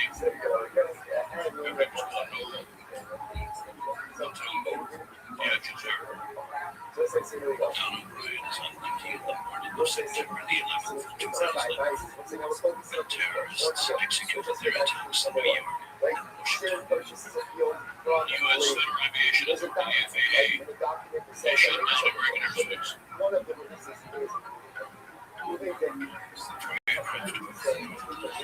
This means they no longer reach their destination. Some of them were all trying to think like they turned back to New York. There was a couple of airplanes gone out. So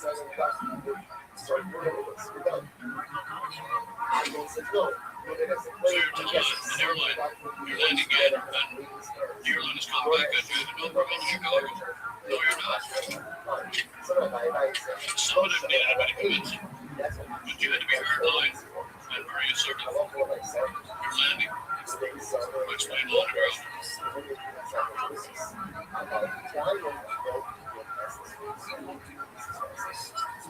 38 large passenger jets changed course and now fly towards Canada.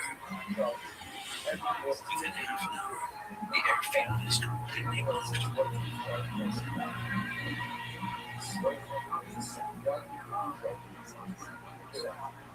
That was madness to nothing. And there's no movement down from the other got in. Your space was sterilized. But there was barely movement.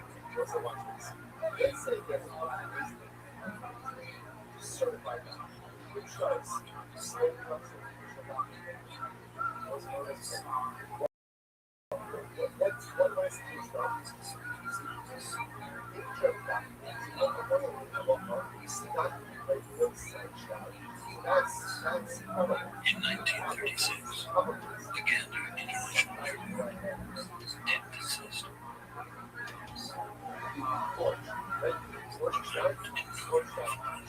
Lands a seaplane in a deep bay. He started a reconnaissance flight with 2 passengers.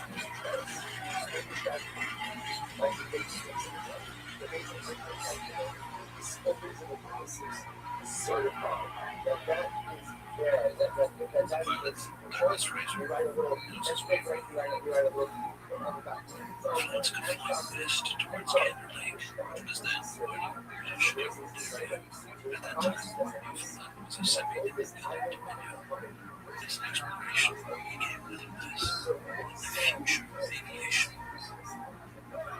He was directed to find a landing site for transatlantic flights. The region, Lake St. Lucie, was flat, far enough away from the Atlantic Ocean, and within From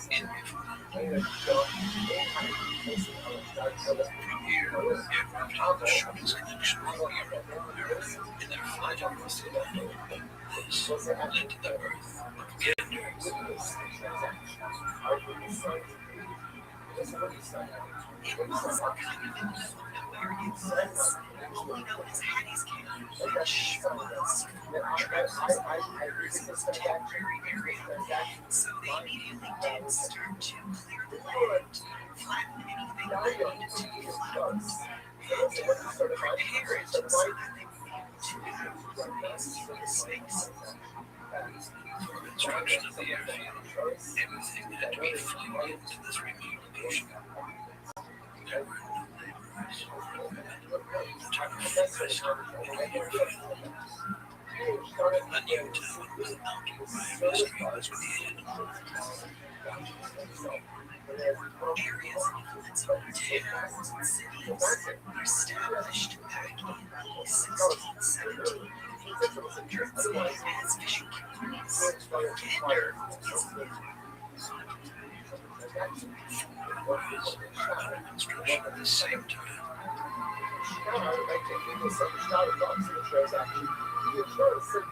In January 1938, the first one was finished. It is counted for sure. Lands for the first time on the snow. Everything seems ready to receive flights coming across the Atlantic.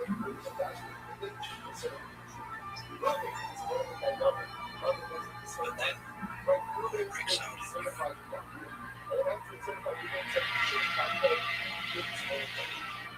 It was a time, soon having indirect impact on Europe.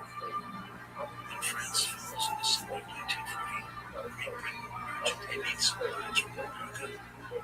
Weapons and airplanes are needed to survive the German assault. A new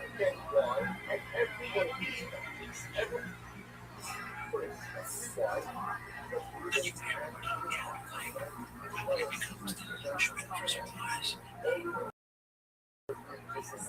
Shipping equipment that aircraft tested to take purge, put in crates, and loaded them on ships. Brave the waters of the North Atlantic, which had quite a few U-boats, some even traveled on convoys which were supposed to protect the ships. There were quite a few ships that were lost. Two U-boats in the Atlantic. In 1940, a test flight with twin engines numbers from commercial history that Spanish was given 7 Hudsons so that he refitted so that he towns to be able to make Gander overseas. And he had selected pilots. He made sure he had very good pilots for his aircraft from Gander. And this was 7 Hudsons. And from the English point of view, if 3 of them successfully made the flight, then they would start ferrying aircraft rather than shipping them. Bennett leaves Gander on the evening of November 10th, 1940. The convoy hits a patch of bad weather. The contact is lost to 3 Hudsons. To the surprise and relief of everyone, several aircraft land first the next day. After the U.S. enters the war in June 1941, Gander becomes a central era. Runways are open, new hangars arrive, and the new emerging aircraft arrive at the ground.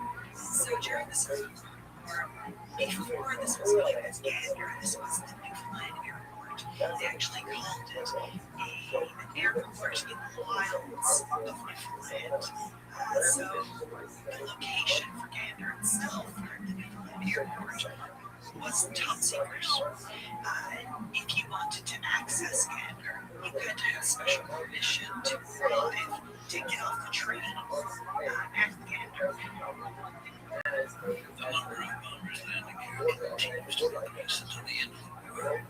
In total, around 20,000 fighter aircraft were transported to Europe via Gander. And then, the war is over. The Civil War was was very much the catalyst that put Gander on the map. The world now knew Gander was one of these giant airports that so many aircraft were leaving from to go overseas. And after the war, being that hub of commercial aviation, being the crossroads of the world, so many people landed in Gander, so they knew Gander, but they didn't really know where it was because it was still kind of considered to be in the middle. After the war, the military abandons the airbase, along with the pilots. Gander's population shrinks from about 10,000 to 2,000 For some, it feels like the end of Gander. But civil aviation has recognized people's need for a rapid transatlantic link, and has not forgotten the airport of the end. As early as autumn 1945, the first scheduled aircraft in Gander lands for refueling. Since Chicago and New York are linked to European continents, Gander becomes the stop for all scheduled flights. Emergency aircraft with its range of DC machines uses Gander out of Brussels to New York.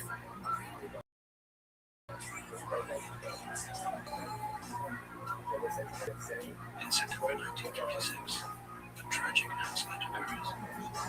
On this day, this flight was to fly with 44 passengers, travels off course, just a few kilometers away from Gander. Due to unclear circumstances, the DC-4 goes down in the middle of the forest. To this day, the wreckage at the crash site is still virtually unchanged. The Sabina crash was the largest commercial air disaster at the time. It was important to the world because everyone was watching the rescue. Rescue plane, first team with a heart of the Northern Wild from the Atlantic transport, which crashed with 44 passengers.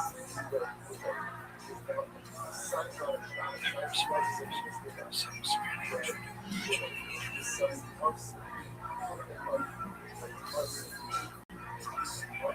Meryl's family was so isolated. It was going to be difficult to try and rescue the survivors. So what they ended up doing here in Gander, they brought in helicopters, and helicopters were not reliable at a time. They were actually craned up and flown to Gander, and they had to be put back together so that they could fly to the site. But the helicopters had no difficulty with tailwinders, so they couldn't just fly directly to the crash site. They had to move the survivors to a plateau where they built a landing pad for the helicopters. Many survivors were rescued. The crash of the Belgian line, as well as the dangerous rescue efforts, show how risky the aviation business can be. When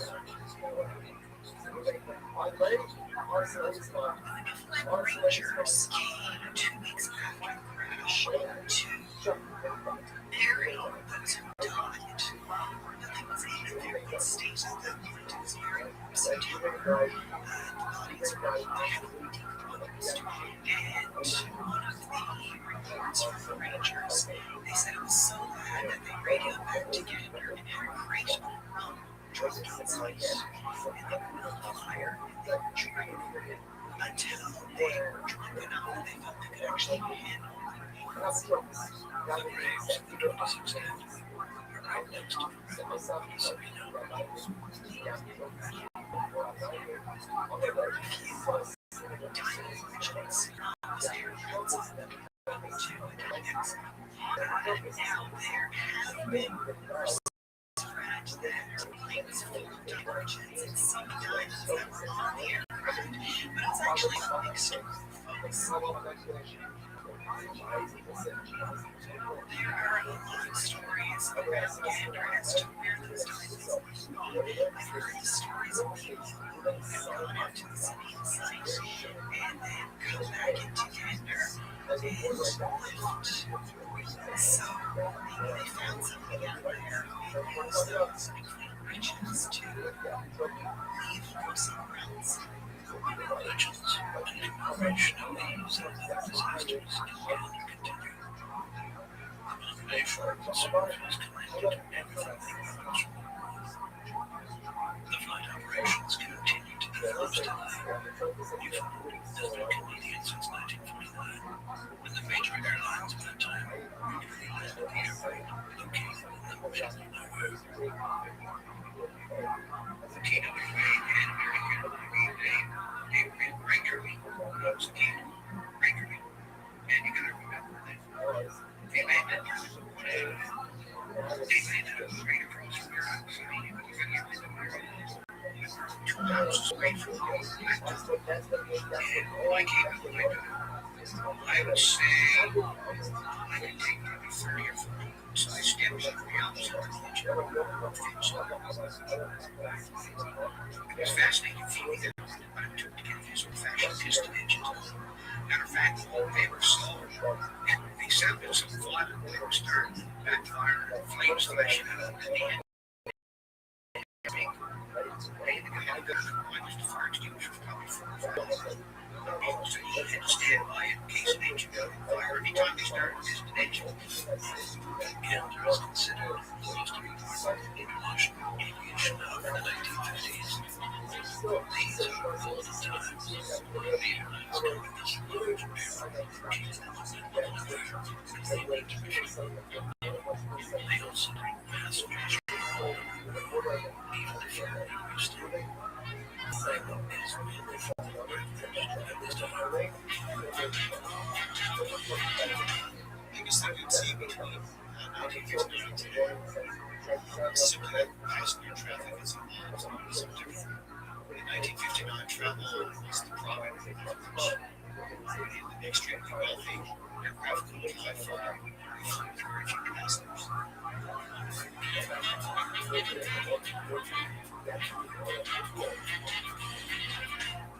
Private jet so frequently the gangsters had sustained they had flown through commercial residents, which was one from backdrop of your world manner visual filming.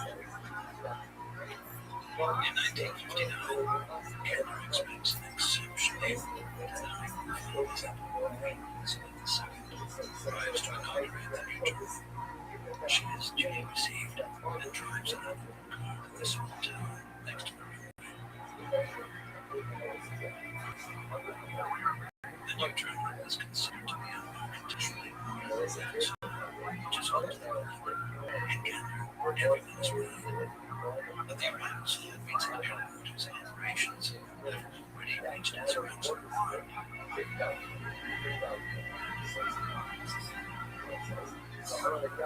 In these years, the residents of Gander are facing a significant transition. The town, which is a few kilometers from the airport, is completely rebuilt. Gone are the days of barracks next to the runway.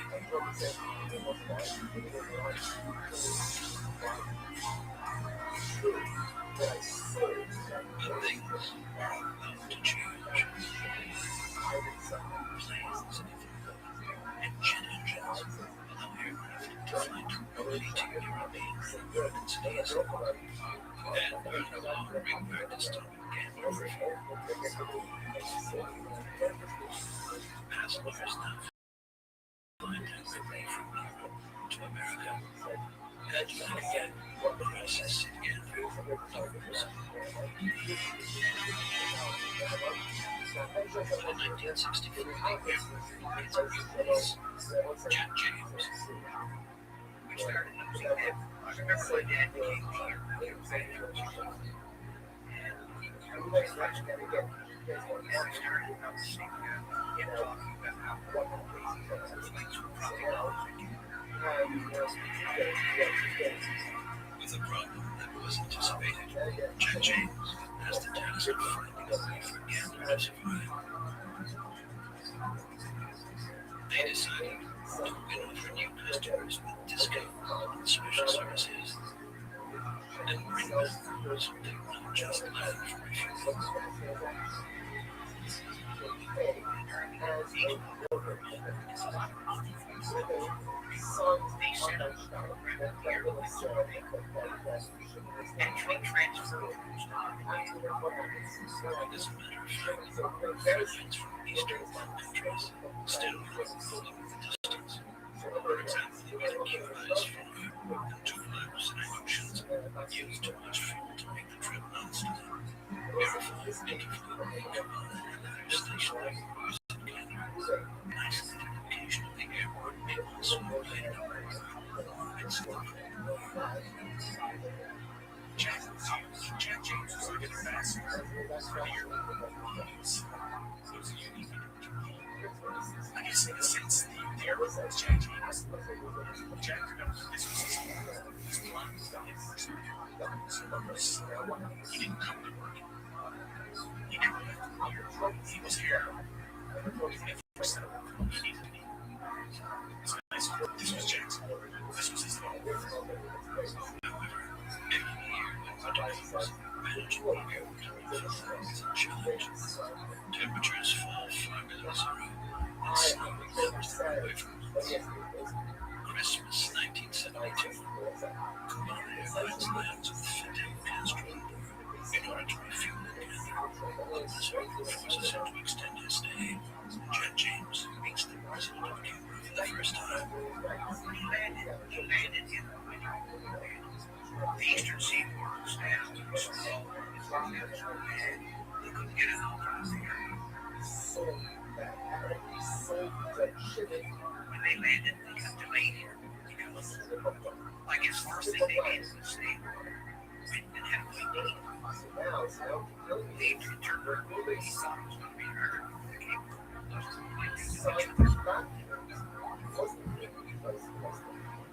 His pictures when they cook, so I thought he either just came right down or he wasn't thinking about it. But if you look carefully, he has his people. They have to think about what you want. I'm sure she's to say. He got quite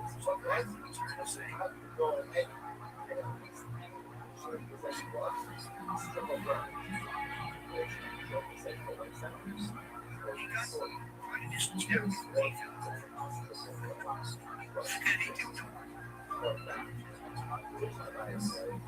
down from the security.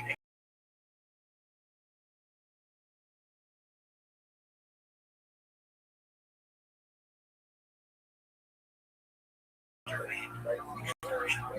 the years, Jack James and Fidel Castro developed a relationship during their many meetings. Fidel gives them the freedom when they saw that, I guess, and he required trust. I guess that was the big difference. The trust that he developed with these countries was key to his work. Jack James had the right strategy for doing business with Eastern countries. After the Soviets spent on access from their airlines, other nations soon followed.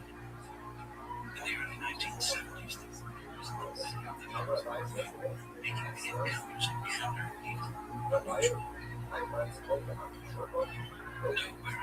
world does such direct and uncomplicated east-west contact take place.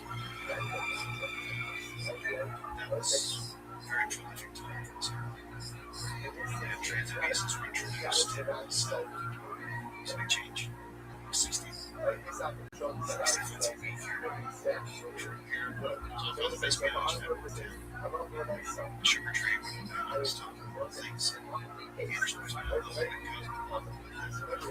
the same time, there's just love Canada.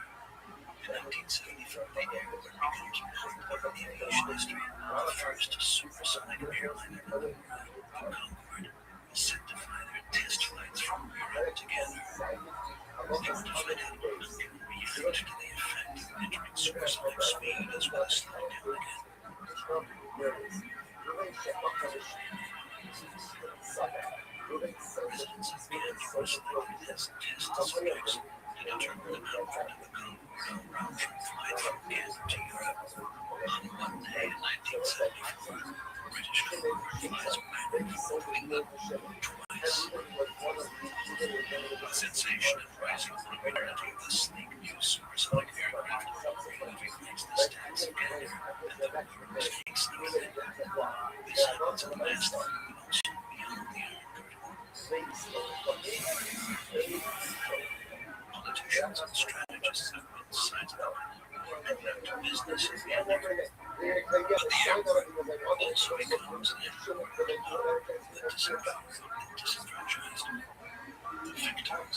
The flights there offered for the eastern bloc countries to their families are a unique opportunity for those who want to flee to the west, as of course there is always everywhere. We could possibly have to hear the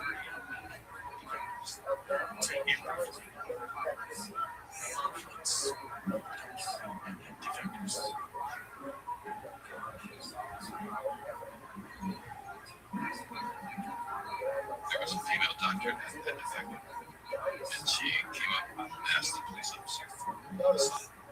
And right after she asked, Cubana was getting wise, so they would set security guards on every flight, and so they grabbed her and pulled her up by the hair over the stairs where they would escort her. And the police officers intervened, so that she's asked for a son. She's pregnant with Canada, she's pregnant, and they had to let go. And it was very traumatic for the doctor. She thought she was going to die. Because if they had gotten back on the airplane, she would have ended up somewhere and she would have been paid at least that. Even in the German Democratic Republic, in the single world, there is an opportunity to escape to the West. Canada had no experience. Even if anybody had ever been successful, just seeking the West.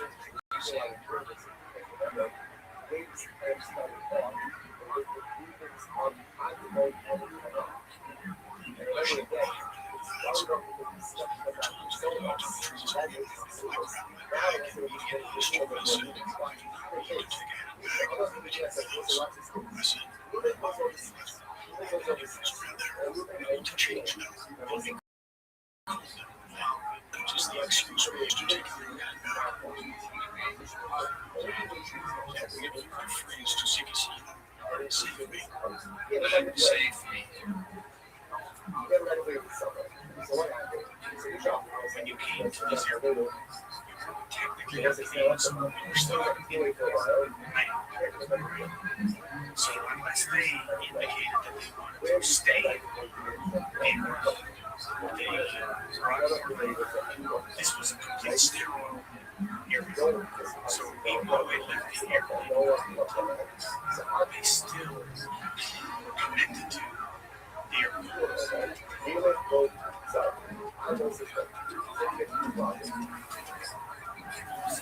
She got immediately service wearing the uniform. She went there and said, "Save me, save me." In the historic episode, my friend chose to take a risk towards freedom. It was near I was trying. That's what I did get some money around me. Sometimes they couldn't speak English, they would just have nothing to speak.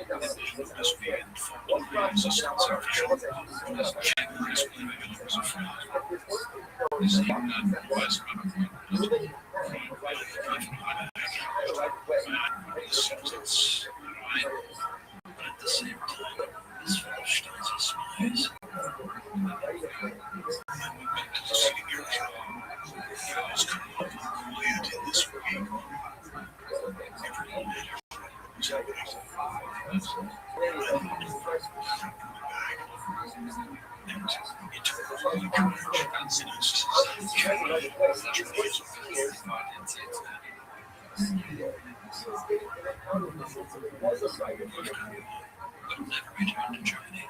To this day, he lives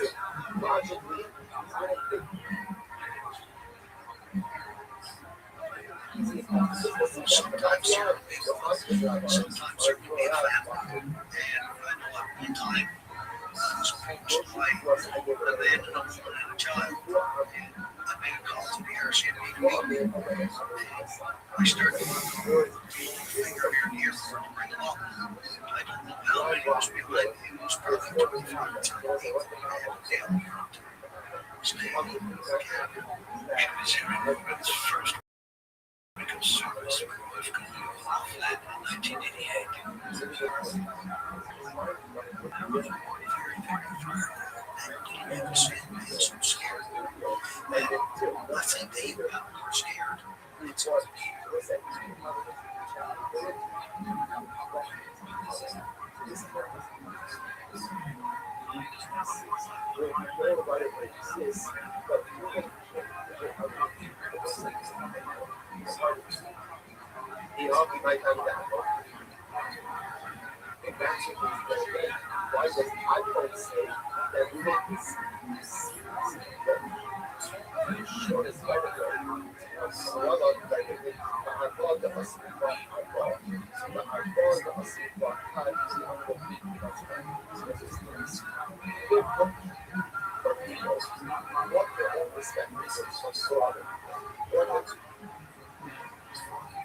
Coach made he said, police officer told me once because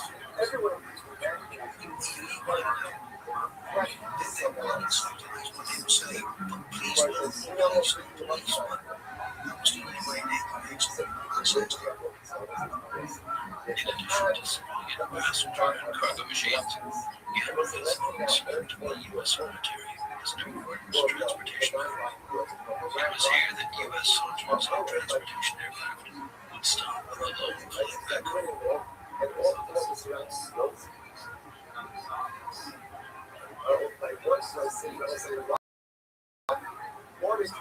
December 12, 1985, a major catastrophe occurs at the airport. Possibly, was the last air traffic controller to speak to the pilot.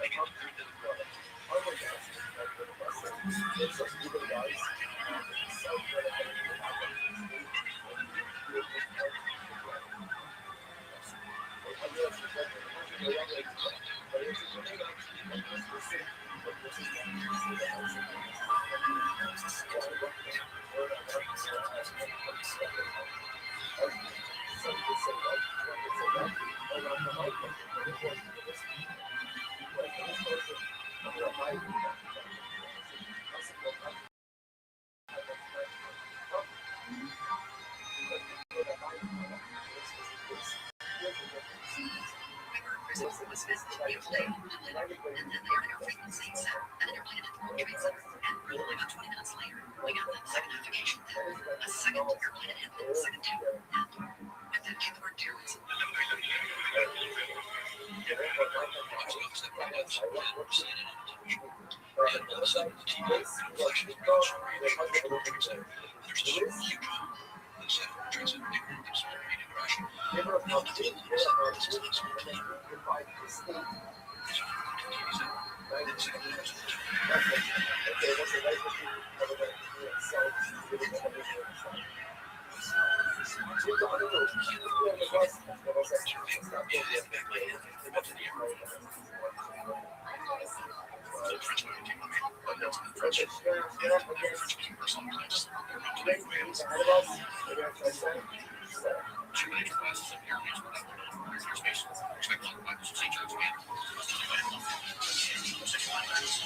As we continue westbound, we approach 50 Race Pass and we start making contact with Gander. And the corner of the lane. And all of a sudden, the plane just took a sharp right and headed for the seems like the guy's taking a wrong turn. And the fact to make sure the engine was still working because that seemed like a thing season time. The idea that it was quite evident that the thing was about to turn, so she was shaking. We had just had lunch on the line, and then they came over the loudspeaker and said that there was an emergency in the United States airspace. And myself, I thought it was on the computer for a while. And they said we're going to land in Canada. Well, okay, I'll never go to Canada. That sounds pretty cool. Not knowing why. And a few minutes later, a pilot came on the AEL and said that broken English due to a terrorist attack. The United States will be landing in Canada.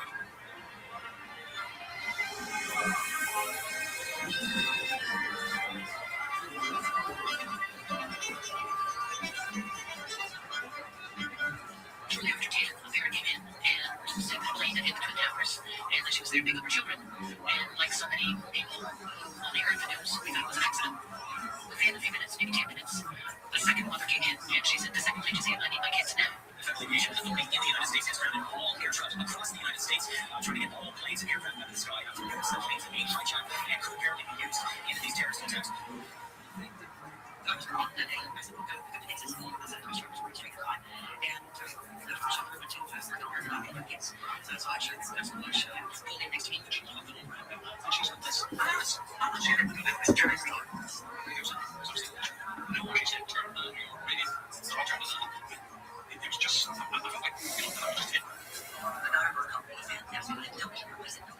She said, turn it on. I said, no, she said, doesn't have for it. Just turn it on. And I said, like, give me $1 million. This was it. And she said, thank you, thanks. We came home on our lunch break, and because of the time difference, we watched the towers fall live. And had our lunch, and went back to work, and then 920 children, many of whom we also get to see what they saw.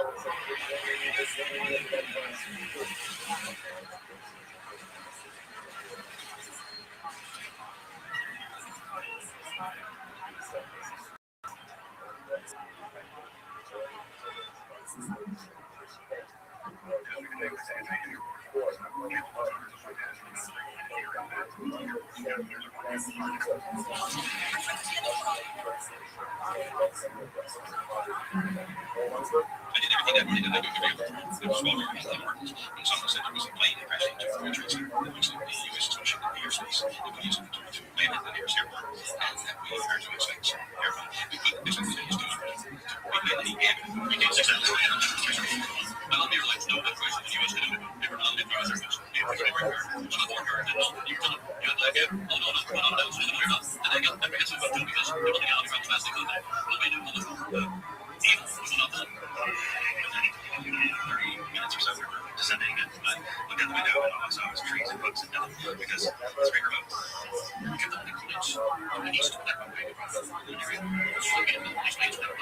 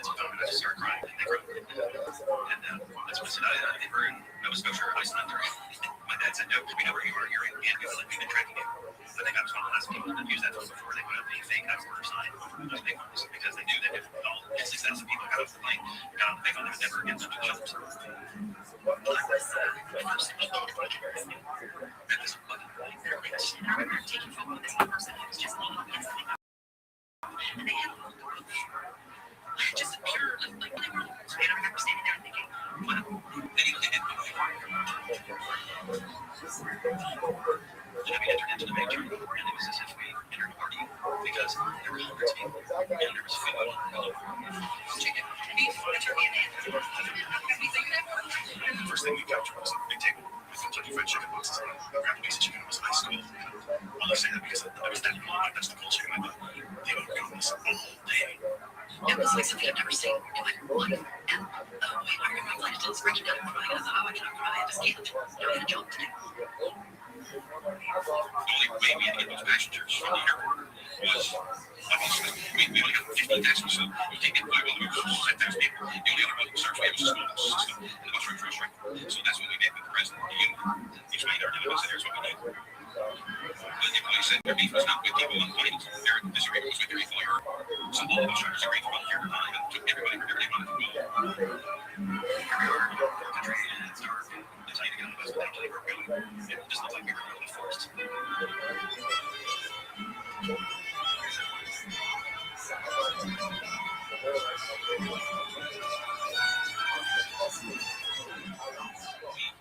Every church, every organization, the schools, everything up there to take some passengers. And then we called our neighbors, have those workers,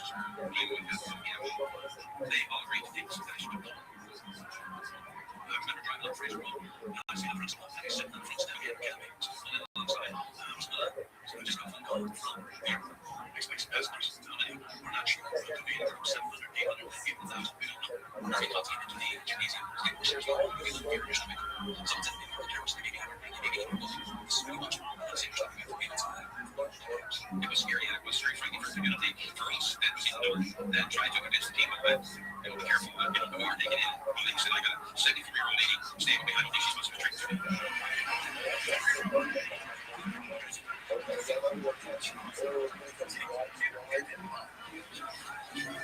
We have people from Africa, we have people from the Philippines, all humanity.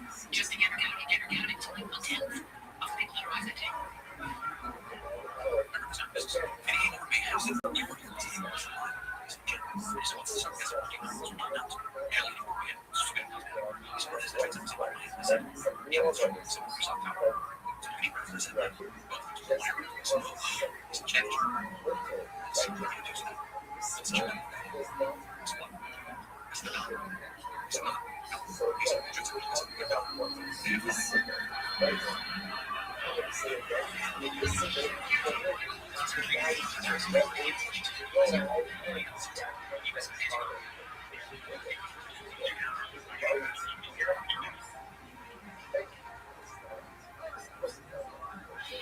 I'm very grateful to this day to have been so busy at that time rather than wrapped up so much in the media and watching it over and over. Sometimes just give something a look. I'm telling you what is that. That was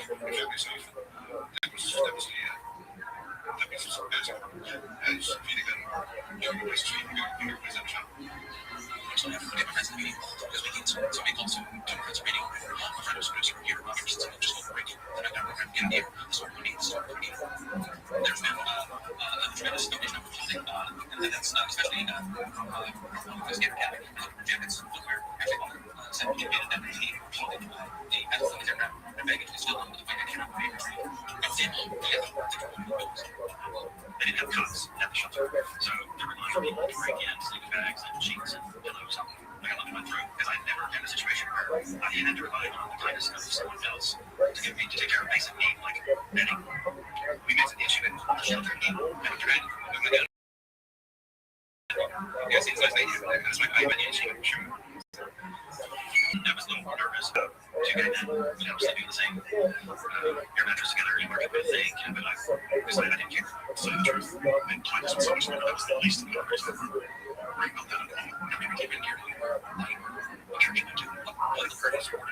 And we were all there because we had to take care of someone else. I got the number something I called to maybe text people here, and they said this is 4 people from the building and 3 from someone's. So we had one series from the service, and I couldn't talk to these people because states voters. That's what we don't do. So they're obviously very concerned, and they got the children and families with, and so on. They're meeting in America, and they don't even know what's going on. So someone's trying to get out of the Bible because they have much Bible in the news. We got look up Philippians chapter 4 verse 6. We actually forgot that God did everything by prayer and supplication with thanksgiving. That's your request will be known to you. So they have the same number system and so on. They Bible in they just think the same person. Right? No, smile, okay, look at her. This is the situation. Let me get her.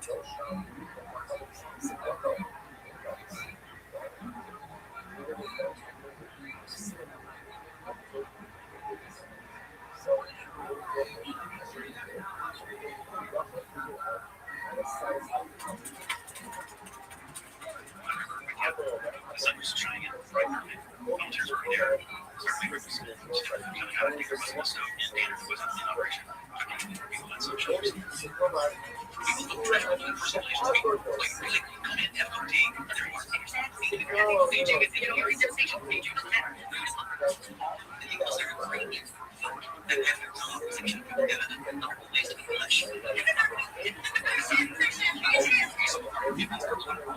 Chicken, fish, green salads, and vegetable trays. And specifically, items that are beef because there is some sort of meat situation here. Some of them are meat,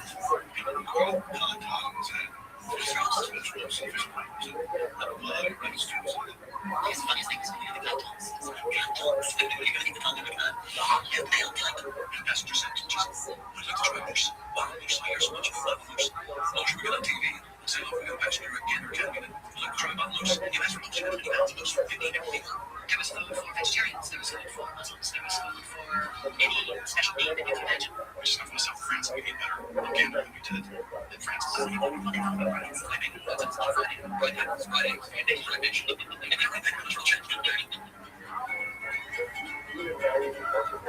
Collier, that you really have about based on and so he works at the airport, and he said, it's not, he said, with all those planes, there's got to be Amazons, planes, easy to go around, and there's Amazon, they have to have this, and lots of planes.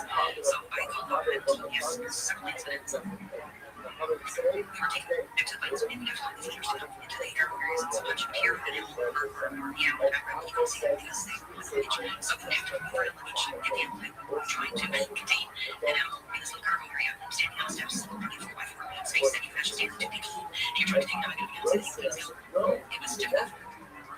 So they had to get accounts, those cages that were accounts, so I called them every day, I said, here, they go to Amazon planes. He said, what do you mean there's Amazon planes? He said, I was told there's not. So he made some phone calls and after permission to these towns, and we take out the plane to space, so it would be a lot easier to clean their cages. They had been on the place for 8 hours.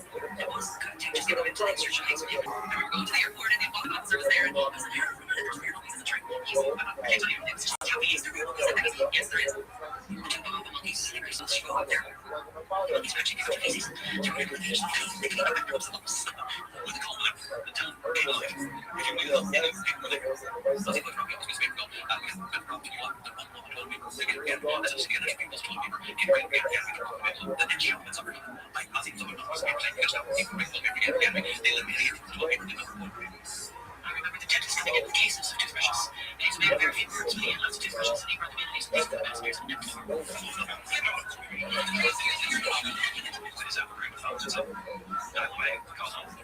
and they ran $13,000 for me. But I asked him to give me some money, and they just gave something.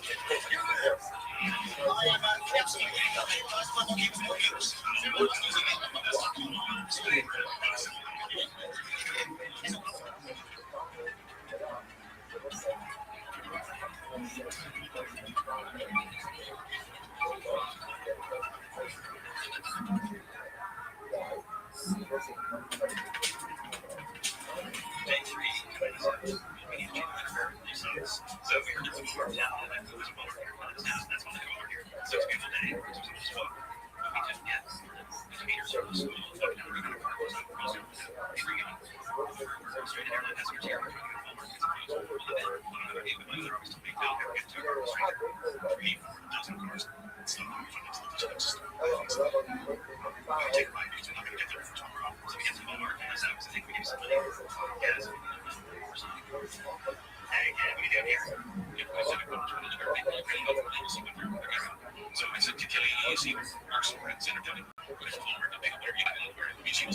streets, and they just have it in place and run it up to the city. Actually, right, that one, absolutely.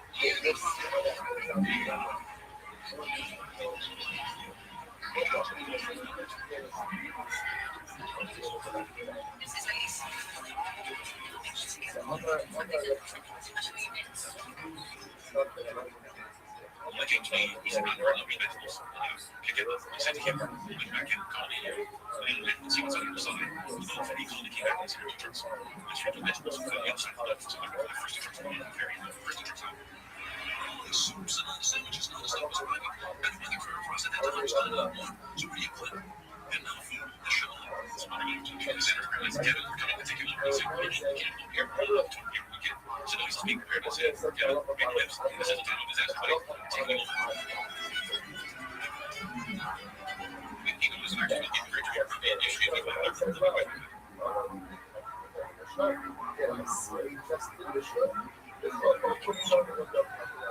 We had a plane of people's airline flights stay here at the region. And we fed them, we entertained them, we tried them, sold some of them.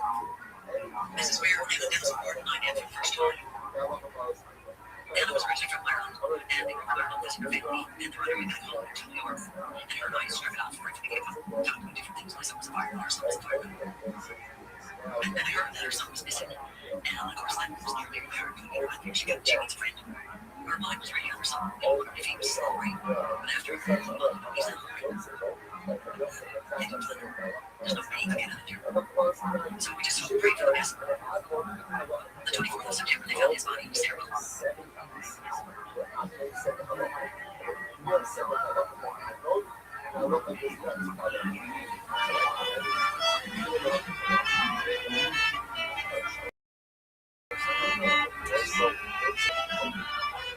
we were going around and the rest of the traffic come from these in their car to shut the neighborhoods tonight. That's how I made pretty sure she didn't know that we stayed close to each other, so we got there on the same floor. And so a geology teacher and he was our guide for the day. And he took us to another couple to go film. It was a beautiful scene in the sun. It's like you're standing on top of a and he took out his camera and I started to step out of the way so he could take a picture of this scene. So he said, "Well, get back in the picture." And I thought, okay, he wants a picture of me. He's not worried about this scene. And I thought, okay, because he's interested in me. I really wanted a picture of the scene because I didn't think that you and me would go back to my life on the treadmill. That I would see again. I wanted something to remind me that this experience right now, when I needed to wake up from a dream. Everybody has that special period in their life when they met into Christian. That's why it really it's emotional. He felt so much happiness with other people. And you just have to take that. Yes.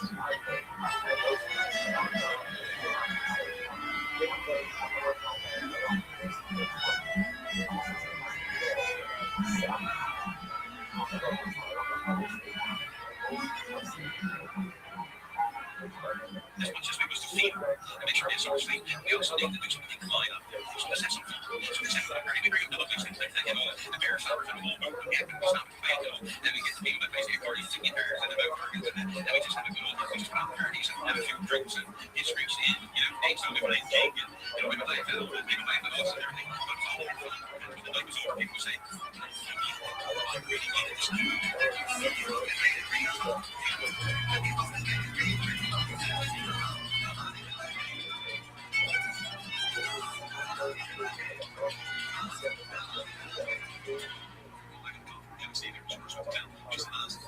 Did you know there was Swish Kids and St. Louis? They were supposed to be going on to Florida, to Disney. We wanted to we were turned down because there's so many kids there that didn't want to see them. This 5 or 6 kids. So I said, well, this was in Florida. It was working for 6. I was working with 350 people in there. They were going to have other little bear dressed up in clothes, and there was so many bears, color bears, and they used a communicator. And I used to before as a communicator since the beginning of game things like the champs passed out. But it was amazing. It seems like we did it was like even though these kids didn't know what the communicator was, they were like so excited. It was all like being a Disneyland, except it was a regular like Disney character. There was like chickens and bears. There's just folks standing there. He said, my name is my sister. I'm going to tell you. It's okay. We can go on the floor. I said, we've had such a good time here. We've been treated so good. Your daughter is happy. And if we don't fall, it's okay. She feels that she had a good time here. And she's happy. We can't raise their spirits never let down. They're always cheering. They're always love. Can I do for you? But you can see them rise because they couldn't sleep every day past their job.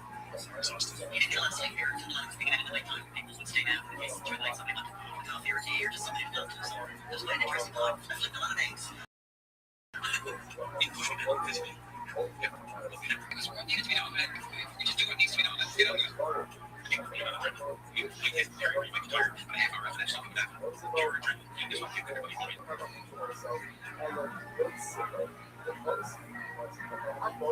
You like at 11 a.m. Eastern Standard Time. Today, our national airspace system will reopen to commercial aviation.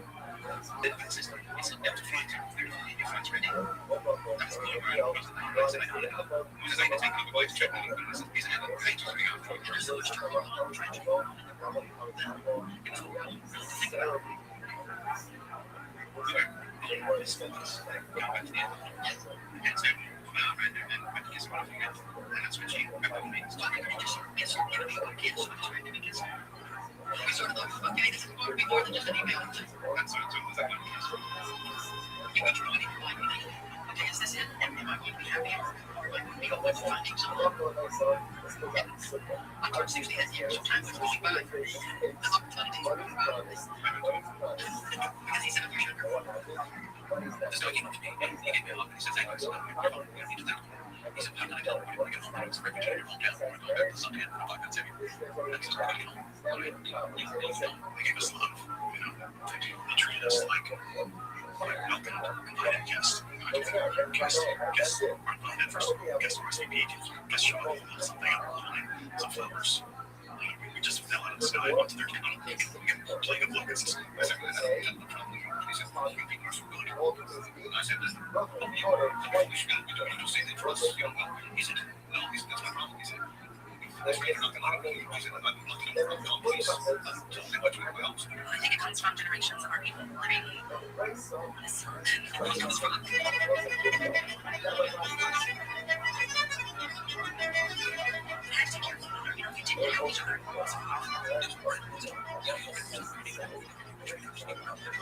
yeah, people that had their own vegetable so if your neighbor did that if you remember like potatoes you gave your neighbor and that generosity was passed down from generation to generation you can always tell them that way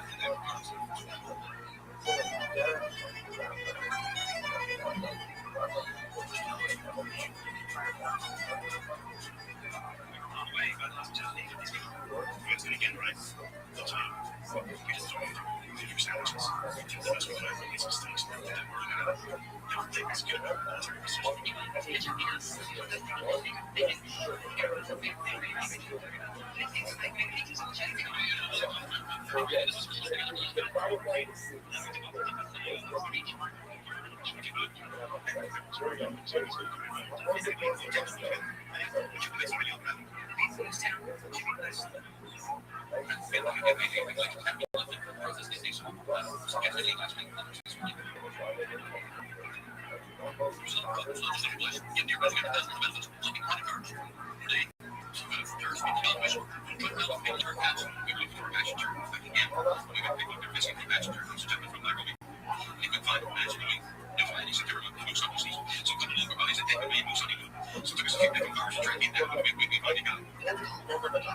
So instead of putting on your sleeping clothes or laying out for you to go and just to get later through security it took 6 hours. Every single thing had to open up and check. My American FDA to remove all the China holes from all places. When they reopened the United States airspace, they only testing for domestic carriers and not for foreign carriers. Because of the difference, we had to go back for experience. And that was really scary because we had no idea if we were full-fledged war, we didn't want to be any further away from home because we didn't know if we were going to get back. We got back to Paris, and this is the living out today. Breakfast ready. Paris was melee. It was packed. Like I've never seen a living space packed before. Guys walked around with machine guns. Nobody was happy to see us, and I could be there. It was the polar opposite of Canada.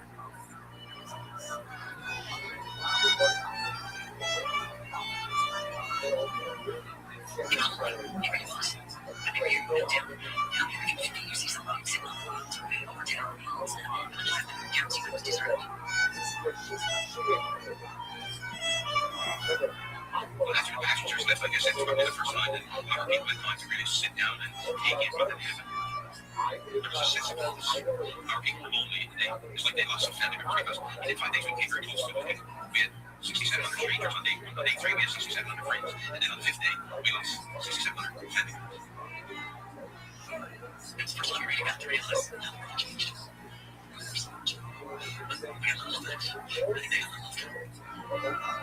The last plane flew 6 o'clock on Sunday, and we stopped aside for leave. We had been for 2 days.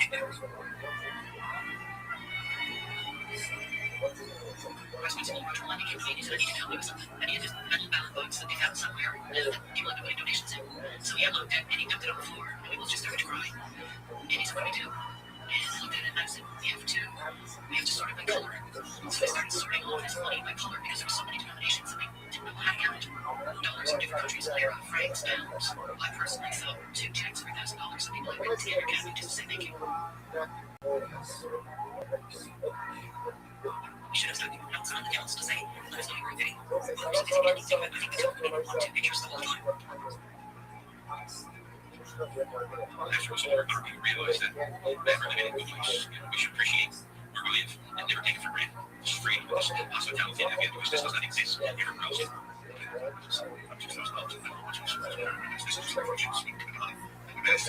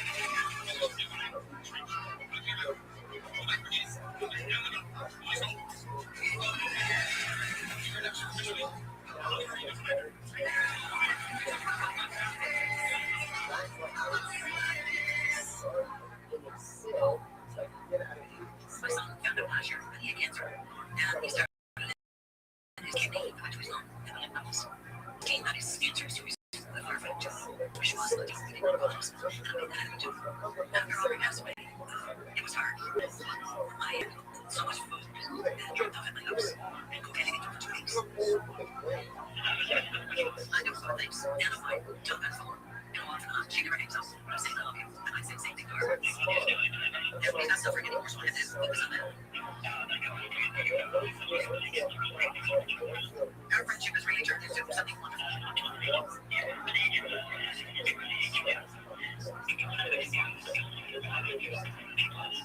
You take care, and I'll let you go because I know you want to make church service. And you take care. I love you too. Okay.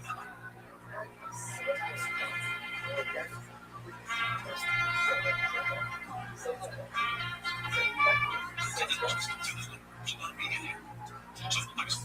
this meeting must do this meeting must do this one here. So I get this request. There's this couple that's here. David, and I mean, who are going to wait? I'm used to it. I'm going to get there, and I love it. And I love it. We were met by this young people. I go to the students and tell me when they told us they wanted to meet someone. They come to me and kind of usually said, hey, we have a great opportunity to try to be so happy. I'm accused that only the Canadians would do something like that. I thought to do it if I'm good for it. Because, man, how can you make a music with a tray of sandwiches? How do you make it? How do you make it music with that?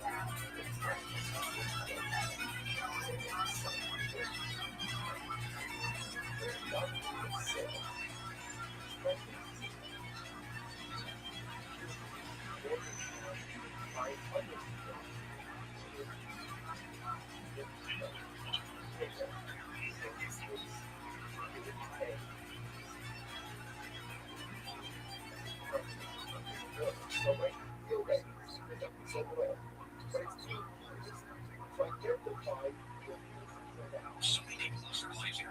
To me, it was almost like I was walking on the cemetery. I was like, this is sitting around. I don't know all the names. The people that lost their lives from the cemetery has been done since. Never forget that my opportunity fell when the people came in for a great tragedy.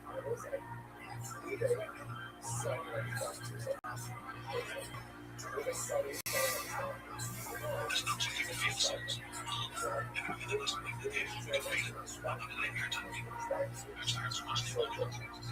I just say from my heart how much it means to me that you have come here and what you did for those people that didn't first respond. You did this for 30 years. My job was to come down here and set up perimeters and set up programs that would allow people to get out and identify those out these buildings. Trying to evacuate other people. This time was 7 days before. And I had to change my shoes up here in the closet. When I was down here, I saw things that were bad. You can see body parts falling into these. You can see the debris from the devastation of people. Crazy guys here, I'm happy for us here. I know where you come from. So you go back to this. It was devastating. You know, the death to see the victims' families. My worst nightmare. I know 15 heroes. People like missing. So they made for us to and then death to their lives. I broke my clothes. And this one, some guy fighting. It's like,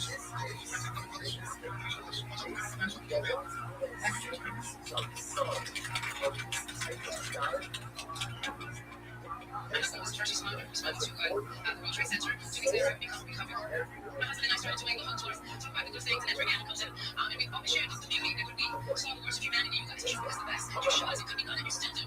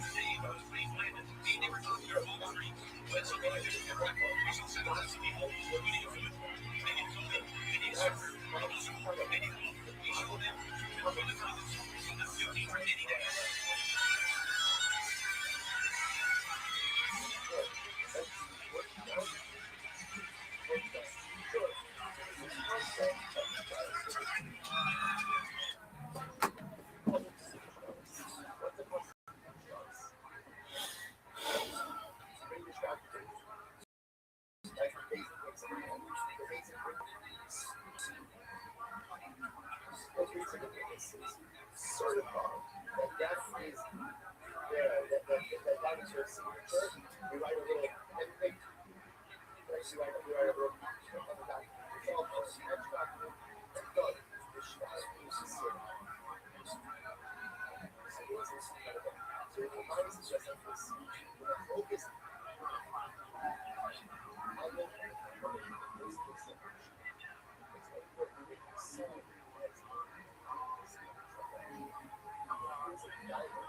on the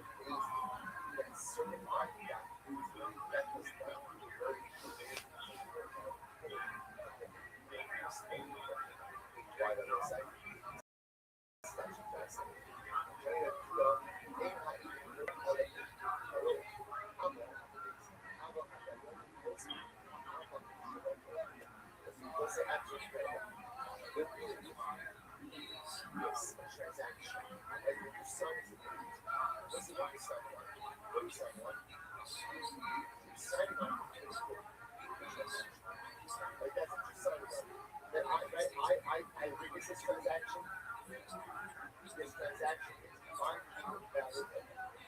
If you're a guy on your starts, and also what are you certifying? What are you certifying? See how to get that certified transaction back. The guy that signed that insurance, that other party,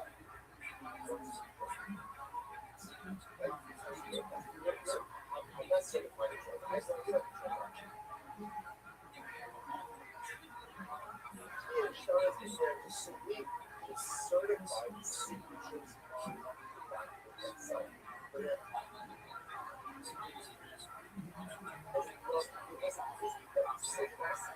So massive. See the institution.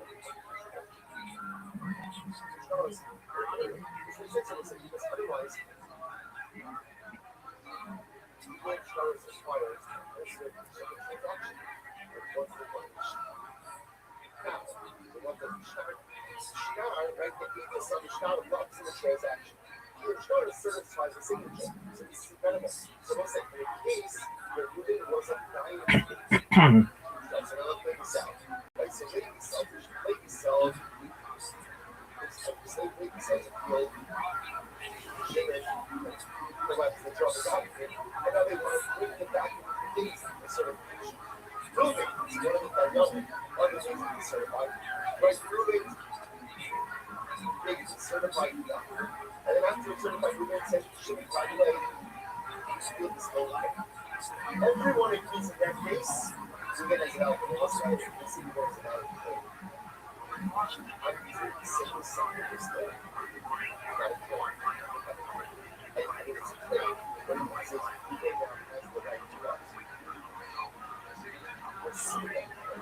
Right? So again, why? And everyone agrees on that. Everyone agrees why. Because we those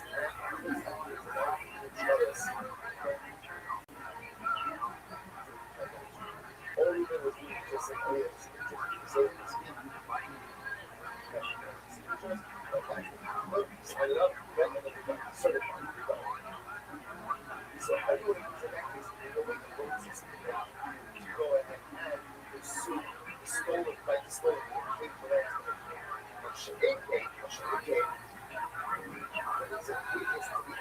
Transaction sale from late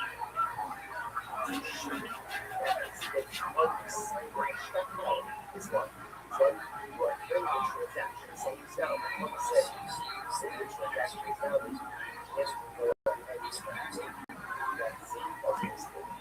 I'm says, yes, I can. The transaction was valid, or yes, the lady sold to Shimon. At the end of the day, she said, I saw this similar that was the next was that I remember again. Just the same day, let's say,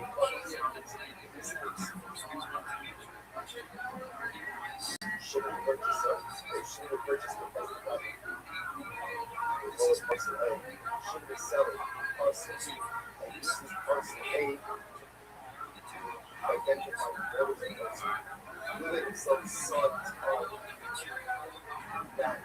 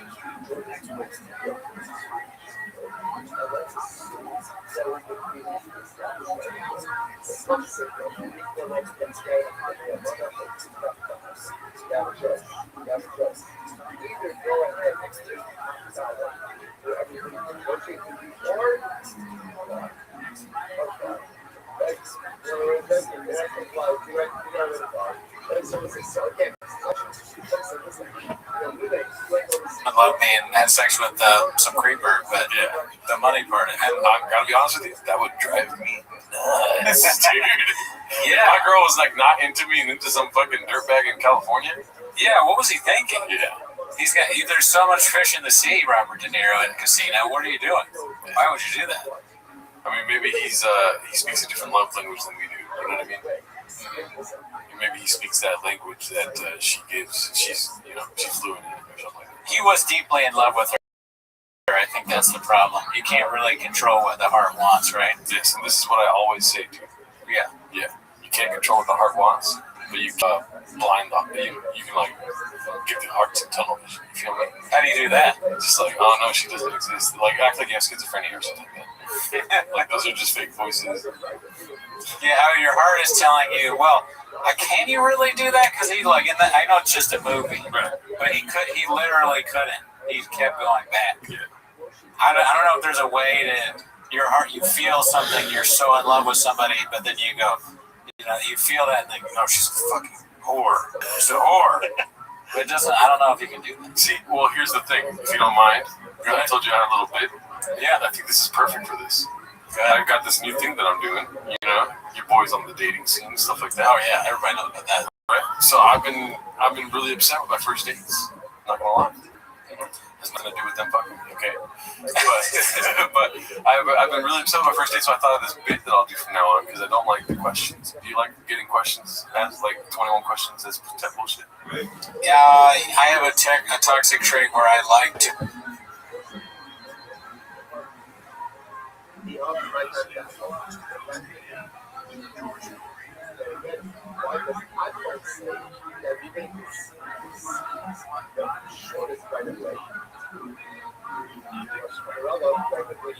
I want to talk about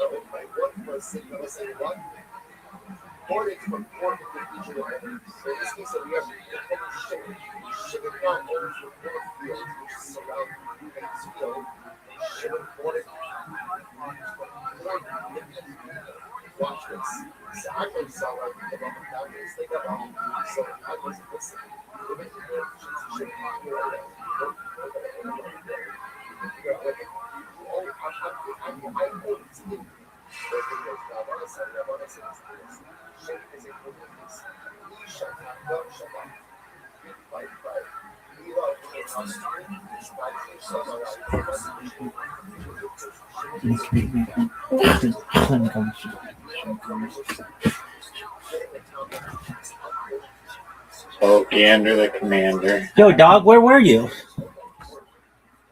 I don't know if you had watched the documentary. Dog, I watched it. I watched it on double time so that I could catch up to you. And I watched another documentary on Gander because I thought that's the one we were watching at first. So I know so much about Gander.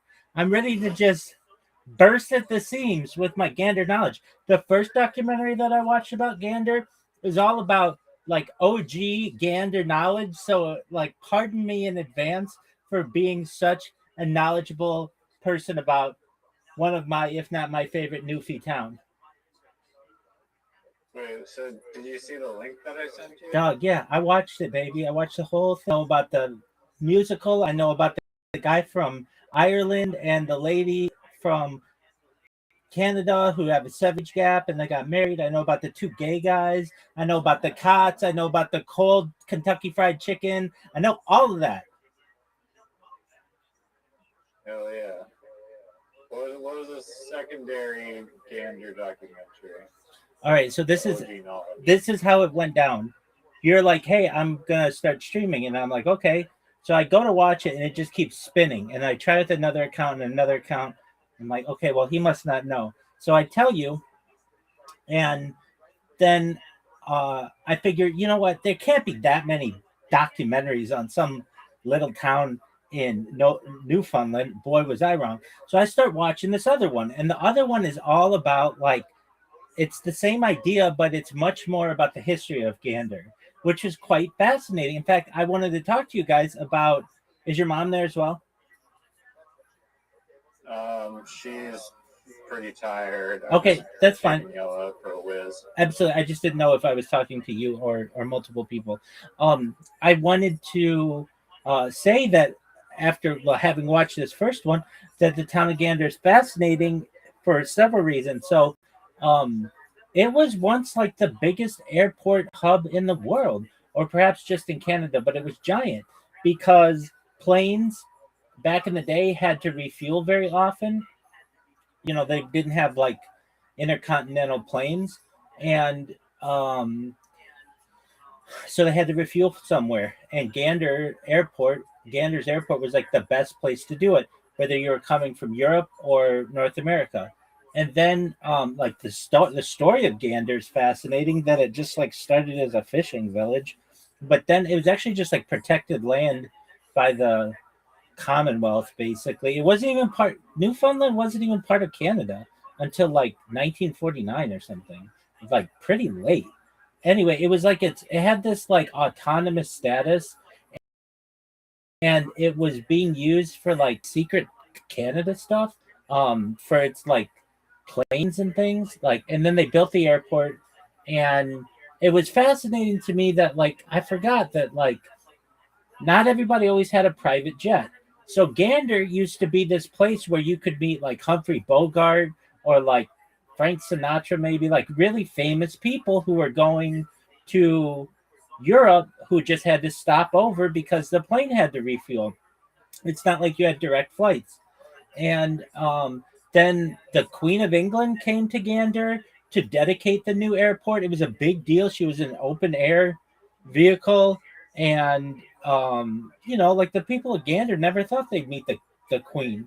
Or what? That's where like the saying like take a gander. No, dog, that's incorrect. We'll look at the etymology of that. Yeah, it's a bike. Yeah.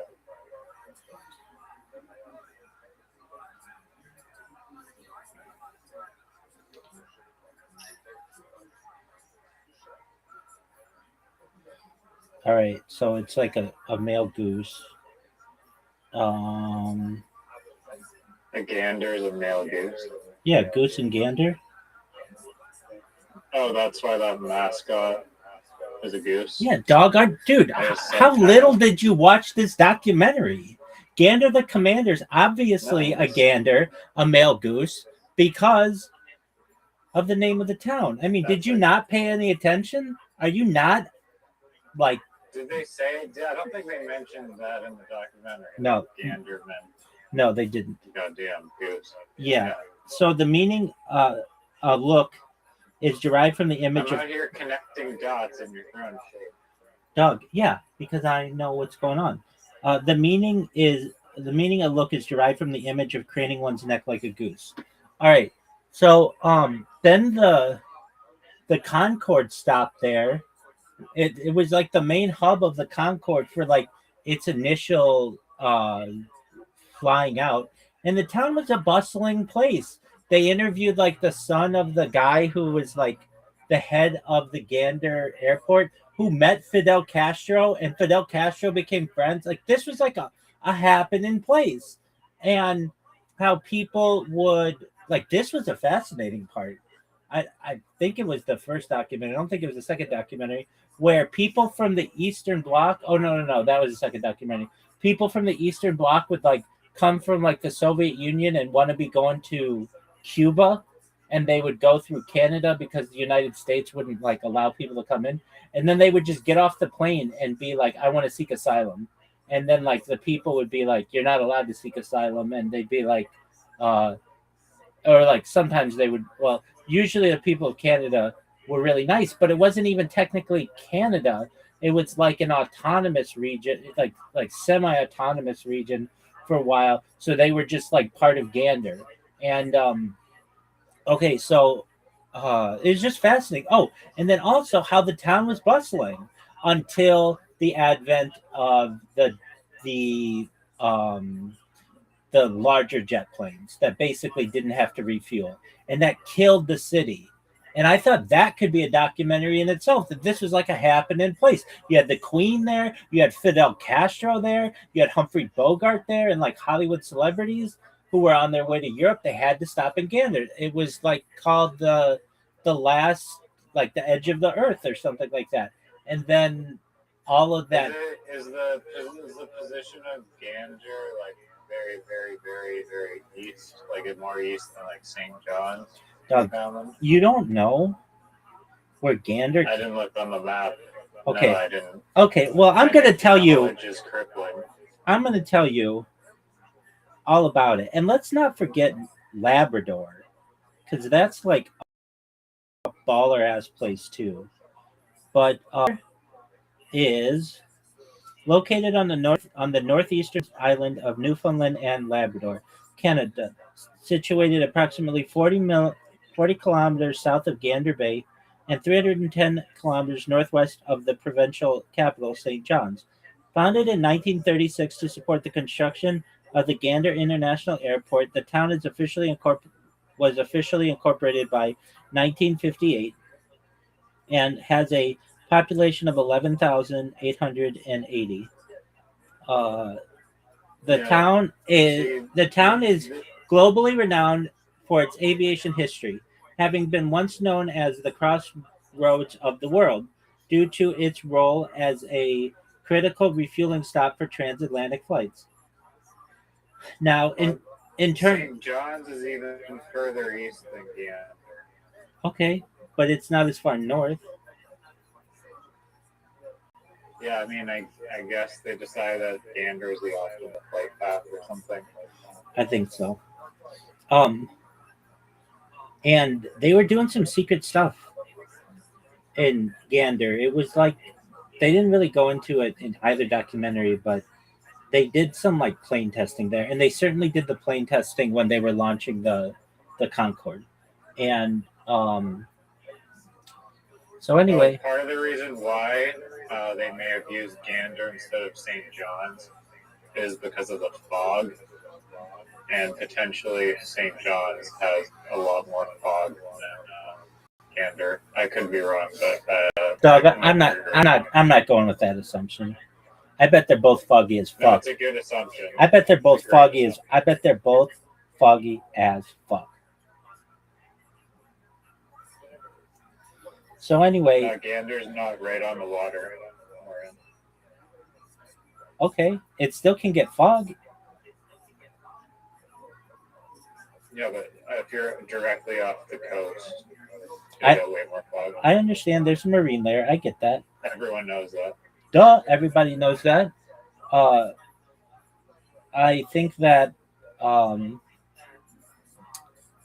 the second one went in much more into like the people of Gander and how they supported the people from the plains and stuff. And I really liked the part about the animals. They had 2 bonobos. You didn't even talk about the bonobos. You didn't even remember the bonobos. No, I the rare monkeys. Yes, I didn't remember that. Yeah, why are you calling them rare monkeys? They're bonobos.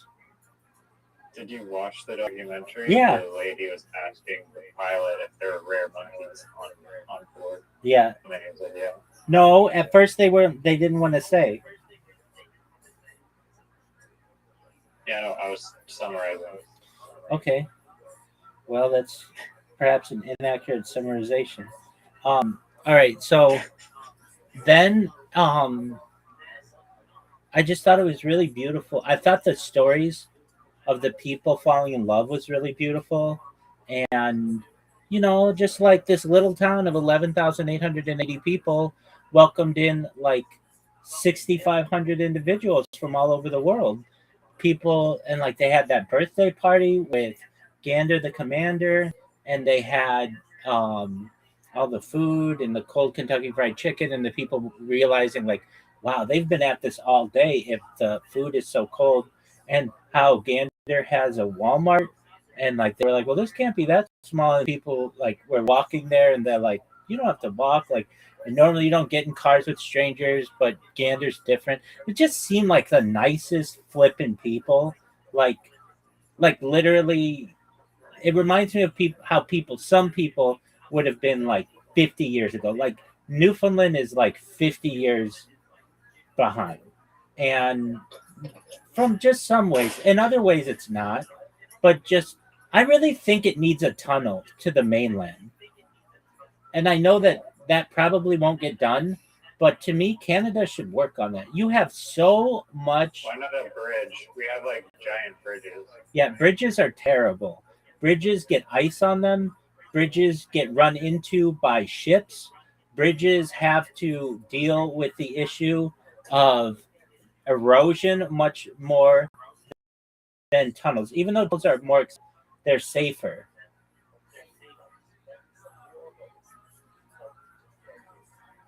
So I'm a bigger fan of tunnels. So anyway, I'm gonna propose that we build a tunnel to Newfoundland and Labrador.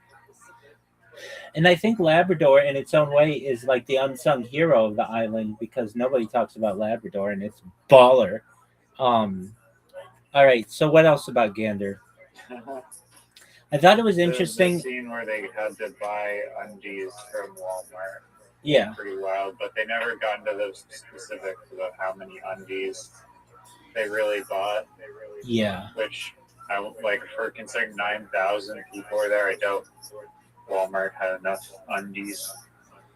Right. I mean, the people were there. I thought it was interesting when people were on the plane for 25 hours and all got really drunk, but didn't know what was going on, and they had to fake out the people for not using the phones and put a fake note on it.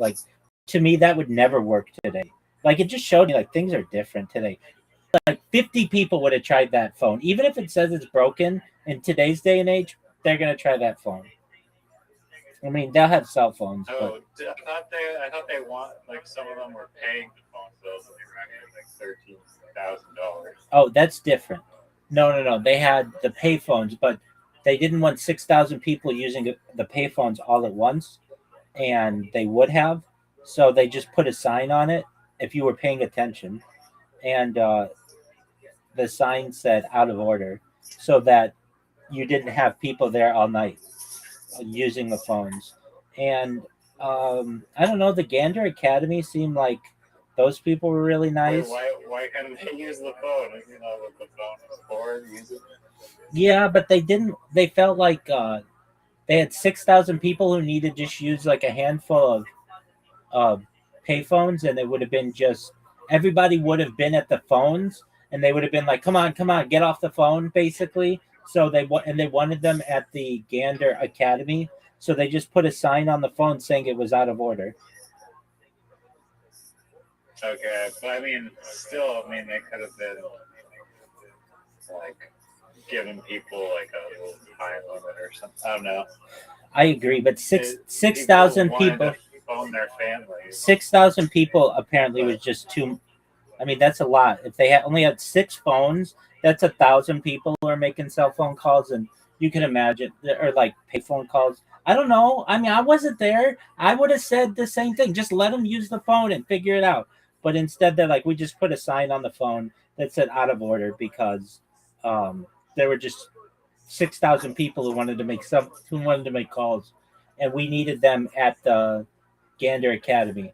I thought it was interesting to have the cots. I thought it was interesting as well, especially in 2001, homosexuality wasn't seen as it wasn't as normalized as it is today, and they were what are we, 2 gay guys on cots? And it was you know what, that's the least of our worries at this point. And I was sad that the gay guys. That's the least of our worries. Is that what That's what they said. That's what the guy said. Were you not watching this documentary? I watched 2 documentaries on Gander, Newfoundland, Canada. Did you even watch one?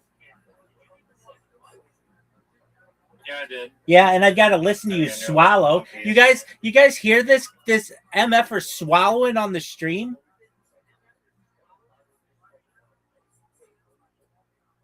I like drinking water. No, you're fine. I'm just giving you shit. I thought it was really a nice documentary. I've got to say, I paid more attention to this documentary than any of the other ones, and I think it's because, and I love watching it when you stream. So whenever you come in here, I want you to stream them. But I can't always hear them that well. I don't know why.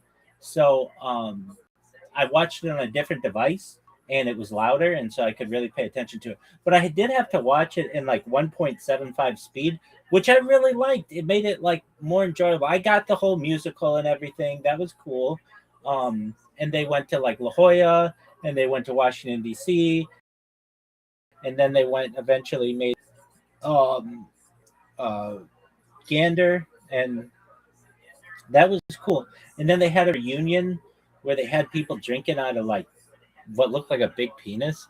I don't really know what that was about, but I'm sure that just they were. I wanted the gay guys to stay together. That was kind of sad that they didn't. But I thought it was really nice. That one lady was 60 years old in 2001, and in this documentary did not look much older than that. Like I was thinking, like that was 16 years later. She would have been like 76, and she looked really good. And I thought I agree with that.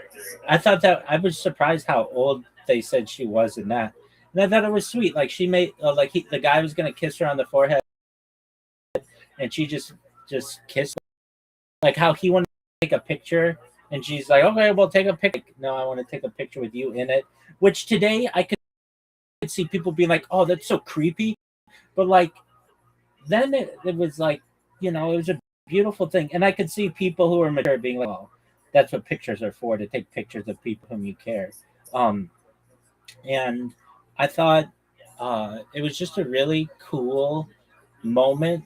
And you were like a baby at 9/11, but there was something in the air for 9/12 the day after where Americans were really pissed, but it was the best day. Everyone was so nice. It was unbelievable how nice people were the next day. It was like there was a switch that was turned on everywhere in America, that we were going to be nice to each other. People were holding doors for each other, letting people in traffic. Everybody was just so nice. And there's actually a foundation that was started called the 9/12 Foundation that wanted to recapture that kind of idea that we had. It was unlike anything I've ever experienced in terms of how nice people were. Everyone was so nice. It was literally like in a movie where they have those the like electrical thing where you like hit the electrical grid like lever. It was like somebody put this lever on, and it was like for 24 hours everybody's going to be really nice. And it wasn't just for 24 hours. It was for about a week. Everybody had a flag on their car. Flag pins were everywhere. This is the start of when politicians started wearing flag pins. Before that, flag pins were not a thing. It's like ironic almost, so like an act of terrorism unites people to like come together.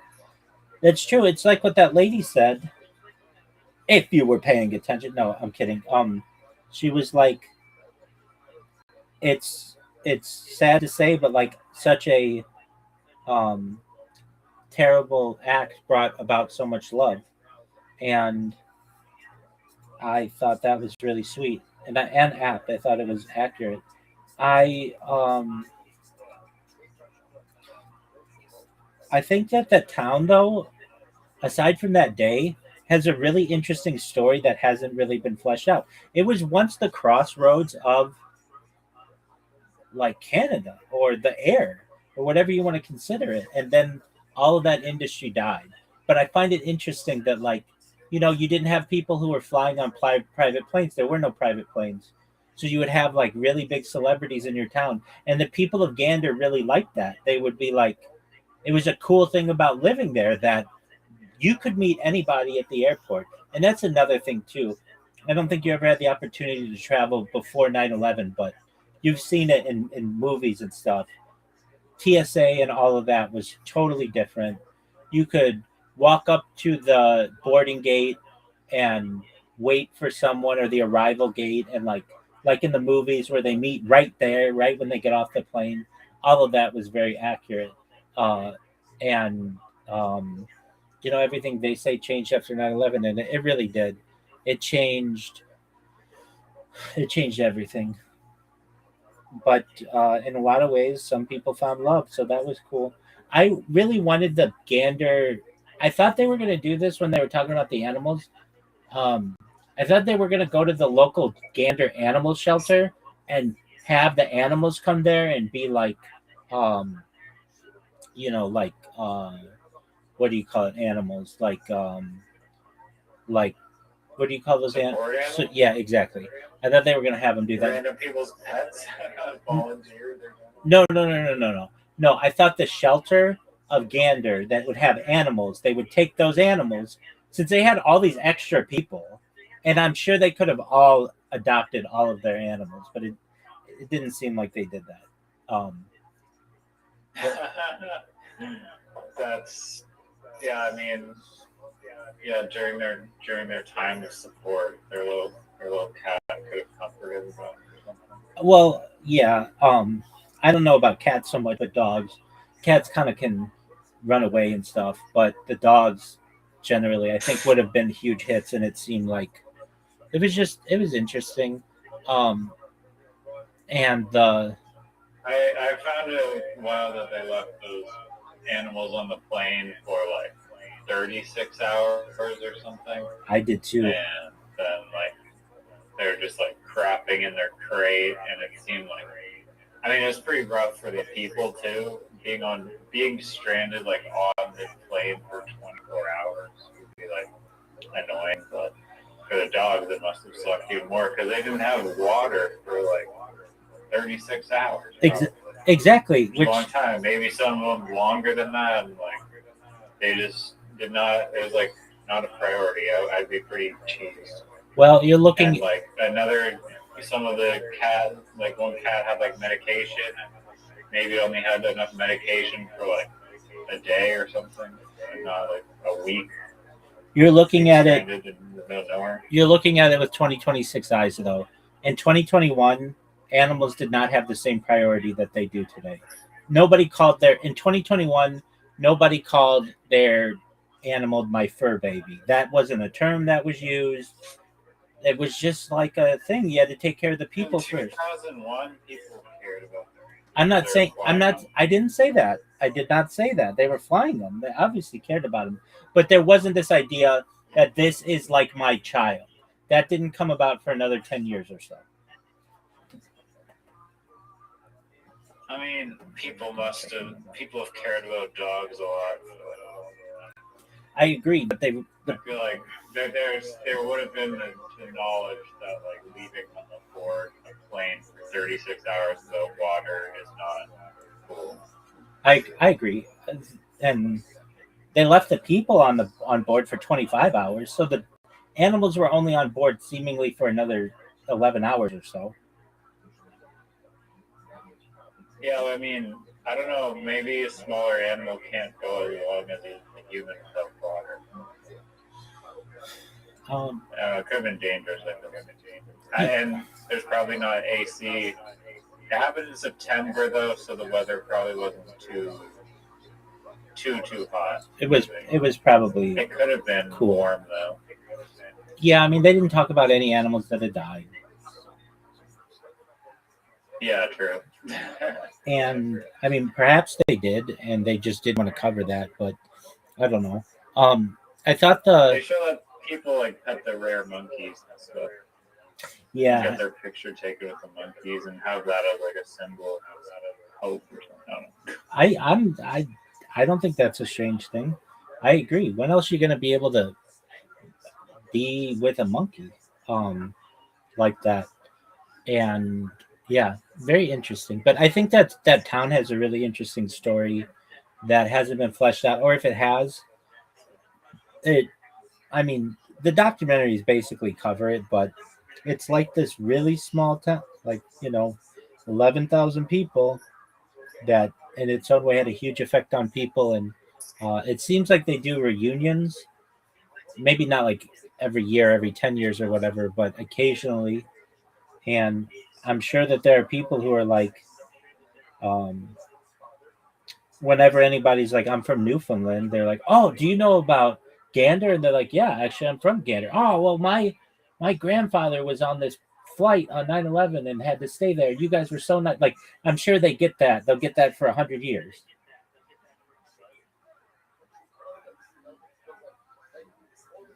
Yeah, I mean, they built like a sense of community with those people to survive through that horrible experience. But I mean, it wasn't. It could have been. They didn't. The documentary didn't talk about how other cities were coping with it too. Because my dad during 9/11 was stranded in Minnesota, in like some very small town in Minnesota, and there was no. You couldn't rent a car. Cars were all rented. Like all the hotels booked, and then so you met people in the airport, and then they decided to split. Like one of them had a hotel or something, and then after like day 5 or something, they opened up the airport for 2 hours before they closed it down again. And then my dad somehow had talked to some guy who was like an executive or something, and he was like, "Is anyone coming to Toronto?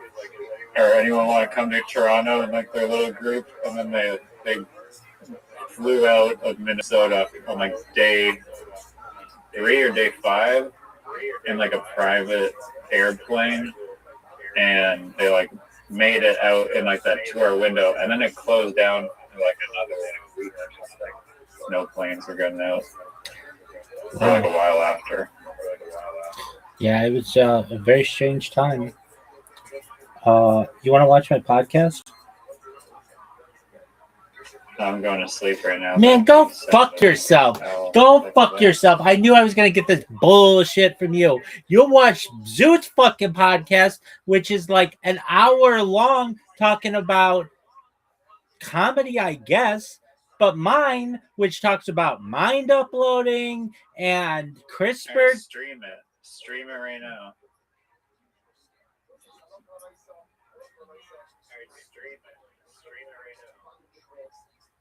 Are you gonna stream it?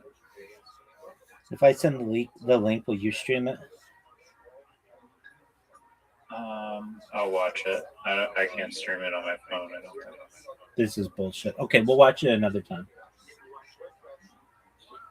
All right. Okay, and then before you go, then one night after your mom leaves, we're gonna watch the highest watched Joe Rogan ever about Bob Lazar. Then we're gonna watch his most recent one, which happened like yesterday, and then we're gonna watch this other thing, this aviation historian. Okay, so you're gonna have like a Bob Lazar night. I hope you're aware of that. Sounds good. Yeah, I like Bob Lazar. You don't even know who he is. I know all about him. All right, then where did he go to university? I'll wait.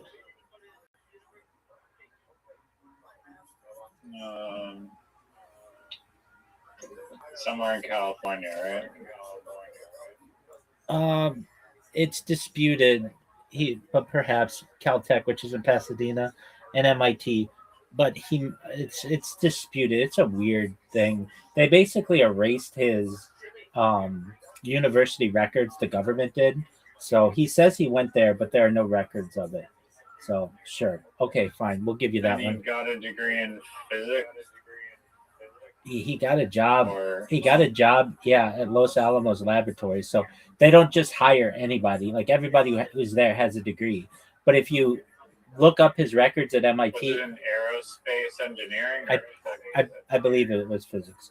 But if you look up his records, they have no record of him at the school.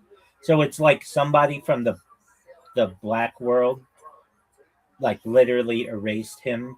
The only reason why he had any record of himself at Los Alamos, he was like, I worked at Los Alamos. They're like, we have no record of this.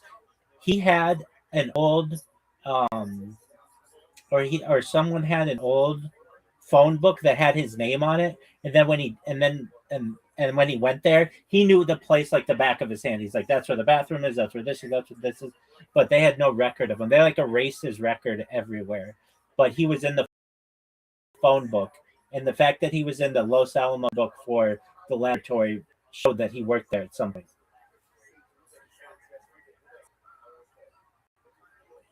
Does the Joe Rogan podcast, like that he's in, does he talk about his movie? Yeah, Is he like there to promote the movie? Yeah, he doesn't do. That's the thing that's really interesting about him. He doesn't do press. Rarely. He doesn't like to be on camera. He would do one interview every 5 years, basically, and this is his one interview. He might do maybe one other interview, but he does not like it. He doesn't like the spotlight. And I'm telling you, Riser, and they talk about this on the most recent Joe Rogan. Joe Rogan's so excited that he's there. They get drunk, and that's the thing. Joe Rogan always gets him drunk to try to get more and more out of him. But the thing is, like that makes it hard for him to concentrate because he's fucking wasted. But they have a good time, and I'm telling you that Bob Lazar's story has remained consistent for 35 years, and 30 years, like 30, 35 years, more than that. And I mean, it Does doesn't he disclose like new information that he has withheld? Yeah, so that's what's interesting about this that makes me want to watch this documentary they made.